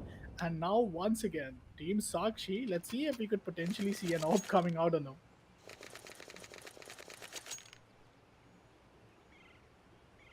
Do see maybe a technical difficulty coming in from the side of Sway. They're trying to fix everything out on the meantime, but regardless, 2 and 4 on the scorecards as Team Sharksheet, with Paradox leading the charge, is just completely rolling down everyone. 6 and 1 and 4 for him. Sway trying to keep up with the 3 1 and 4, while Rakazone does have 3 kills to his name as well. Nova in his hand, while Sway buys an M4. Things look to be a little bit more different for each side of things here. And this could just get really interesting really quickly here, Upcon. Because now that Paradox has pretty much exhausted his strat book, it's time for something new. And if Sway's the one who jumps onto the roof this time around, that's a high ground that could just turn the tides of this battle. Potentially. I think the first round was a big treat, if you especially ask me. That first round went all the way in through these close fights, and Paradox still coming out on top. But yeah, I think a 2-4 scoreline. We still have two more rounds remaining for the first half to get us done, and then I think would be the side swap, and that then I think is where the real side and the final half of the entire show match begins, only to be followed with the BO5, a big BO5 which we have on the way in between Team Red Syndicate and Team Narcos. It's fired up alongside SK Wow, two of the most, I'll say, a skillful player in the scenario for now, and they have really proven themselves in so many times, especially if you have been tuning in the CSGO actions lately, and they'll be playing up with the skills which is going to be Paradox alongside Sway. So this is going to be interesting BO5, but yep, I think the pauses are all going to be sorted out, the technical difficulties are all sorted out, and we will get the game started quite soon. Meanwhile, any one of you guys new to this entire stream, this is a big chance for each and of these players, as 50,000 prize pool is on the line in this tournament between Red Syndicate and Narcos. Meanwhile, it is the Lenovo Tech World Indian Edition presenting the dynamic duo CSGO. And before the action in the grand finals, it's definitely the show match, which is now at the decider map, which I was personally being really anticipated for, the map of Lake. But here we go, round number 7 it is. And this round 7 has to be a Raka zone round, or else the lead would just be too good. But Sway already is up all the way towards the rooftop. Oh, this is my favorite angle to hold off. Yeah, remember what I said about Sway now taking the roof control? I might for it, but Paradox Oh, way better on the engagement. Just casually goes in for the flick up and a tap to the face. He can't survive on that one. Paradox just has that aim to make things work, and now he's looking for another one tap to go down in style. The man is now one thing down, Raka, one tap coming in, and Paradox is just absolutely just when he is prepped, ready, and he will take you out. He has that phone number, and he's gonna make sure to call you. 3-5. One final round for the first half to end. And Paradox with a great molly to deny any sort of house control being given away. While Sway is again playing with smart route living. There's a thing, and this time it's Sakshi who gets the thing. Oh, Rocket Zone is down to very low HP and Sakshi denies him. But Sway already has the flank by her side. She must potentially take down the bomb planter, but doesn't manage to do so. Yet it's a pretty doable retake, because Sakshi is down to only one hit. Paradox is up with a big flank, but Sway hasn't yet revealed a position. So both of these players, they have multiple angles to worry about. Let's look after Sway's how she manages to get any kill. Well, Sakshi just takes her away. That's a 6-2 score, and that's a big lead for Team Sakshi. Let me remind you guys, Team Rakazone won the first map at Short Dusk, and after that, it just seems to be a big reverse sweep just coming in as Sakshi. They came up with the previous game win, and now in the decider one, they already have a 6-2 lead. It's a tough one, especially with Paradox hitting shots like that, man. You cannot quantify this into any of your strategies, but Paradox is looking for something a little bit more. Sharkshi following her body pretty much everywhere for this type of fights. So it looked to be a little bit more further forward in these engagements, while Paradox spotted out the first initial player, already knowing that hey, both of them could just be playing inside. As Sharkshi acting as the shark bait. He's a little bit too far in, and our buddy's not even that close. Rockazone gets the first initial frag. Paradox, beautiful one tap over towards the face of Sway. The man is ruthless. Give him a chance. Give them something to play with here. Not really a lot of time. Needs to stick this one through, possibly. Needs to get DP. Find the fight. The fakes don't work. Not against Rockazone. And the pros don't fake. Does not work on him. Rockazone, they are able to lift this one through, but goddamn Paradox, what was this? Shot. A flick of the wrist, man. And just Give her a one break. bullet. Didn't even waste the knee. And then finds himself up in a 1v1, but a great one for Paradox. He's a very A force bar? But a shotgun, wait a minute. Sakshi with a shotgun. Paradox finds one. It's a bar round for Team Rockazone. 1 versus 1. It's Sway versus Sakshi, and Sakshi already up with Nova. She could just hold on the bomb at this moment. The C4 is just right next to her, and that's where, just right on her crosshair, Sway might potentially be heading on. That is so bad. She gets the first hit. She's down to 5 HP. And Sway takes on the first buy for herself. It's Rockazone winning the 4th round, and man, this game is now getting started to be fun, as the first buy for the start of Team Sakshi didn't work quite well enough, but yet they force on for another round. Highly questionable when it came down to the utility usage, but that's completely fine. Paradox, I'm pretty sure you heard all the footsteps, right? You should know that one of the players are already in towards the building. Things are not looking that good for them. Sharkshi trying to make even more noise over the side to allow Paradox to pretty much get away with everything there. Sway, good for the shots as Sharkshi just had no idea what to expect there. Paradox still very much alive in towards the side. Wants to go in for that aggressive play. He is playing the mind games. What Sway is just way faster on the trigger and better when it comes down to the snaps in the face. 5-6 is Team Rocket Zone. They're slowly but surely making that climb back onto the driver's seat. I mean, somehow in this entire game, you'd expect a big comeback. I mean, that's the last thing which I could have expected. It's a 6-2 scoreline, and that 6-2 comes in all the way up to a 5-6, almost an equalizer. We now see Team Sakshi in an eco. Oh, the headshot has to be pretty much it. I think Paradox, he misses most of his shots, just one body shot landed, and Rocket Zone down to 38 HP. Yet they have the entire side control, and this is smartly being played. They are playing the objective game right here. They know for a fact that no matter how they stay alive, eventually Team Rocket Zone have to come in and either kill both of the CTs to win the round, or at least get the bomb planted and detonated. And here comes the smoke, so that's a big victory. Oh, the spam is beautiful, but doesn't stop the bomb planter. But Sway has lost almost most of her health bar right there, and being down to 19 and 38 HP, it's gonna be so much undoable, as Raka Zone is the only player with the potential position where he hasn't yet revealed himself, and he has some HP to work with. But Sway, on the other hand, she's down to 19 HP. Dan is of Ascens, and that's where Paradox has to not hold his nerve, rather has to go for the kill. But Sway finds Paradox, and that's an equalizer all the way from 6-2. We are down to a 6-all scoreline. Just have to get even more, a little bit closer when it comes down to these type of fights.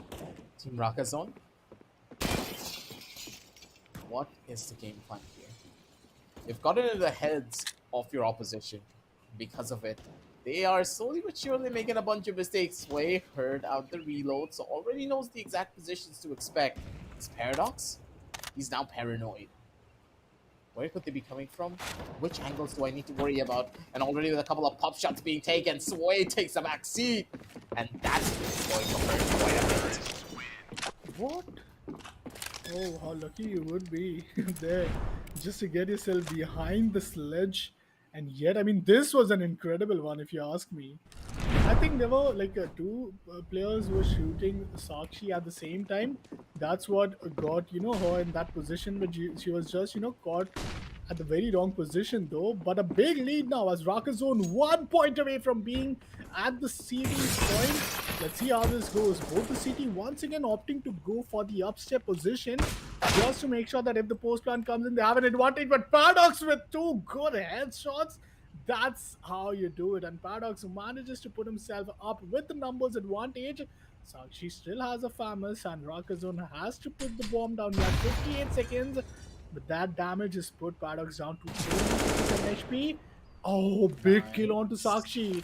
It's all doable at this moment. A smoke and a potential fake, but Paradox gets him out of nowhere, and that's an equalizer.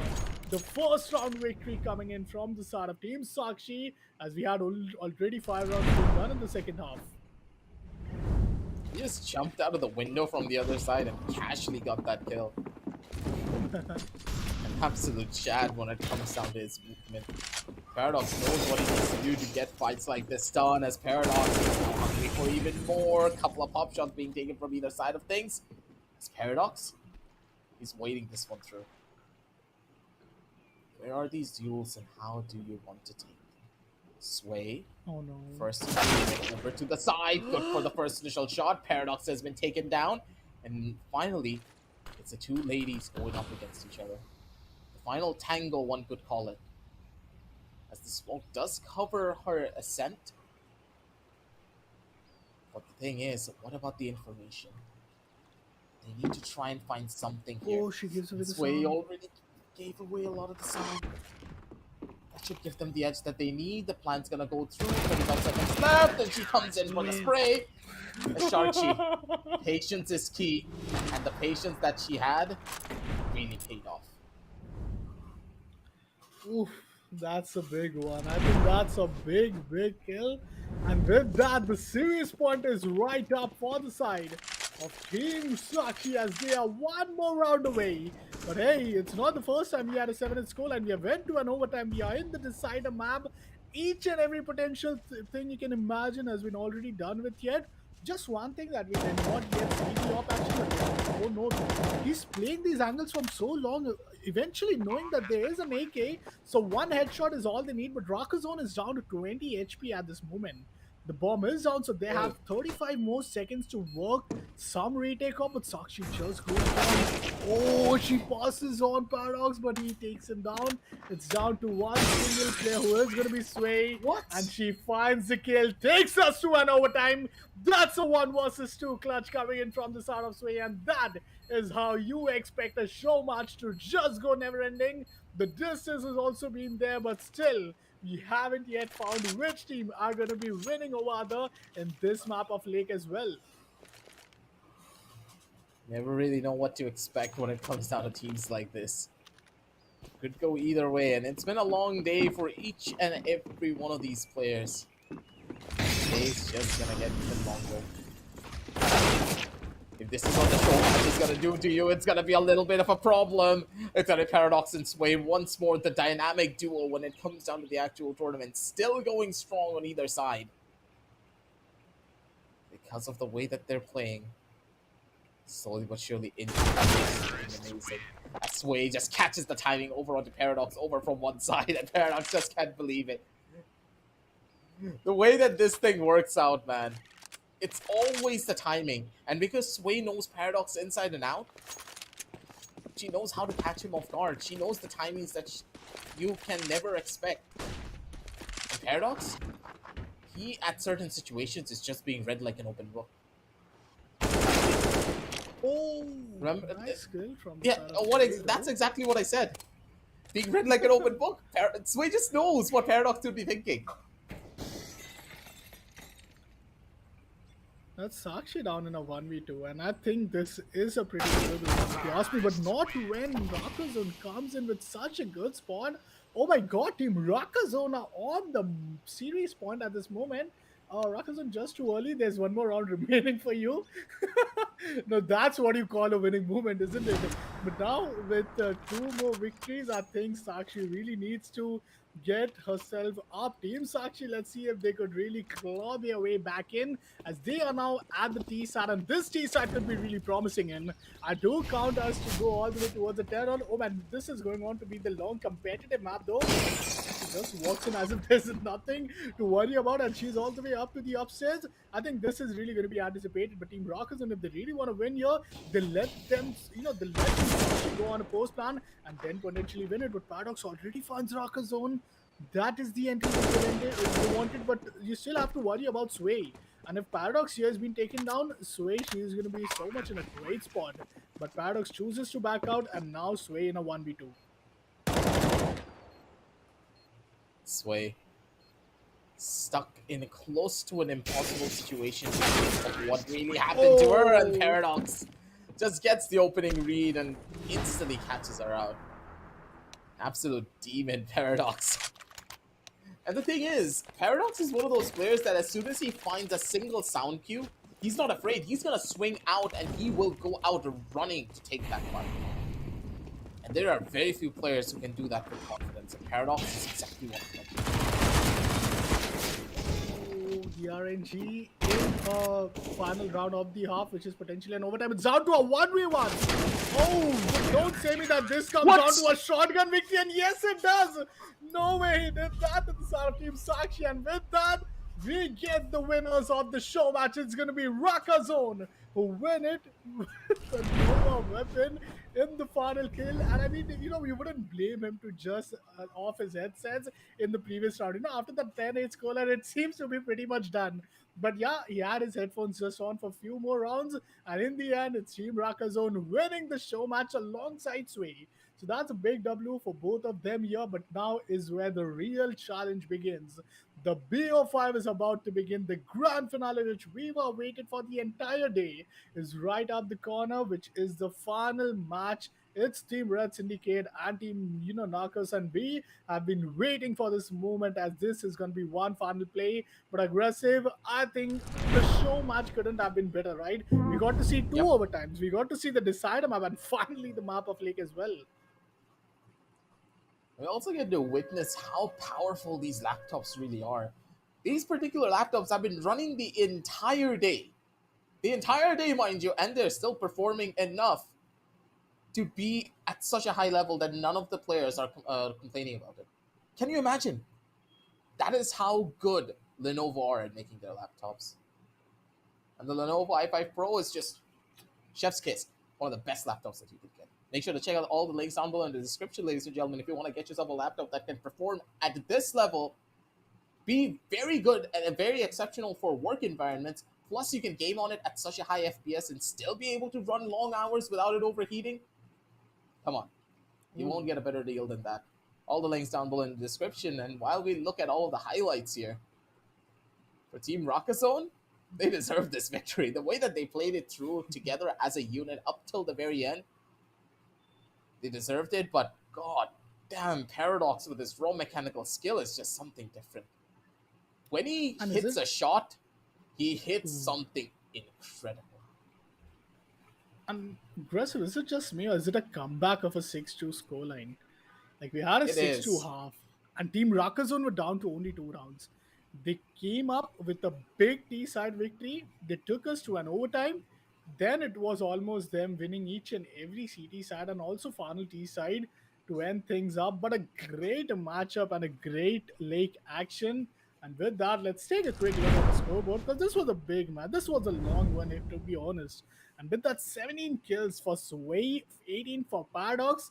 Now that's what you say that the players are warmed up. They are all set for the grand finals as Paradox and Sway will be playing together in the team of Red Syndicate. Well, Narcos, you have one of the most, like I'll say, experienced player whom you would have seen in the scene for a while, which is going to be team, Narcos with Fired Up and SK. Wow, but Rakazone with 50% headshot ratio, 10 kills for him, while Sakshi with 6. Interesting one, just a big treat for all of us. We are seeing these content creators doing so well, but now it comes down to this final play, an 11-9 scoreline. Almost it potentially went into a 20 round. Like normally what we have seen, it comes down to an 8-round victory. You can potentially see a best of 14 or best of 15 rounds, but it went the distance to all the way towards round number 20, and that's where an 11-9 score, and it was almost up for the second overtime. But even if that would have been the case, it would have been really, really entertaining though. Yep, that's for certain. The way that each and every one of these engagements were done, you would know for a fact that both of these teams, they were at pretty much peak performance. And because we have seen such performances coming in from Paradox and Sway already, you know that their grand finals matchup will be hype. They're warmed up, they're ready, and they're just going to take a small little break before we jump on down over to the grand finals. Every one of their setups are already done. Sway just needs to move her keyboard and mouse, or Paradox probably needs to move her keyboard and mouse, and just sit next to each other, and they're done.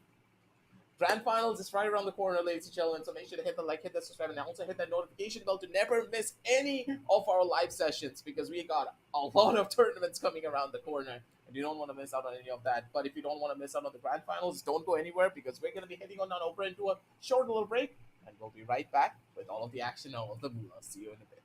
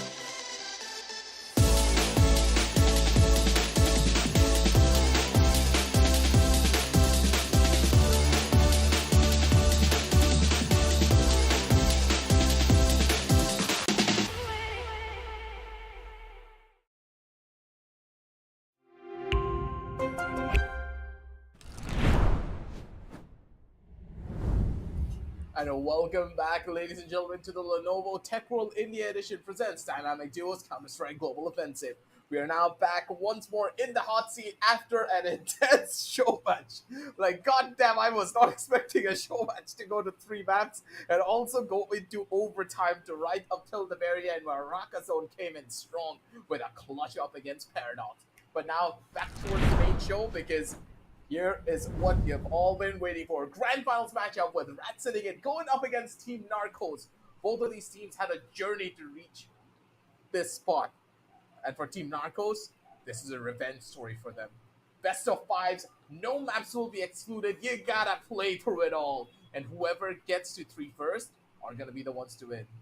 And Upcon, I really want to ask you, who do you think has the mettle to take it? Because for Narcos, they played a bunch of games. But for Rat Syndicate, they have tasted victory. Oh yeah, they have, and I think Team Narcos they have played 3. Red Syndicate have played 4. Just the matter that the 4th one was all the way in with 2 different teams for Sway and Paradox. Though first matchup, it's going to be Cobblestone, which we'll be heading forward for First the first Cobblestone time. of the day. We'll see it. So that's epic. Then we have none other than Chalice. Then we have Short Dust. Then we have Lake. And to end things up with the decider, it's going to be Boyard. Narcos picks the first map of Cobblestone. So Narcos, it was their pick. They really made it count. And they really want to make sure that they get the head start in the series because it's not just a series at this moment. It's going to be more of a marathon these players have been playing on since the noon. And man, it's been so long hours for these players, yet they are able to put up such a great performance just the way the Lenovo laptops have been doing all day long. Oh man, aggressive. I'm in love with this laptop at the same time as I'm in love with this game and all of the teams as well. You're loving the laptop a lot more. Don't lie to the audience here. Because when you have a laptop this good, why wouldn't you have be able to, right? You gotta consider all the links down below in the description, ladies and gentlemen. Get the Legion 5i right here and right now. You don't want to miss out on any of the offers that Lenovo have for you. I'm pretty sure these offers won't even be here after this tournament has expired. Links down below in the description. Check it all out. You need to get this laptop because imagine these players have been playing on 4 laptops for the entire day and they're still able to give this good performance. So that is saying something. Laptops that I used to use can never give this level of performance and have this good of food. So moving on down from that, ladies and gentlemen, Rat Syndicate versus Team Narcos. Game number 1 is now underway with Cobblestone being played for the first time. And which team will be able to take it? We're going to be able to find that out soon enough. Oh, it's the first pistol round of the grand finale.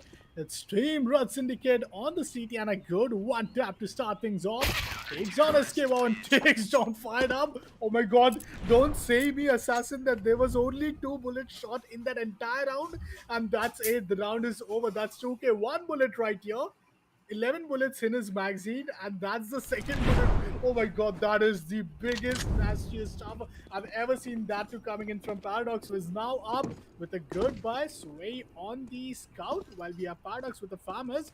But towards the LT, towards Narcos have already worked their way in, but Sway not good for any damage. It's down to Paradox in a 1v2.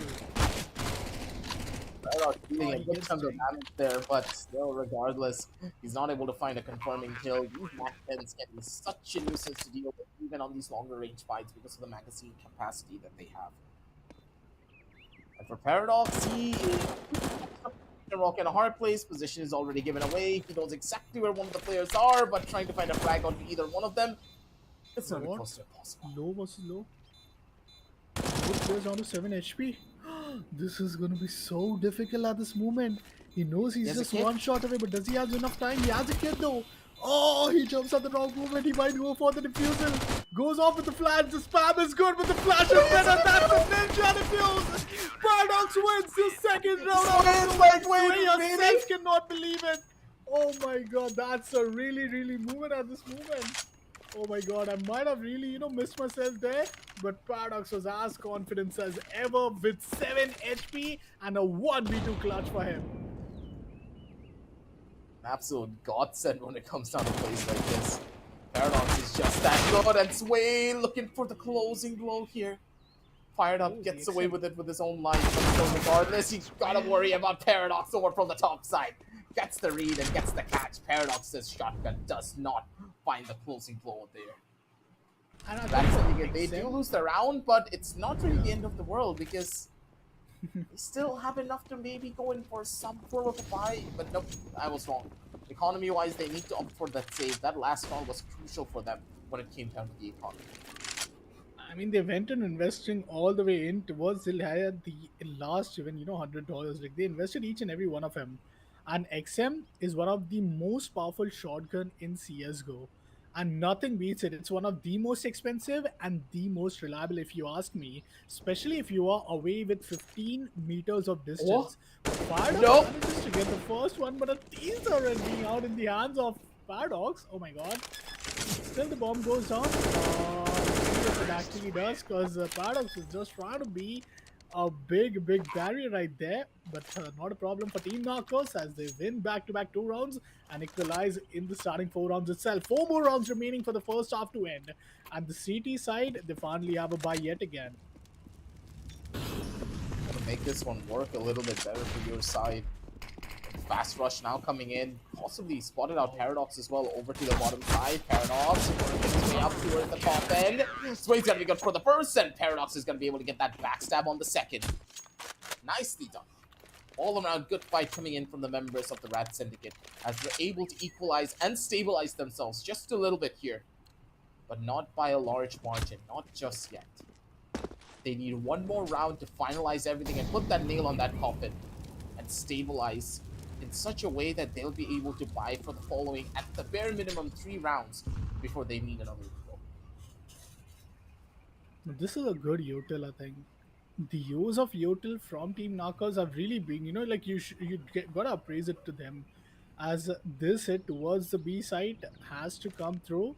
1 minute remaining, and already the LT is being such a strong way. Oh, she gets one with the blink right on her face, and Fired Up managed to take it down at the same time. Now it's down to Paradox once again. He has the defusal kit though, but they are walking in behind him. So this is what really is the concerning part, as Paradox has to worry about 2 different angles. While the bomb hasn't been up yet towards the side, Paradox is already wanting to clear the first side, but this is so well played from Fired Up as he is not giving any movement at this point. And Paradox, oh man, this is a difficult one. SK Wow is just behind him at the right moment. Paradox is just standing by a good hole, gets the first kill, anticipates the second to come on from the backside itself, but that's what gives SK Wow a big competitive edge, and that gives himself the third round, a 3-all scoreline. And this entire game so far in the grand finals has went all the way toe to toe with a 2-0, then a 2-1, 2-all, 3-2, and a 3-all at this moment. But 2 more rounds remaining for the first half, and oh, this could have been really, really close. But I mean, that was a kind of a big advantage for Fired Up who took the early control. But this time, Sway gets taken down. The flash, the team flash, not the ideal one, but now it's again Paradox in a 1v2. Could be that game changer for the team, but it's just not working.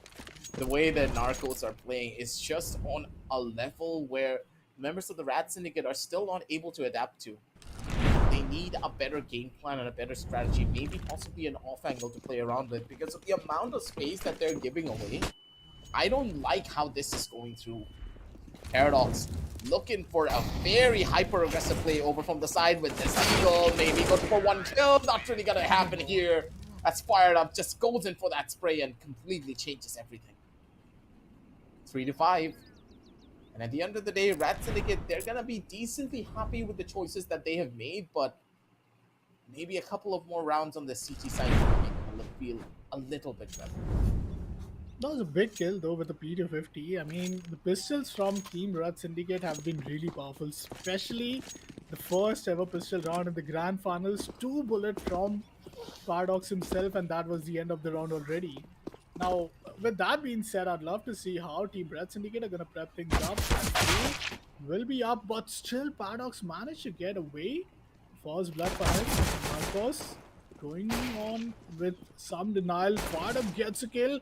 The close range block, it's really promising. Fired Up in a 1v1 is up against the side of Paradox. Paradox really playing the juggle peek here, but jiggle peek doesn't work always. They're all playing around the entire ground, and Fired Up gets a 1v2. Ah, the pre-fire was beautiful, and Paradox cannot believe it that they just walk away with the 6 round, the Fired Up clutch. Oh, this was so much needed, but all of a sudden now, Team Red Syndicate are in the toughest possible position, and the force buy is their only last hope for survival. He's gonna hit those shots in a way that you really expected. Here comes one from the side. Paradox. So good with the UMP. Has the angle, has the timing, and has the positioning to make that one work. Beautifully done. Now is where the game really begins, you know. The force buy doesn't stop Team Narcos from losing and yet not buying it. Sways up with the UMP while you know, Paradox comes up with an AK. Even if they lose this round, they have a pretty good, you know, backup for them. So 1900 loss bonus, not a big problem, as they will still have those AK, but some damage being inflicted. And thank God the SMG, the Mac, you know, MP9 still helps them. But here comes the false blood. Paradox takes him out. Fired Up takes an instant trade. It's down to Sway. The UMP for her. And let's see if that could work the magic. The spam is good, but Sway gets the final kill, and that's the 5th round. Team Red Syndicate, they keeps their hopes alive in the Cobblestone. And now it is down to the final 5 rounds remaining. Team Narcos just needs to win 3, while Team Red Syndicate needs to consecutively win at least 4 of them to make sure that they be the first team to get towards the 9 point.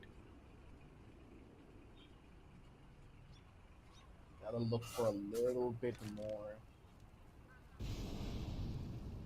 SKY with this Deagle. It's an absolute legend when it comes down to fights like this, but still these fights are very difficult to take as well from time to time. Paradox is gonna get shut down, and his weapon is now fodder for the enemies. Fired Up, good for the play. Sway doesn't really have enough of an angle or enough of a timing to maybe find something here. And the fact that they spread themselves out this thin, I don't really understand what could have been the game plan coming in from the Rat Syndicate, knowing that Sway just has an op in hand. They needed to play this one together instead.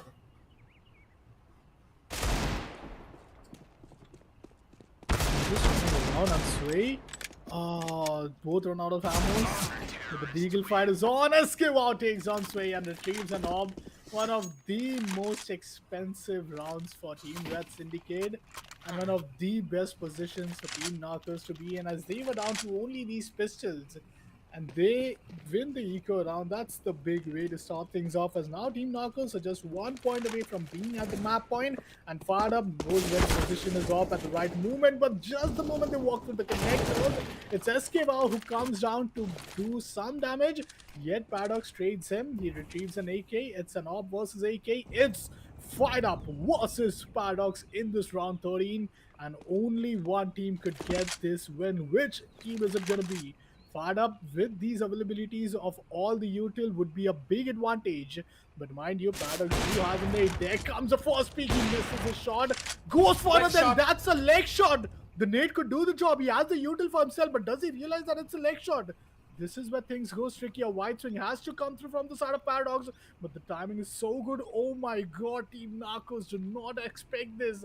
They're moving in the right direction, and what? Paradox still gets the kill, and that's Team Red Syndicate, who denies the map point, and they live for another round just to make sure that the map point is not yet being given away, because the economical situation for Team Narcos are really going to hamper if they lose another round, as they did add an eco in the previous one, so that's something which will back them up the buy of this round. But after this, it's kind of dicey. Fired Up, good for the first kill already. Sway not really being able to find an engagement that she would have wanted there. Not again. Paradox, good for one, but he's not going to be good for the secondary. Map point already being given away, and that was a little bit too much of an over-aggressive play coming in from Sway. They need to slow things down there before taking that first initial engagement, and Team Narcos, they're able to walk away with it. Tough spot to be in when it comes down to situations like this. And on a 6 and 8, you really don't want to take these fights anymore. And with that first kill over onto the face of Paradox, and Sway with only a scout in her hand, I think she's done for here. Popcorn. it'll be a miracle if she's able to pull this off. Oh, mind you, that would really be so good, but not with the nade. It's down to 47 HP. Still manages to survive. But with a scout, like we have seen Sway's action in SG, but with a scout, it's really kind of, a difficult one, especially if you're on an AK and your opponent team is almost on the verge of getting the map point. And here we go. The ninth round is secure. Team Narcos. They get a head start in this entire, I'll say BO5 series. And, here's the thing. We were talking about Cobblestone being the first time we are seeing Cobblestone at this moment, and Team Narcos, they choose to play it in the very first map. Let me remind you that this was a pick from Narcos, and they were so set for it. They looked all ready for this entire map. Their strats were so good. They knew, the margin of error from the side of Team Narcos was this small, so that team, Red Syndicate would even capitalize on it. There was not even any mistake, if I really point out. Like, they even won some of those two pistol round, which was like, not just the pistol round. I mean, it's one of those eco round where they capitalized on an AK and an AWP, and that's where the entire situation for Team Red Syndicate, it Yep. just, like blew away. But with that, Cobblestone is up from the start of Narcos, and they be victorious in it with a big scoreline. Now it comes down to the remaining four maps. As now, if Team Red Syndicate really want to make some, like I'll say a statement right here, they have to win the very next map, and this isn't going to be that easy because Team Narcos, they are True. all set and their strat really looks so beautiful at this moment. It's gonna be a tough one to break into. Team Narcos, they've come towards this grand finals with a plan. And yeah, the members of Rat Syndicate, they're warmed up and they're ready, but when you think about it, they haven't really gotten a chance to rest now, have they? Team Narcos on the other side, they've gotten an even bigger opportunity to just take a little bit of a chill pill, just gain their energy back, maybe get a snack or two and just refresh themselves. But for the Rat Syndicate, both of these players, they've played through another best of three on their show match and then came here to play again. No breaks, no nothing. So you know that the teams, they have to be feeling the fatigue here. For Team Narcos, maybe it's a bit less, but hopefully the Rat Syndicate are going to be able to just reconcile with each other and just talk it through. They need to have that team spirit up and running if they want to win this one. Because for Team Narcos, victory, it's right around the corner. They're within sniffing distance. I think, that's where that eco really turned them so bad. And with that, they after that eco round, they only managed to win one of those round, which was once again Paradox, with the UMP, and that was a big win. And 9-6, not the worst, but yeah, fired up with 15 total kills. Paradox with 12, Sway with 4, and SK Wow with 8. The headshot percentage almost down to 0 for Sway though. But this was just the first round, the first map of the entire series. We have four more maps remaining, and with up next map being Chalice, I think this is one of the most amazing map where the previous time when we saw these two teams competing up against, it was almost a decider map, and in that decider map, it was in team head to head, it was Team Red Syndicate who won it, and that what it was down to Sway who did most of the heavy lifting in that map. So I'm really counting on Team Red Syndicate at this moment. But if you are Team Narcos and if there's ever a chance for you to become the champions tonight from taking this title home for yourself in the Lenovo Tech World India Edition, this is the chance for them to make sure that they completely take their 3-0 series right here, right now. Because even if Team Red Syndicate get one single chance, oh man, that's going to be so difficult for them then to stop the momentum. As we mentioned, Chalice is going to be the second matchup, which is a pick from the side of Red Syndicate. They know that they have really been good in head to head when it comes, and not only just good, but also they have been like it's one of the only map where we saw very competitive, like equal side. It's a kind of a balanced map, if you ask me. Either side you start things off, it does come down to your performance in the second half and what scoreline really leaves you behind with the score series. But with that dust, like short dust is also going to be something where we could really head on if it's a tunnel. Yes, it do be as such. The way that Chalice is now playing out, I really want to know what could be the game plan for them here. You just stated it as well. Sway needs to just step up. There's no other way to put it. Whenever Sway is performing, you know that the members of Rat Syndicate are gonna have a good time. It doesn't matter what Paradox does. If Sway is able to go in and just shut down her opposition, there is nothing that can stop this team. And at the end of the day, this is how it's gonna pan out. Team Narcos, what do you have in store for us for this map? You did lose here before, and that loss needs to fuel something inside of you if you want to hold this one down. Maybe good for the first initial kill. That's a wrap for them. And they need to find the skill quickly. That's going to be one. That's going to be the second. Fired up with the dual Berettas. Just absolutely blast them down over into the ground. And Paradox can't believe it either.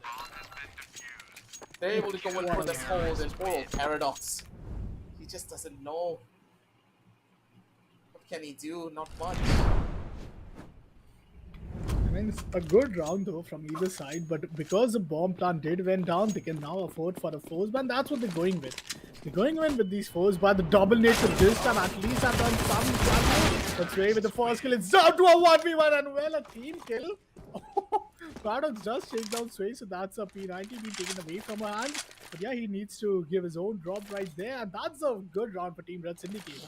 Did miss the pistol, but never miss, you know, the post-plant scenario, and then get away with the second force by round. Now it's a bad eco condition for the Narcos, and these double nades onto the, you know, like Churchgate really looks good, but still, I believe Team Red Syndicate do have a big advantage. They do not want to just miss it. And Paradox, he has an AK at the same time. So losing Paradox means giving away an AK to Team Narcos. The bomb does go down. Escape out with only 2,000, but well, Sway, good to get the kill. Now it's down to Fired Up with the mag. Doesn't able to do much damage, and that's the second round. Team Red Syndicate, they look good in their own mapping so far. You just have to keep the team morale up.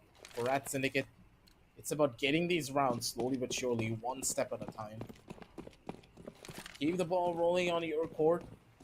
Just keep it in position. Look for maybe the first shot and escape out. I mean, did he get caught with his pants down? It does look like it.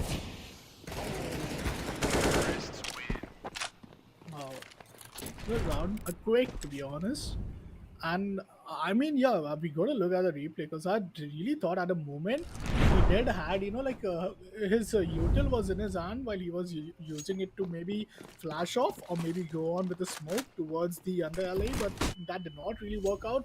Nonetheless, it was an eco. Now it's the bar round, so now we are talking for Team Knockers as they are up with an M4 AS, A1 and an A4, so this could be the potential round, but look at Paradox. This no way he misses that. Sway finds the kill, but Paradox is in a very good position, and without even inflicting any damage, he manages to get the trade. Now it's down to SK. Wow, he's already walked up the under tunnel position. And oh no, this is such a bad spot for the side of Paradox. Team Narcos, they win their first bar round, and this is which was much needed. 2-3 scoreline. Team Red Syndicate being at the T side, you don't have to amp up much at the economy. But yeah, learning from that round, I do believe Team Red Syndicate, they won't go on to boost themselves again. And they this time would really consider the pit push which they are really looking forward for. They're looking to be even quicker on this execute. It's Paradox. Worker from his side with Sway trying to slowly but surely pass on behind him. But maybe a flash. Something needs to be present on this engagement before they can go anywhere. First initial Molly being controlled. Out a very powerful angle, but Paradox! It's the Molly, and that's going to be a costly one. Fired Up took that engagement for free. Now poor old Sway, stuck in an almost impossible situation to try and clutch this one out. Timing is everything. And Fired Up casually just sprays her down. 3-3. Team Narcos, they get another one to equalize, but that's as far as you can go. Good round so far it's been for Team Narcos. With the CT side, a 3-all. 2 more rounds remaining for the first half to get done.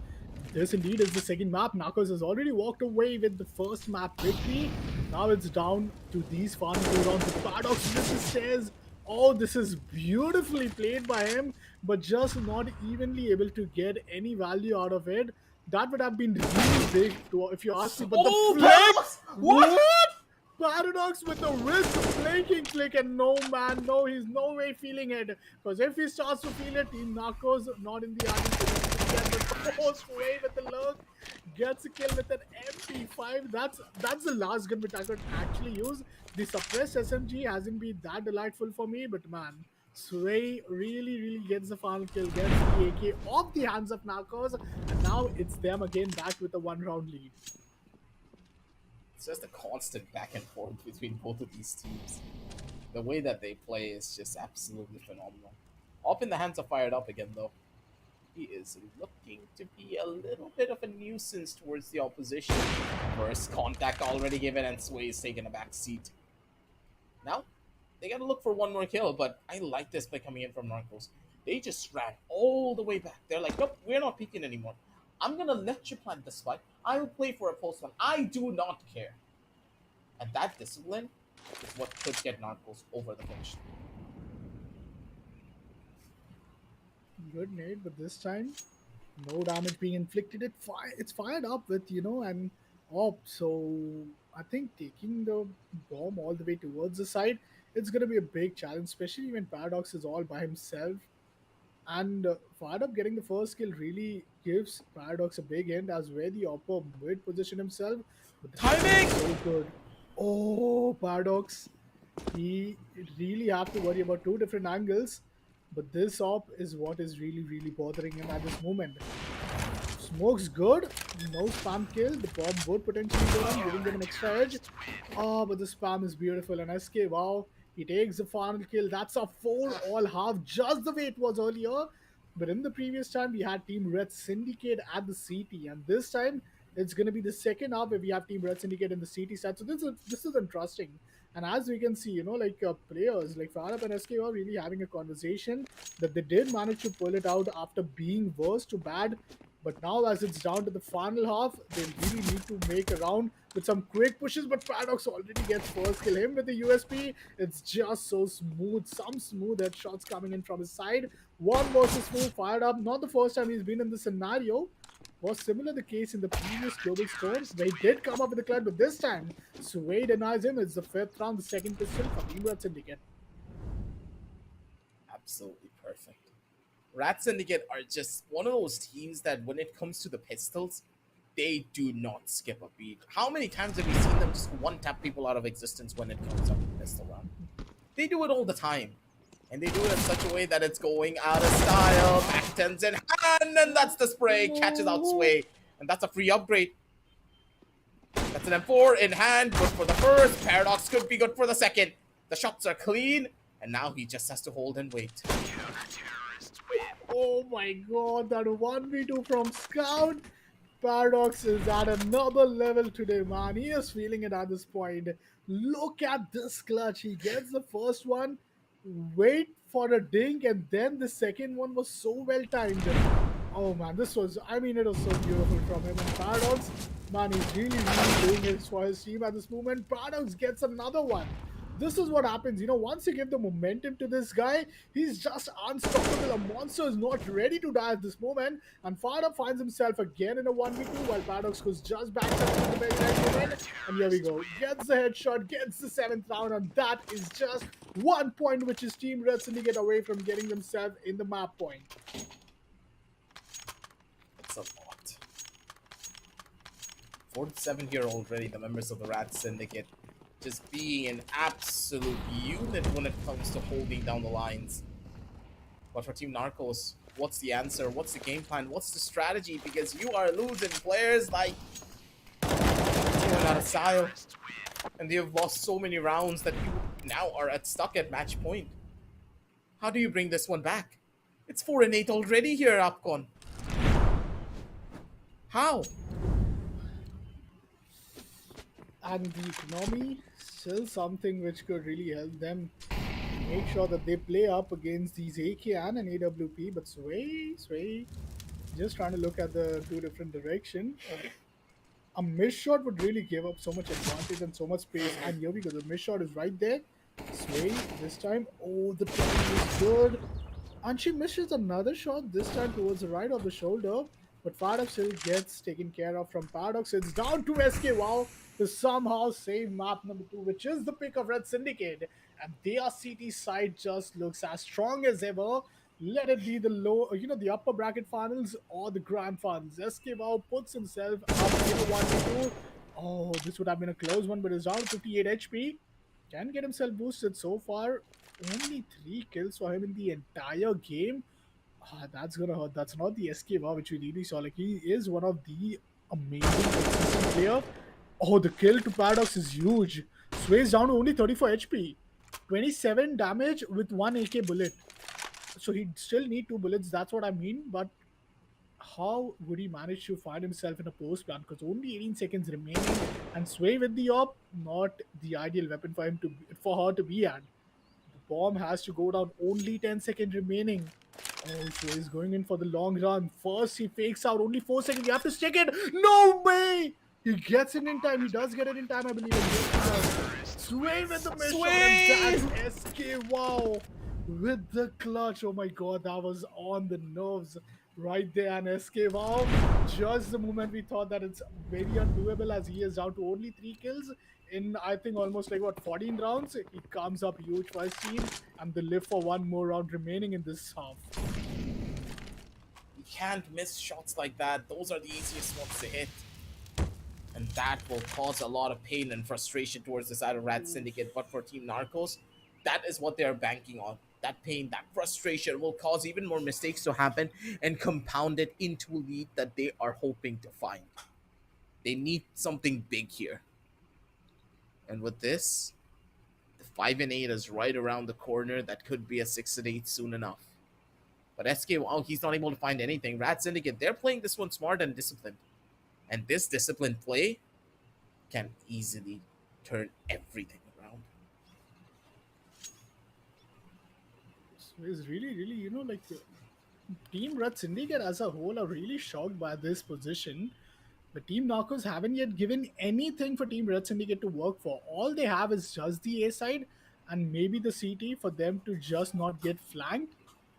And there's not yet been any connection. But it's Paradox with an M4, M4, so that's the only thing that they could really have. But that too gets taken down to SK Wow's AK. Oh, that's Ray who gets taken down. Paradox with the trade. Now this is interesting. The flash, the smoke, 1 versus 1, fired up with that AWP. He gets heard off. It's a difficult one. Paradox just 1 kill away from getting the map point. And there's another miss shot. The spam is good, but the time runs out. And that's Team Red Syndicate winning round number 15. And that's a big win for them. That is the round which will take them at least to map number 4. And with up next map being the map of short dust, we are at least having been given one confirmation that it does goes to the 4th map. Will it go to the decider or no? That is something which we will still be awaited for. But man, what a map it was here at the entire team for Team Red Syndicate, as they do manage to find this map win. If it wasn't the case for them, I think this series would have been long gone towards the side of Narcos. But Narcos, especially SK Wow with only 5 kill, I think players like it's not just you can't just blame them. It's just been such a long day for them. That consistency in terms of them having a consistent performance with the firepower just isn't happening that well for either of them. Yeah, it's a very difficult one when you consider consistency because one game is going to be perfect for you. The next game, you're just going to have a lot of technical problems from your own team play and coordination. Your communication wasn't that clear, and you start to second guess yourself. And that's the thing. Team Narcos just was not in tune. They had no idea what kind of a game plan they wanted to settle for. And because of that, they were in such a tough spot. While on the other side, Rat Syndicate, they had a plan and they were playing together with the buddy system. They didn't have an overarching macro strategy that they wanted to employ. No, they just had one plan being like, okay, let's take church together. Maybe let's take catwalk together. Maybe let's run into tunnels. And they did it together as a team. And that's the main reason why they won on the map of Chalice. Chalice doesn't need any form of rocket science for you to play properly. It just requires the bare bone basics. And Team Narcos, they just failed at that. 6 kill for 3 of the 4 players. So very fast on SK Wow, while Paradox just up a classic. It's just an average Paradox performance in this one with the top frag, no doubt, with a good ADR, an average damage of 111, and almost an 80% headshot ratio. This player is just at another level today, and this is really bringing in it's just bringing in so many like advantages to the entire team itself. While Team Narcos now need to worry about their third map, which is going to be Short Dust being one of those maps where we did previously see either side of these teams competing up against. It was, if I'm not wrong, the second match, and it came down to Team Narcos, who had a big advantage in that map. So Narcos and Short Dust has always proven themselves. I still remember aggressive. It was a 7-1 scoreline, and that was the CT side lead which Team Narcos had in the Short Dust against Team Red Syndicate. So we'll take a look at the video. I mean, just like how long are we going here? Because I think after the 1-all position in the Short Dust, Narcos has picked it.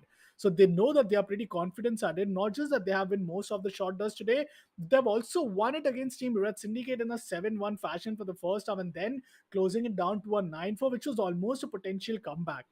So what do you expect? Like Team Short Dust, do we think that Red Syndicate would have really learned a lot out of their first loss, or is it just an advantage for Narcos?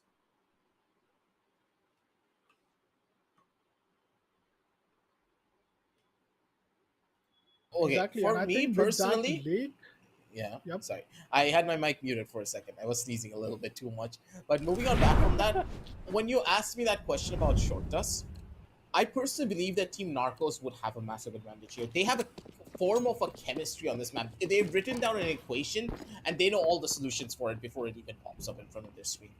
And that's the thing. When you have a certain strategy and a certain play in mind on this map, you can utilize it pretty much everywhere. Sway far away from any likes of a trade, does get caught out, and Paradox giving away his position, looking for that first initial frag. Swing out from the side, good for the first, and goddamn Paradox. You gotta chill there, buddy. Good for the first, and now he's looking for even more. Wrap around, over from one side, swing in from one, and Paradox! How does a jump shot work? How does it? How would At least 5 people stunned at this moment. It's the entire team of Narcos. It's me. I think it's potentially you as well. And the fifth person has to be Sway. Just look after Sway's reaction. How is that even a thing? She would be like, teach me this. Like, how is that not Precise supposed to be known but a good round, man?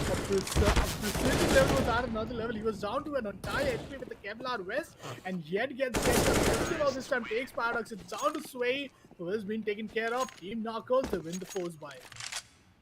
Explain to me, have you ever seen precise gunplay like that? Never when you're in air though, or in aerial.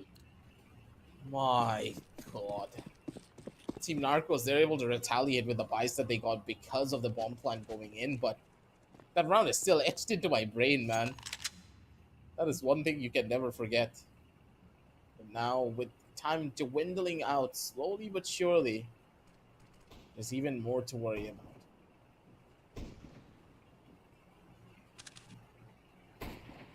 Scout with Paradox. We haven't seen Scout with Paradox much, like if you ask me.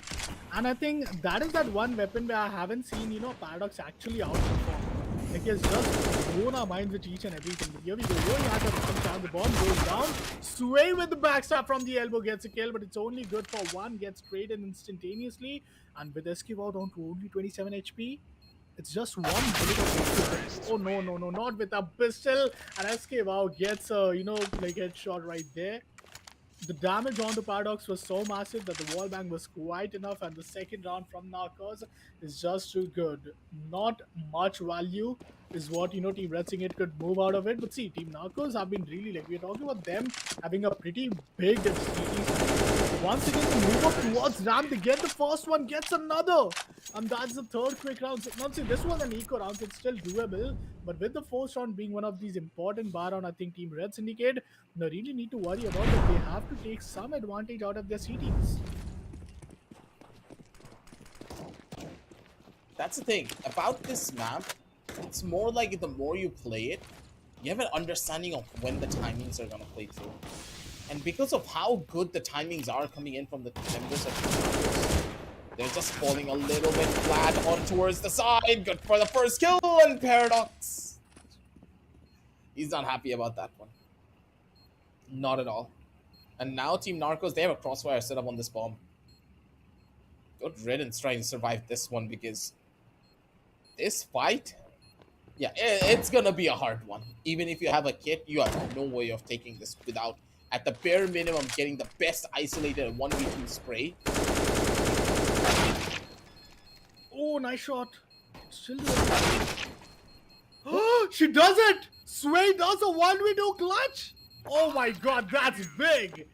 That is Sway in a nutshell right there. When you really anticipate that it's all down to Team Narcos. And I mean, Team Narcos, they're so mad at, like the entire round. You can entirely see SK Wow was really depending on Fire Up at this moment. The flash was good. They might have not really anticipated, but Sway with two big headshot playing up against these AK. Wow, that's a big clutch for Team Red Syndicate. And that's what would give them the momentum that they were desperately looking forward for. Paradox has already taken the T-spawn control. He's going to walk up to the ladder, but oh, he's already heard. This is unfortunate. Fire would really get the better of him, and now it's down to Sway. Paradox really mad at this position, but Sway once again finds herself in a 1v2. Lucky for her, she does have the defusal kit, but is Team Narcos going to give it that easily? That's the question. Both the players holding the tunnel, and well, the easy head kill for SK Wow. The fourth round is up, 2 more rounds remaining. Team Red Syndicate still looking to get some advantage in this half with their CT side.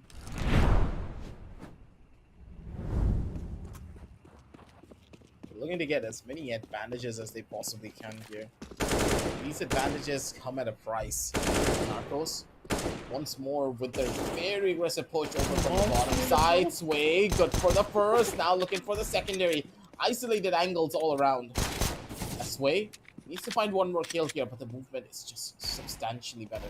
They still haven't been able to pick up this gun, but Fired Up, he needs to contest this. If he gives this one up, and if they're able to pick up this weapon, he's absolutely done for.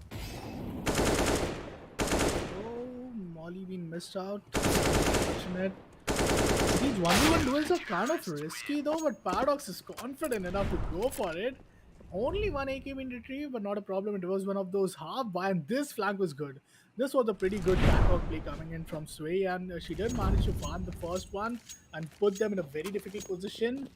Paradox still with the calls. We got this 3-4 scoreline. Worst case is still, a 5-3, but that's still doable. But once again, they move on through the ramps, and it's an AWP play from Sway. So, Paradox finds the first one, but doesn't manage to take him down quite yet. Now, this is a risky peak if he chooses to go again, because there are two players just line up to him. He might as well. Got the kill with SK Wow having smoke in his hand, but no first bloods yet from either side. It's a pretty massive distance that you need to go for the Red Syndicate. It's all about the timings. Fired Up. Good for that first initial kill over under the face of Sway. Now Paradox could have been good for the double. Ooh, Paradox. That was so close. But Fired Up with the reaction time, man. He was able to hit that swing like it was absolutely nothing.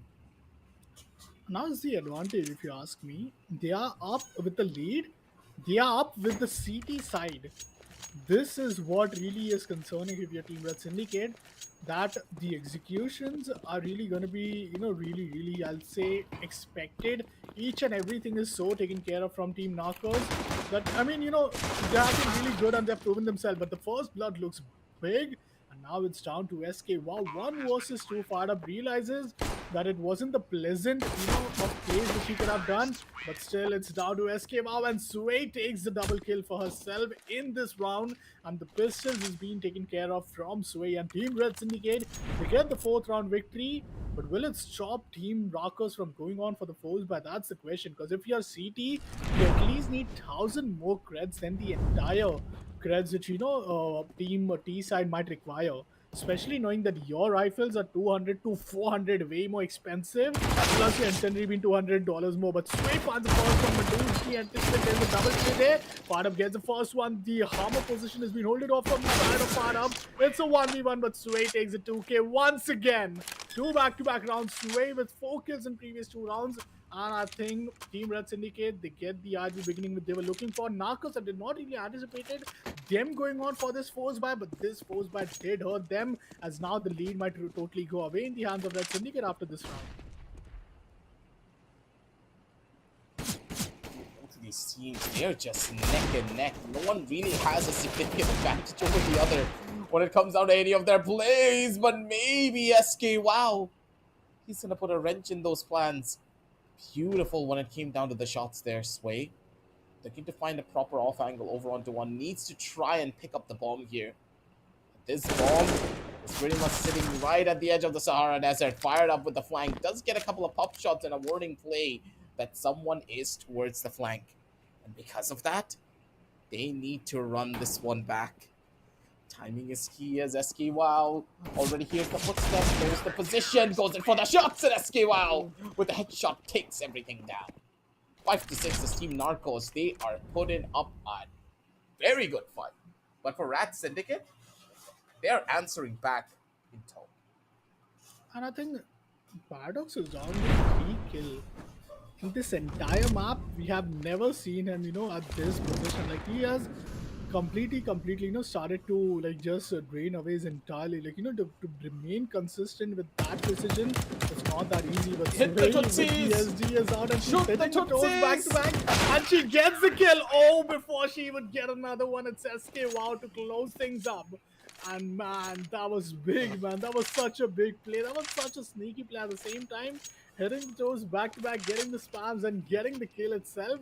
But now it's down to one more round as Team Red Syndicate. They go on for an eco, and this eco could be a potential map point, a second map point for Marcos. Now the push is really good enough towards the tunnel, but from the CT itself, SK gets a kill. Paddock trades it and retrieves an AK. So this is an AK versus M4AS, and this is where the bomb also goes down, but the spam comes through and Fardab is gonna take him down. That's the map point of Team Narcos.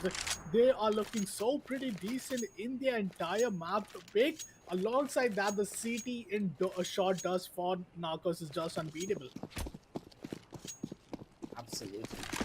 The way that their plays are going down, it's incredible to watch. And Paradox, he's looking to be a little bit more of a game changer here, though. Going on for the wraps. SK Wild's going to be good for the first straight through the box. Well played from his part. And he's already spotted out the last player. Knows exactly where she is. And to find the skill, it's going to be massive. SK Wild, good for a couple of flicks, maybe on two from the side. Knows the exact position and is just going to be able to hold it through. Because he was jiggling the corner when he was trying to run across, he knows one of the more optimum spots. Missed shot's gonna be a costly one. And SK Wow needs to hold this one through. Low on time, low on money, low on pretty much everything. He needs to swing to try to get this kill. He does find it. And ample amounts of time with a defuse kick to boot. They take map number 3 in style.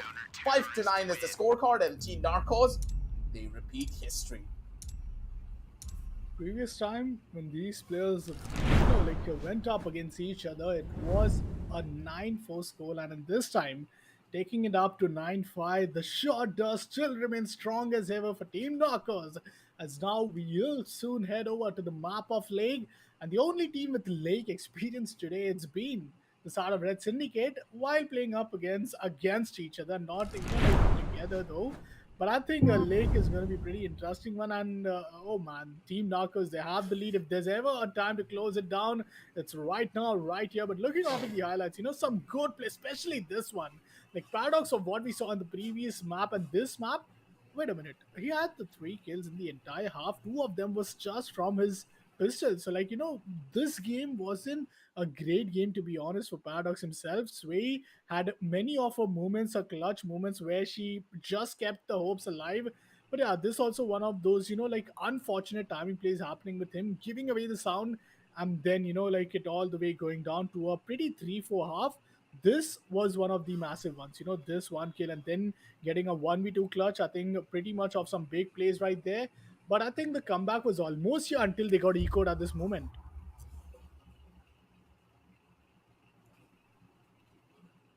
It's just insanity when you think about it, right?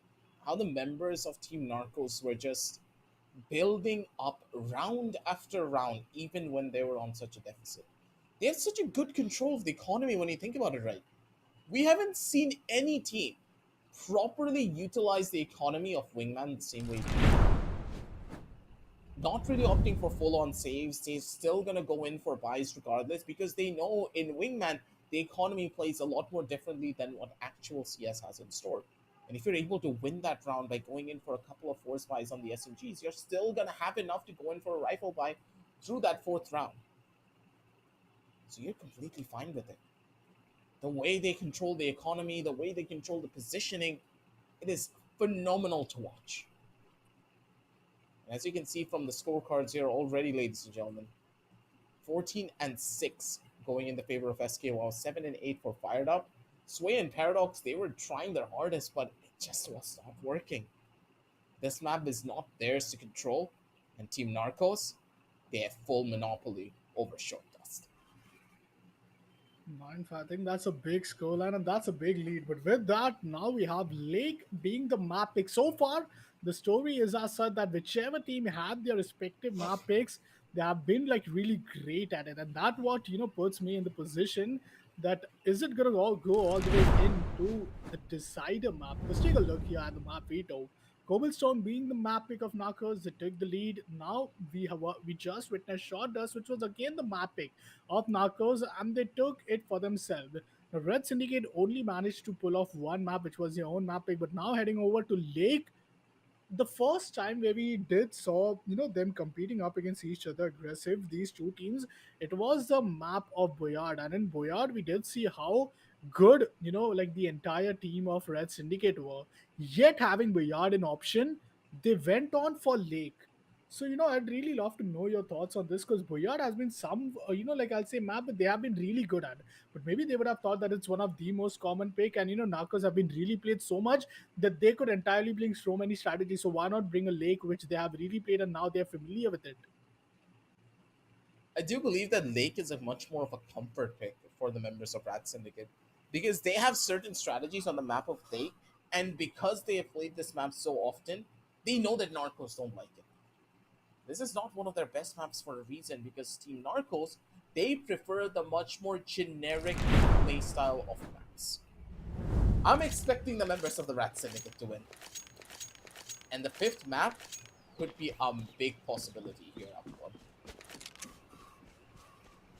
Indeed, and I think with that, we are in for the pistols as now. Team Narcos is up at the CT side. The bomb goes down instantly, just 15 seconds in the round. We already, like Team Narcos find themselves in a post plan scenario. Now behind you, Team Red Syndicate with this post plan, they have been really beautiful. So to retake a post plan isn't going to be easy, but I'd love to see how Team Narcos are eventually going to do it. They have no defusal quick. They have to do it a little quick, but they find the first player though. Oh, the Dink is there, but still Paradox gets a kill. What? How does he find the second one? Oh, it's Sway finding it from another hand, but that's a big round. Oh man, these like Lake plays are really incredible. But okay, Sway was just on top of the stair fence and she gets the second kill. But with that, Team Red Syndicate, they know that this is one of the like point. This a map where Narcos could really turn them down. But just to keep things alive, they once again move it, and within only 10 seconds of planning set the post plan, but the bomb is not yet down, and Fired Up comes up with these plays. And wow, they just always are so good in winning after losing the pistols. Yeah, they know how to control their economy well. And thing is, even if they lost, right, in this previous round, it was fine. They would just go for one more save after this, and they would still have enough money to go in for decently powerful guns on that save and be able to take things a little bit forward. It's insanity how good they are at controlling their economy. And Fired Up, good for the shots with the Galil, man. Long-range Galil shots are not easy to hit. And this guy is making something big out of it. Big round once again. I think Team Knockers. I think the CT side they have really got one thing to know, and that's the flank won't really work on for them. As Team Red Syndicate, they are just heading over to the side and playing in a post plan, and that's what the objective is really happening. Now this time they play a bit slow. Oh, there's a bomb drop from Paradox, which leaves Sway alone with the SG. And let's hope that these long range could really be some advantage of, but Fardab just doesn't accepts any damage incoming, takes way down as well. Third round for Team Narcos, and now Team Red Syndicate has to go on a desperate eco. Gotta go big or you gotta go home here, Rat Syndicate. You need to get yourself on top of the board right here and right now. The rounds are slipping away in between your fingers, and a couple of missed bullets here is gonna cause even more damage. Over from the side, the Galil still doing so much work out here and fired up. He's taking everything inside. Woo. Okay. Good for one though, but I mean, see, here's what I was saying. Like Paradox since two past entire map has just been able to get 6 total kills. 1 at this moment, 5 in the previous one. And this is what starts to really worry if you're at Syndicate. Like he has been someone who has been a big X factor to this entire team. But now the op action and he misses that one headshot, which he really had when was being flashed out. But this skill is huge from Paradox. Now there's another player who's pretty close. It's down to these 1v1 rotations which are going to come through, but the disadvantage for Fired Up is that he needs to scope on and hit while Paradox will be just one left click away. Let's see if this goes well, because the disadvantage for Paradox at the same time is that the bomb has to go down. Imagine this to be a kill. Ooh, no way Paradox shot. gets the kill. Indeed, and that was a crispy headshot. Paradox saves the day for Team Red Syndicate, as if they would have lost another round, it would have been another one of those economical crises for them and their team. That was an absolutely gorgeous play coming out from the side of Paradox. The man just knows how to get those type of clutches under control, and no matter what happens, he's gonna be able to get through that. They have it down to a system, but the system needs to be a little bit more perfect. A couple of pop shots on from the side. It's fired up. Good for the first. Spotted out exactly where Paradox is. A couple of missed shots, a couple of bad sprays, but regardless of it, they're able to live through this one. 5-2. And I don't know about you here, Upcon. They're getting closer and closer towards map point and series point. This map pick is really not going that delightful. I think especially in the pistols, and after going on for these objective plays, it just turns on so bad. But Escobar this time chooses to go and play Waters, and that gives the entire space for Team Red Syndicate to move on to the side. But the flank is something that will be unexpected though. Bomb hasn't yet got down. They'll be pushing in from the backside, but oh, the timing is perfect and they get Paradox down. The flank was beautiful, and he himself can't believe it that Sway finds herself in a 1v2. Galil in her hands, and she could just reverse back them at this moment. But the bomb hasn't yet gone down, so this is where the problem really occurs. And with that, the first half down in a 6-2 scoreline, and with that, rotations being called off, but that's of no use as Narcos are up with a 6-2 scoreline, just the pistol away. And if they win the pistol, I think that should be most of a sudden a big disaster for Team Red Syndicate, as they could not really have much, rounds for them to be, like as a safety margin. The margin of error for them is really down to almost zero. They can't afford any errors at this point. While Paradox gets spotted, gets the first kill, looking for another, but getting down to 27, but doesn't stop him from getting the peaks. Sways up on the upset position. A 1 versus 2 with Paradox is all of a sudden down, and well, that headshot is what he needed, and a big kill. Paradox is going to be denied. The bomb is still down, and Sway playing the time here. Sway is such a good position as well to play around with here. Bombs and gotten picked up, and because of the position that she is playing, she pretty much covered every single corner of this map.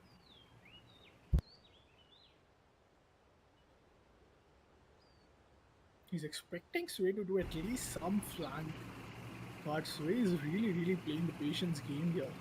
But yeah, there's the one concerning point. If just beneath her, there's a rotation being coming in, but I think that's a very like the biggest brain play Fardab could ever do. And actually, he's going for that play. I think this is big, but another situation. He goes Ooh, on for no, the no, no, peek. no, He no. finds Sway. But this is a difficult position. The door is the only cover, the medium of cover for her. Yet she goes in, she goes down. Oh, the door opens at the right moment. Just one more damage away, and she finally gets it. Oh my god, that was as close as ever. And Sway still keeps the hopes alive for Team Red Syndicate to give any sort of comeback.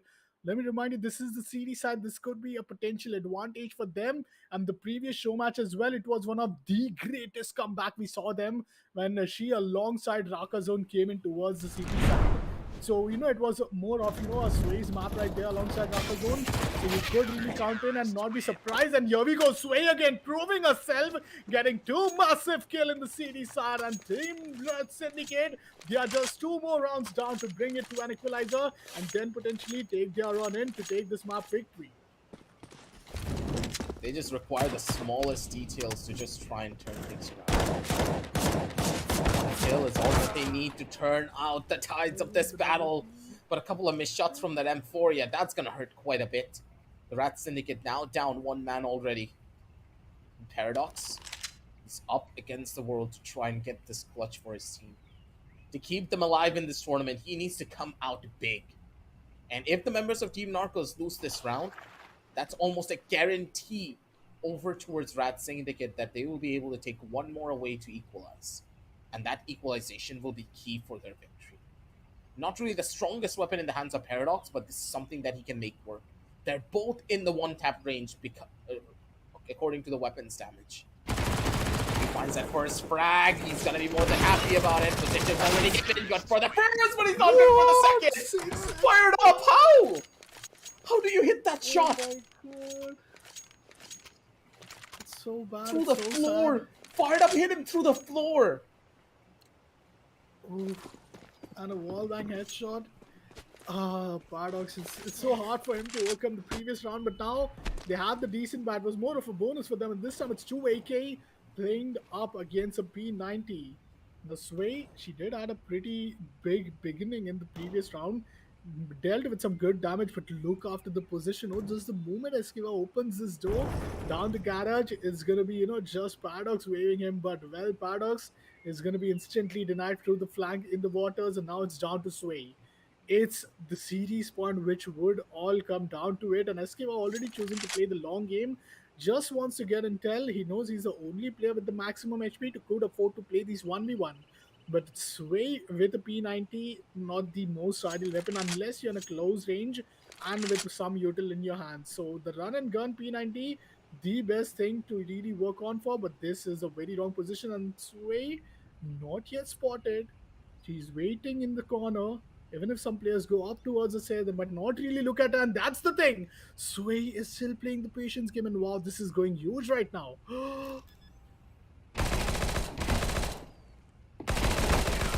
Finds the first, finds another, that's a Sway clutch! For the third time, a 2K Sway clutch in this entire round. They waited all along this way, and finally Sway with this anonymous position. She finds the clutch, and she remains unbeatable so far. Ever you put this player down in a 1v2 clutch, how she delivers as good as all of them. Once in the P90 run and gun, right there, Sway with the 5th 2K of the entire day in this map itself. I think Sway is just keeping the hopes alive for Team Red Syndicate, as once again is back to a 7-6 scoreline. And man, I think we are going the distance here. We are at least going to an overtime, or potentially maybe a heartbreaking 9-7 scoreline. He's supposed to be boosted on these one taps. Could be really disastrous for him if he gets an headshot. But somehow Sway once again is holding on to that P90, even though she could afford a rifle. This is just not looking that good for them whatsoever. Paradox also playing with fire over from the other side of the map. Good for the first kill. That's going to be a 1-for-1 trade from either side. And now fired up. Easily low on the HP. Doesn't have the timing for it. And Paradox just has the better movement and more angles to play for. 7-7. And it just... the requirement to get to this scoreline was just a clutch from Sway. The P90 just doing so much work, and even at the longest of ranges, Sway acted as a distraction so that Paradox could have gotten an isolated 1v1. She's playing for Yeah, the I team, think she's getting the clutches, she's doing everything for the squad. But now, it's complete Paradox's turn to step up to the table. He's gonna be good for good the headshot first. kill. Galil versus AK though. SK wow. Down to 80 HP, and Paradox is choosing to go on for a rotation here. This is gonna put SK wow in a very tough spot, and not just that, Paradox can now wait for SK wow to go on a post plant scenario, but could even move in anyway to this entire house side. He could also climb up the rock and go in from the kitchen area, while SK wow is really looking after all the four windows. But the timing is going to be so big. And that's going to be against SK Wow, if you ask me. Because Paradox is just going to be looking at one angle, but unless SK Wow chooses to flank the flanker, oh, this is huge. Now, this is when we're talking. And he's What? going to take down SK. Wow, Paradox just gets outplayed right there. And what a big brain play coming in from SK Wow. Either one of these two teams winning this round meant that it was almost a big victory. But Paradox, that was the least expected thing which you could have really anticipated. And SK Wow, the call was so beautiful from him. He gets himself in the series point, in the grand finale point. There's just one more round away. They get the first blood. But Paradox is being taken care of. It's down to Sway. The savior for Red Syndicate has to come up big for one more time. But now she has a big advantage. She doesn't have to worry about any bomb. She just has to take down the planter, who's already down to 51 HP, and there's no flank happening through her into her position. But What? the flank What? comes through. She No! comes down, Did you just... and they get the kill. What? Not like this. Dude, that was a 180 headshot. You what?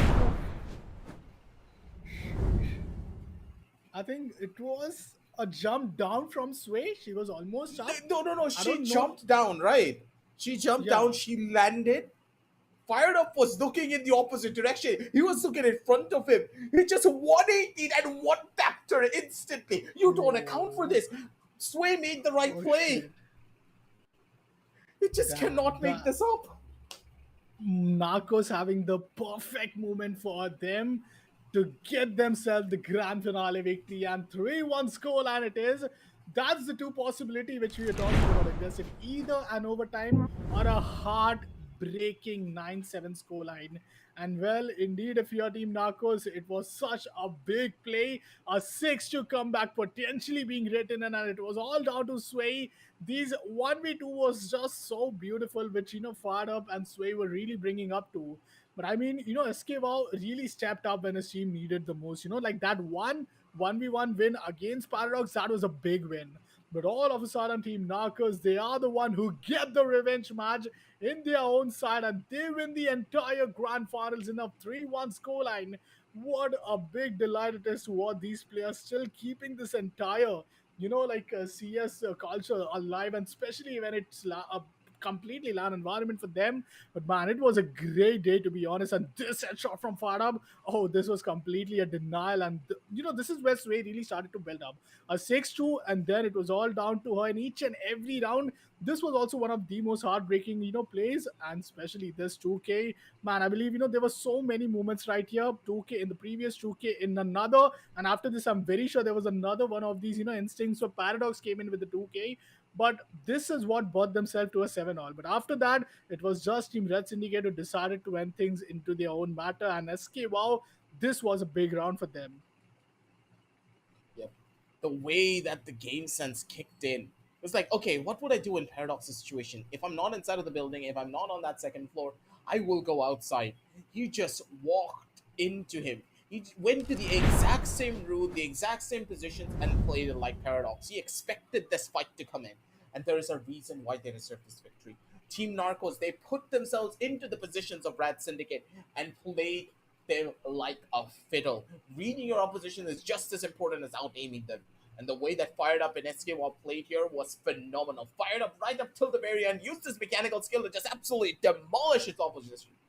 And Sway just didn't have an answer. What could she do? She got 180 headshot, and there was a chance that she could have clutched that round and sent us over onto an overtime. But you can never quantify a player's mechanical skill. And Fired Up And if you make sure that we ask, can never quantify it. the wait, I think, for the Lake map aggressive was in the end actually worth it. Either side, the show match of Lake went to a double OT.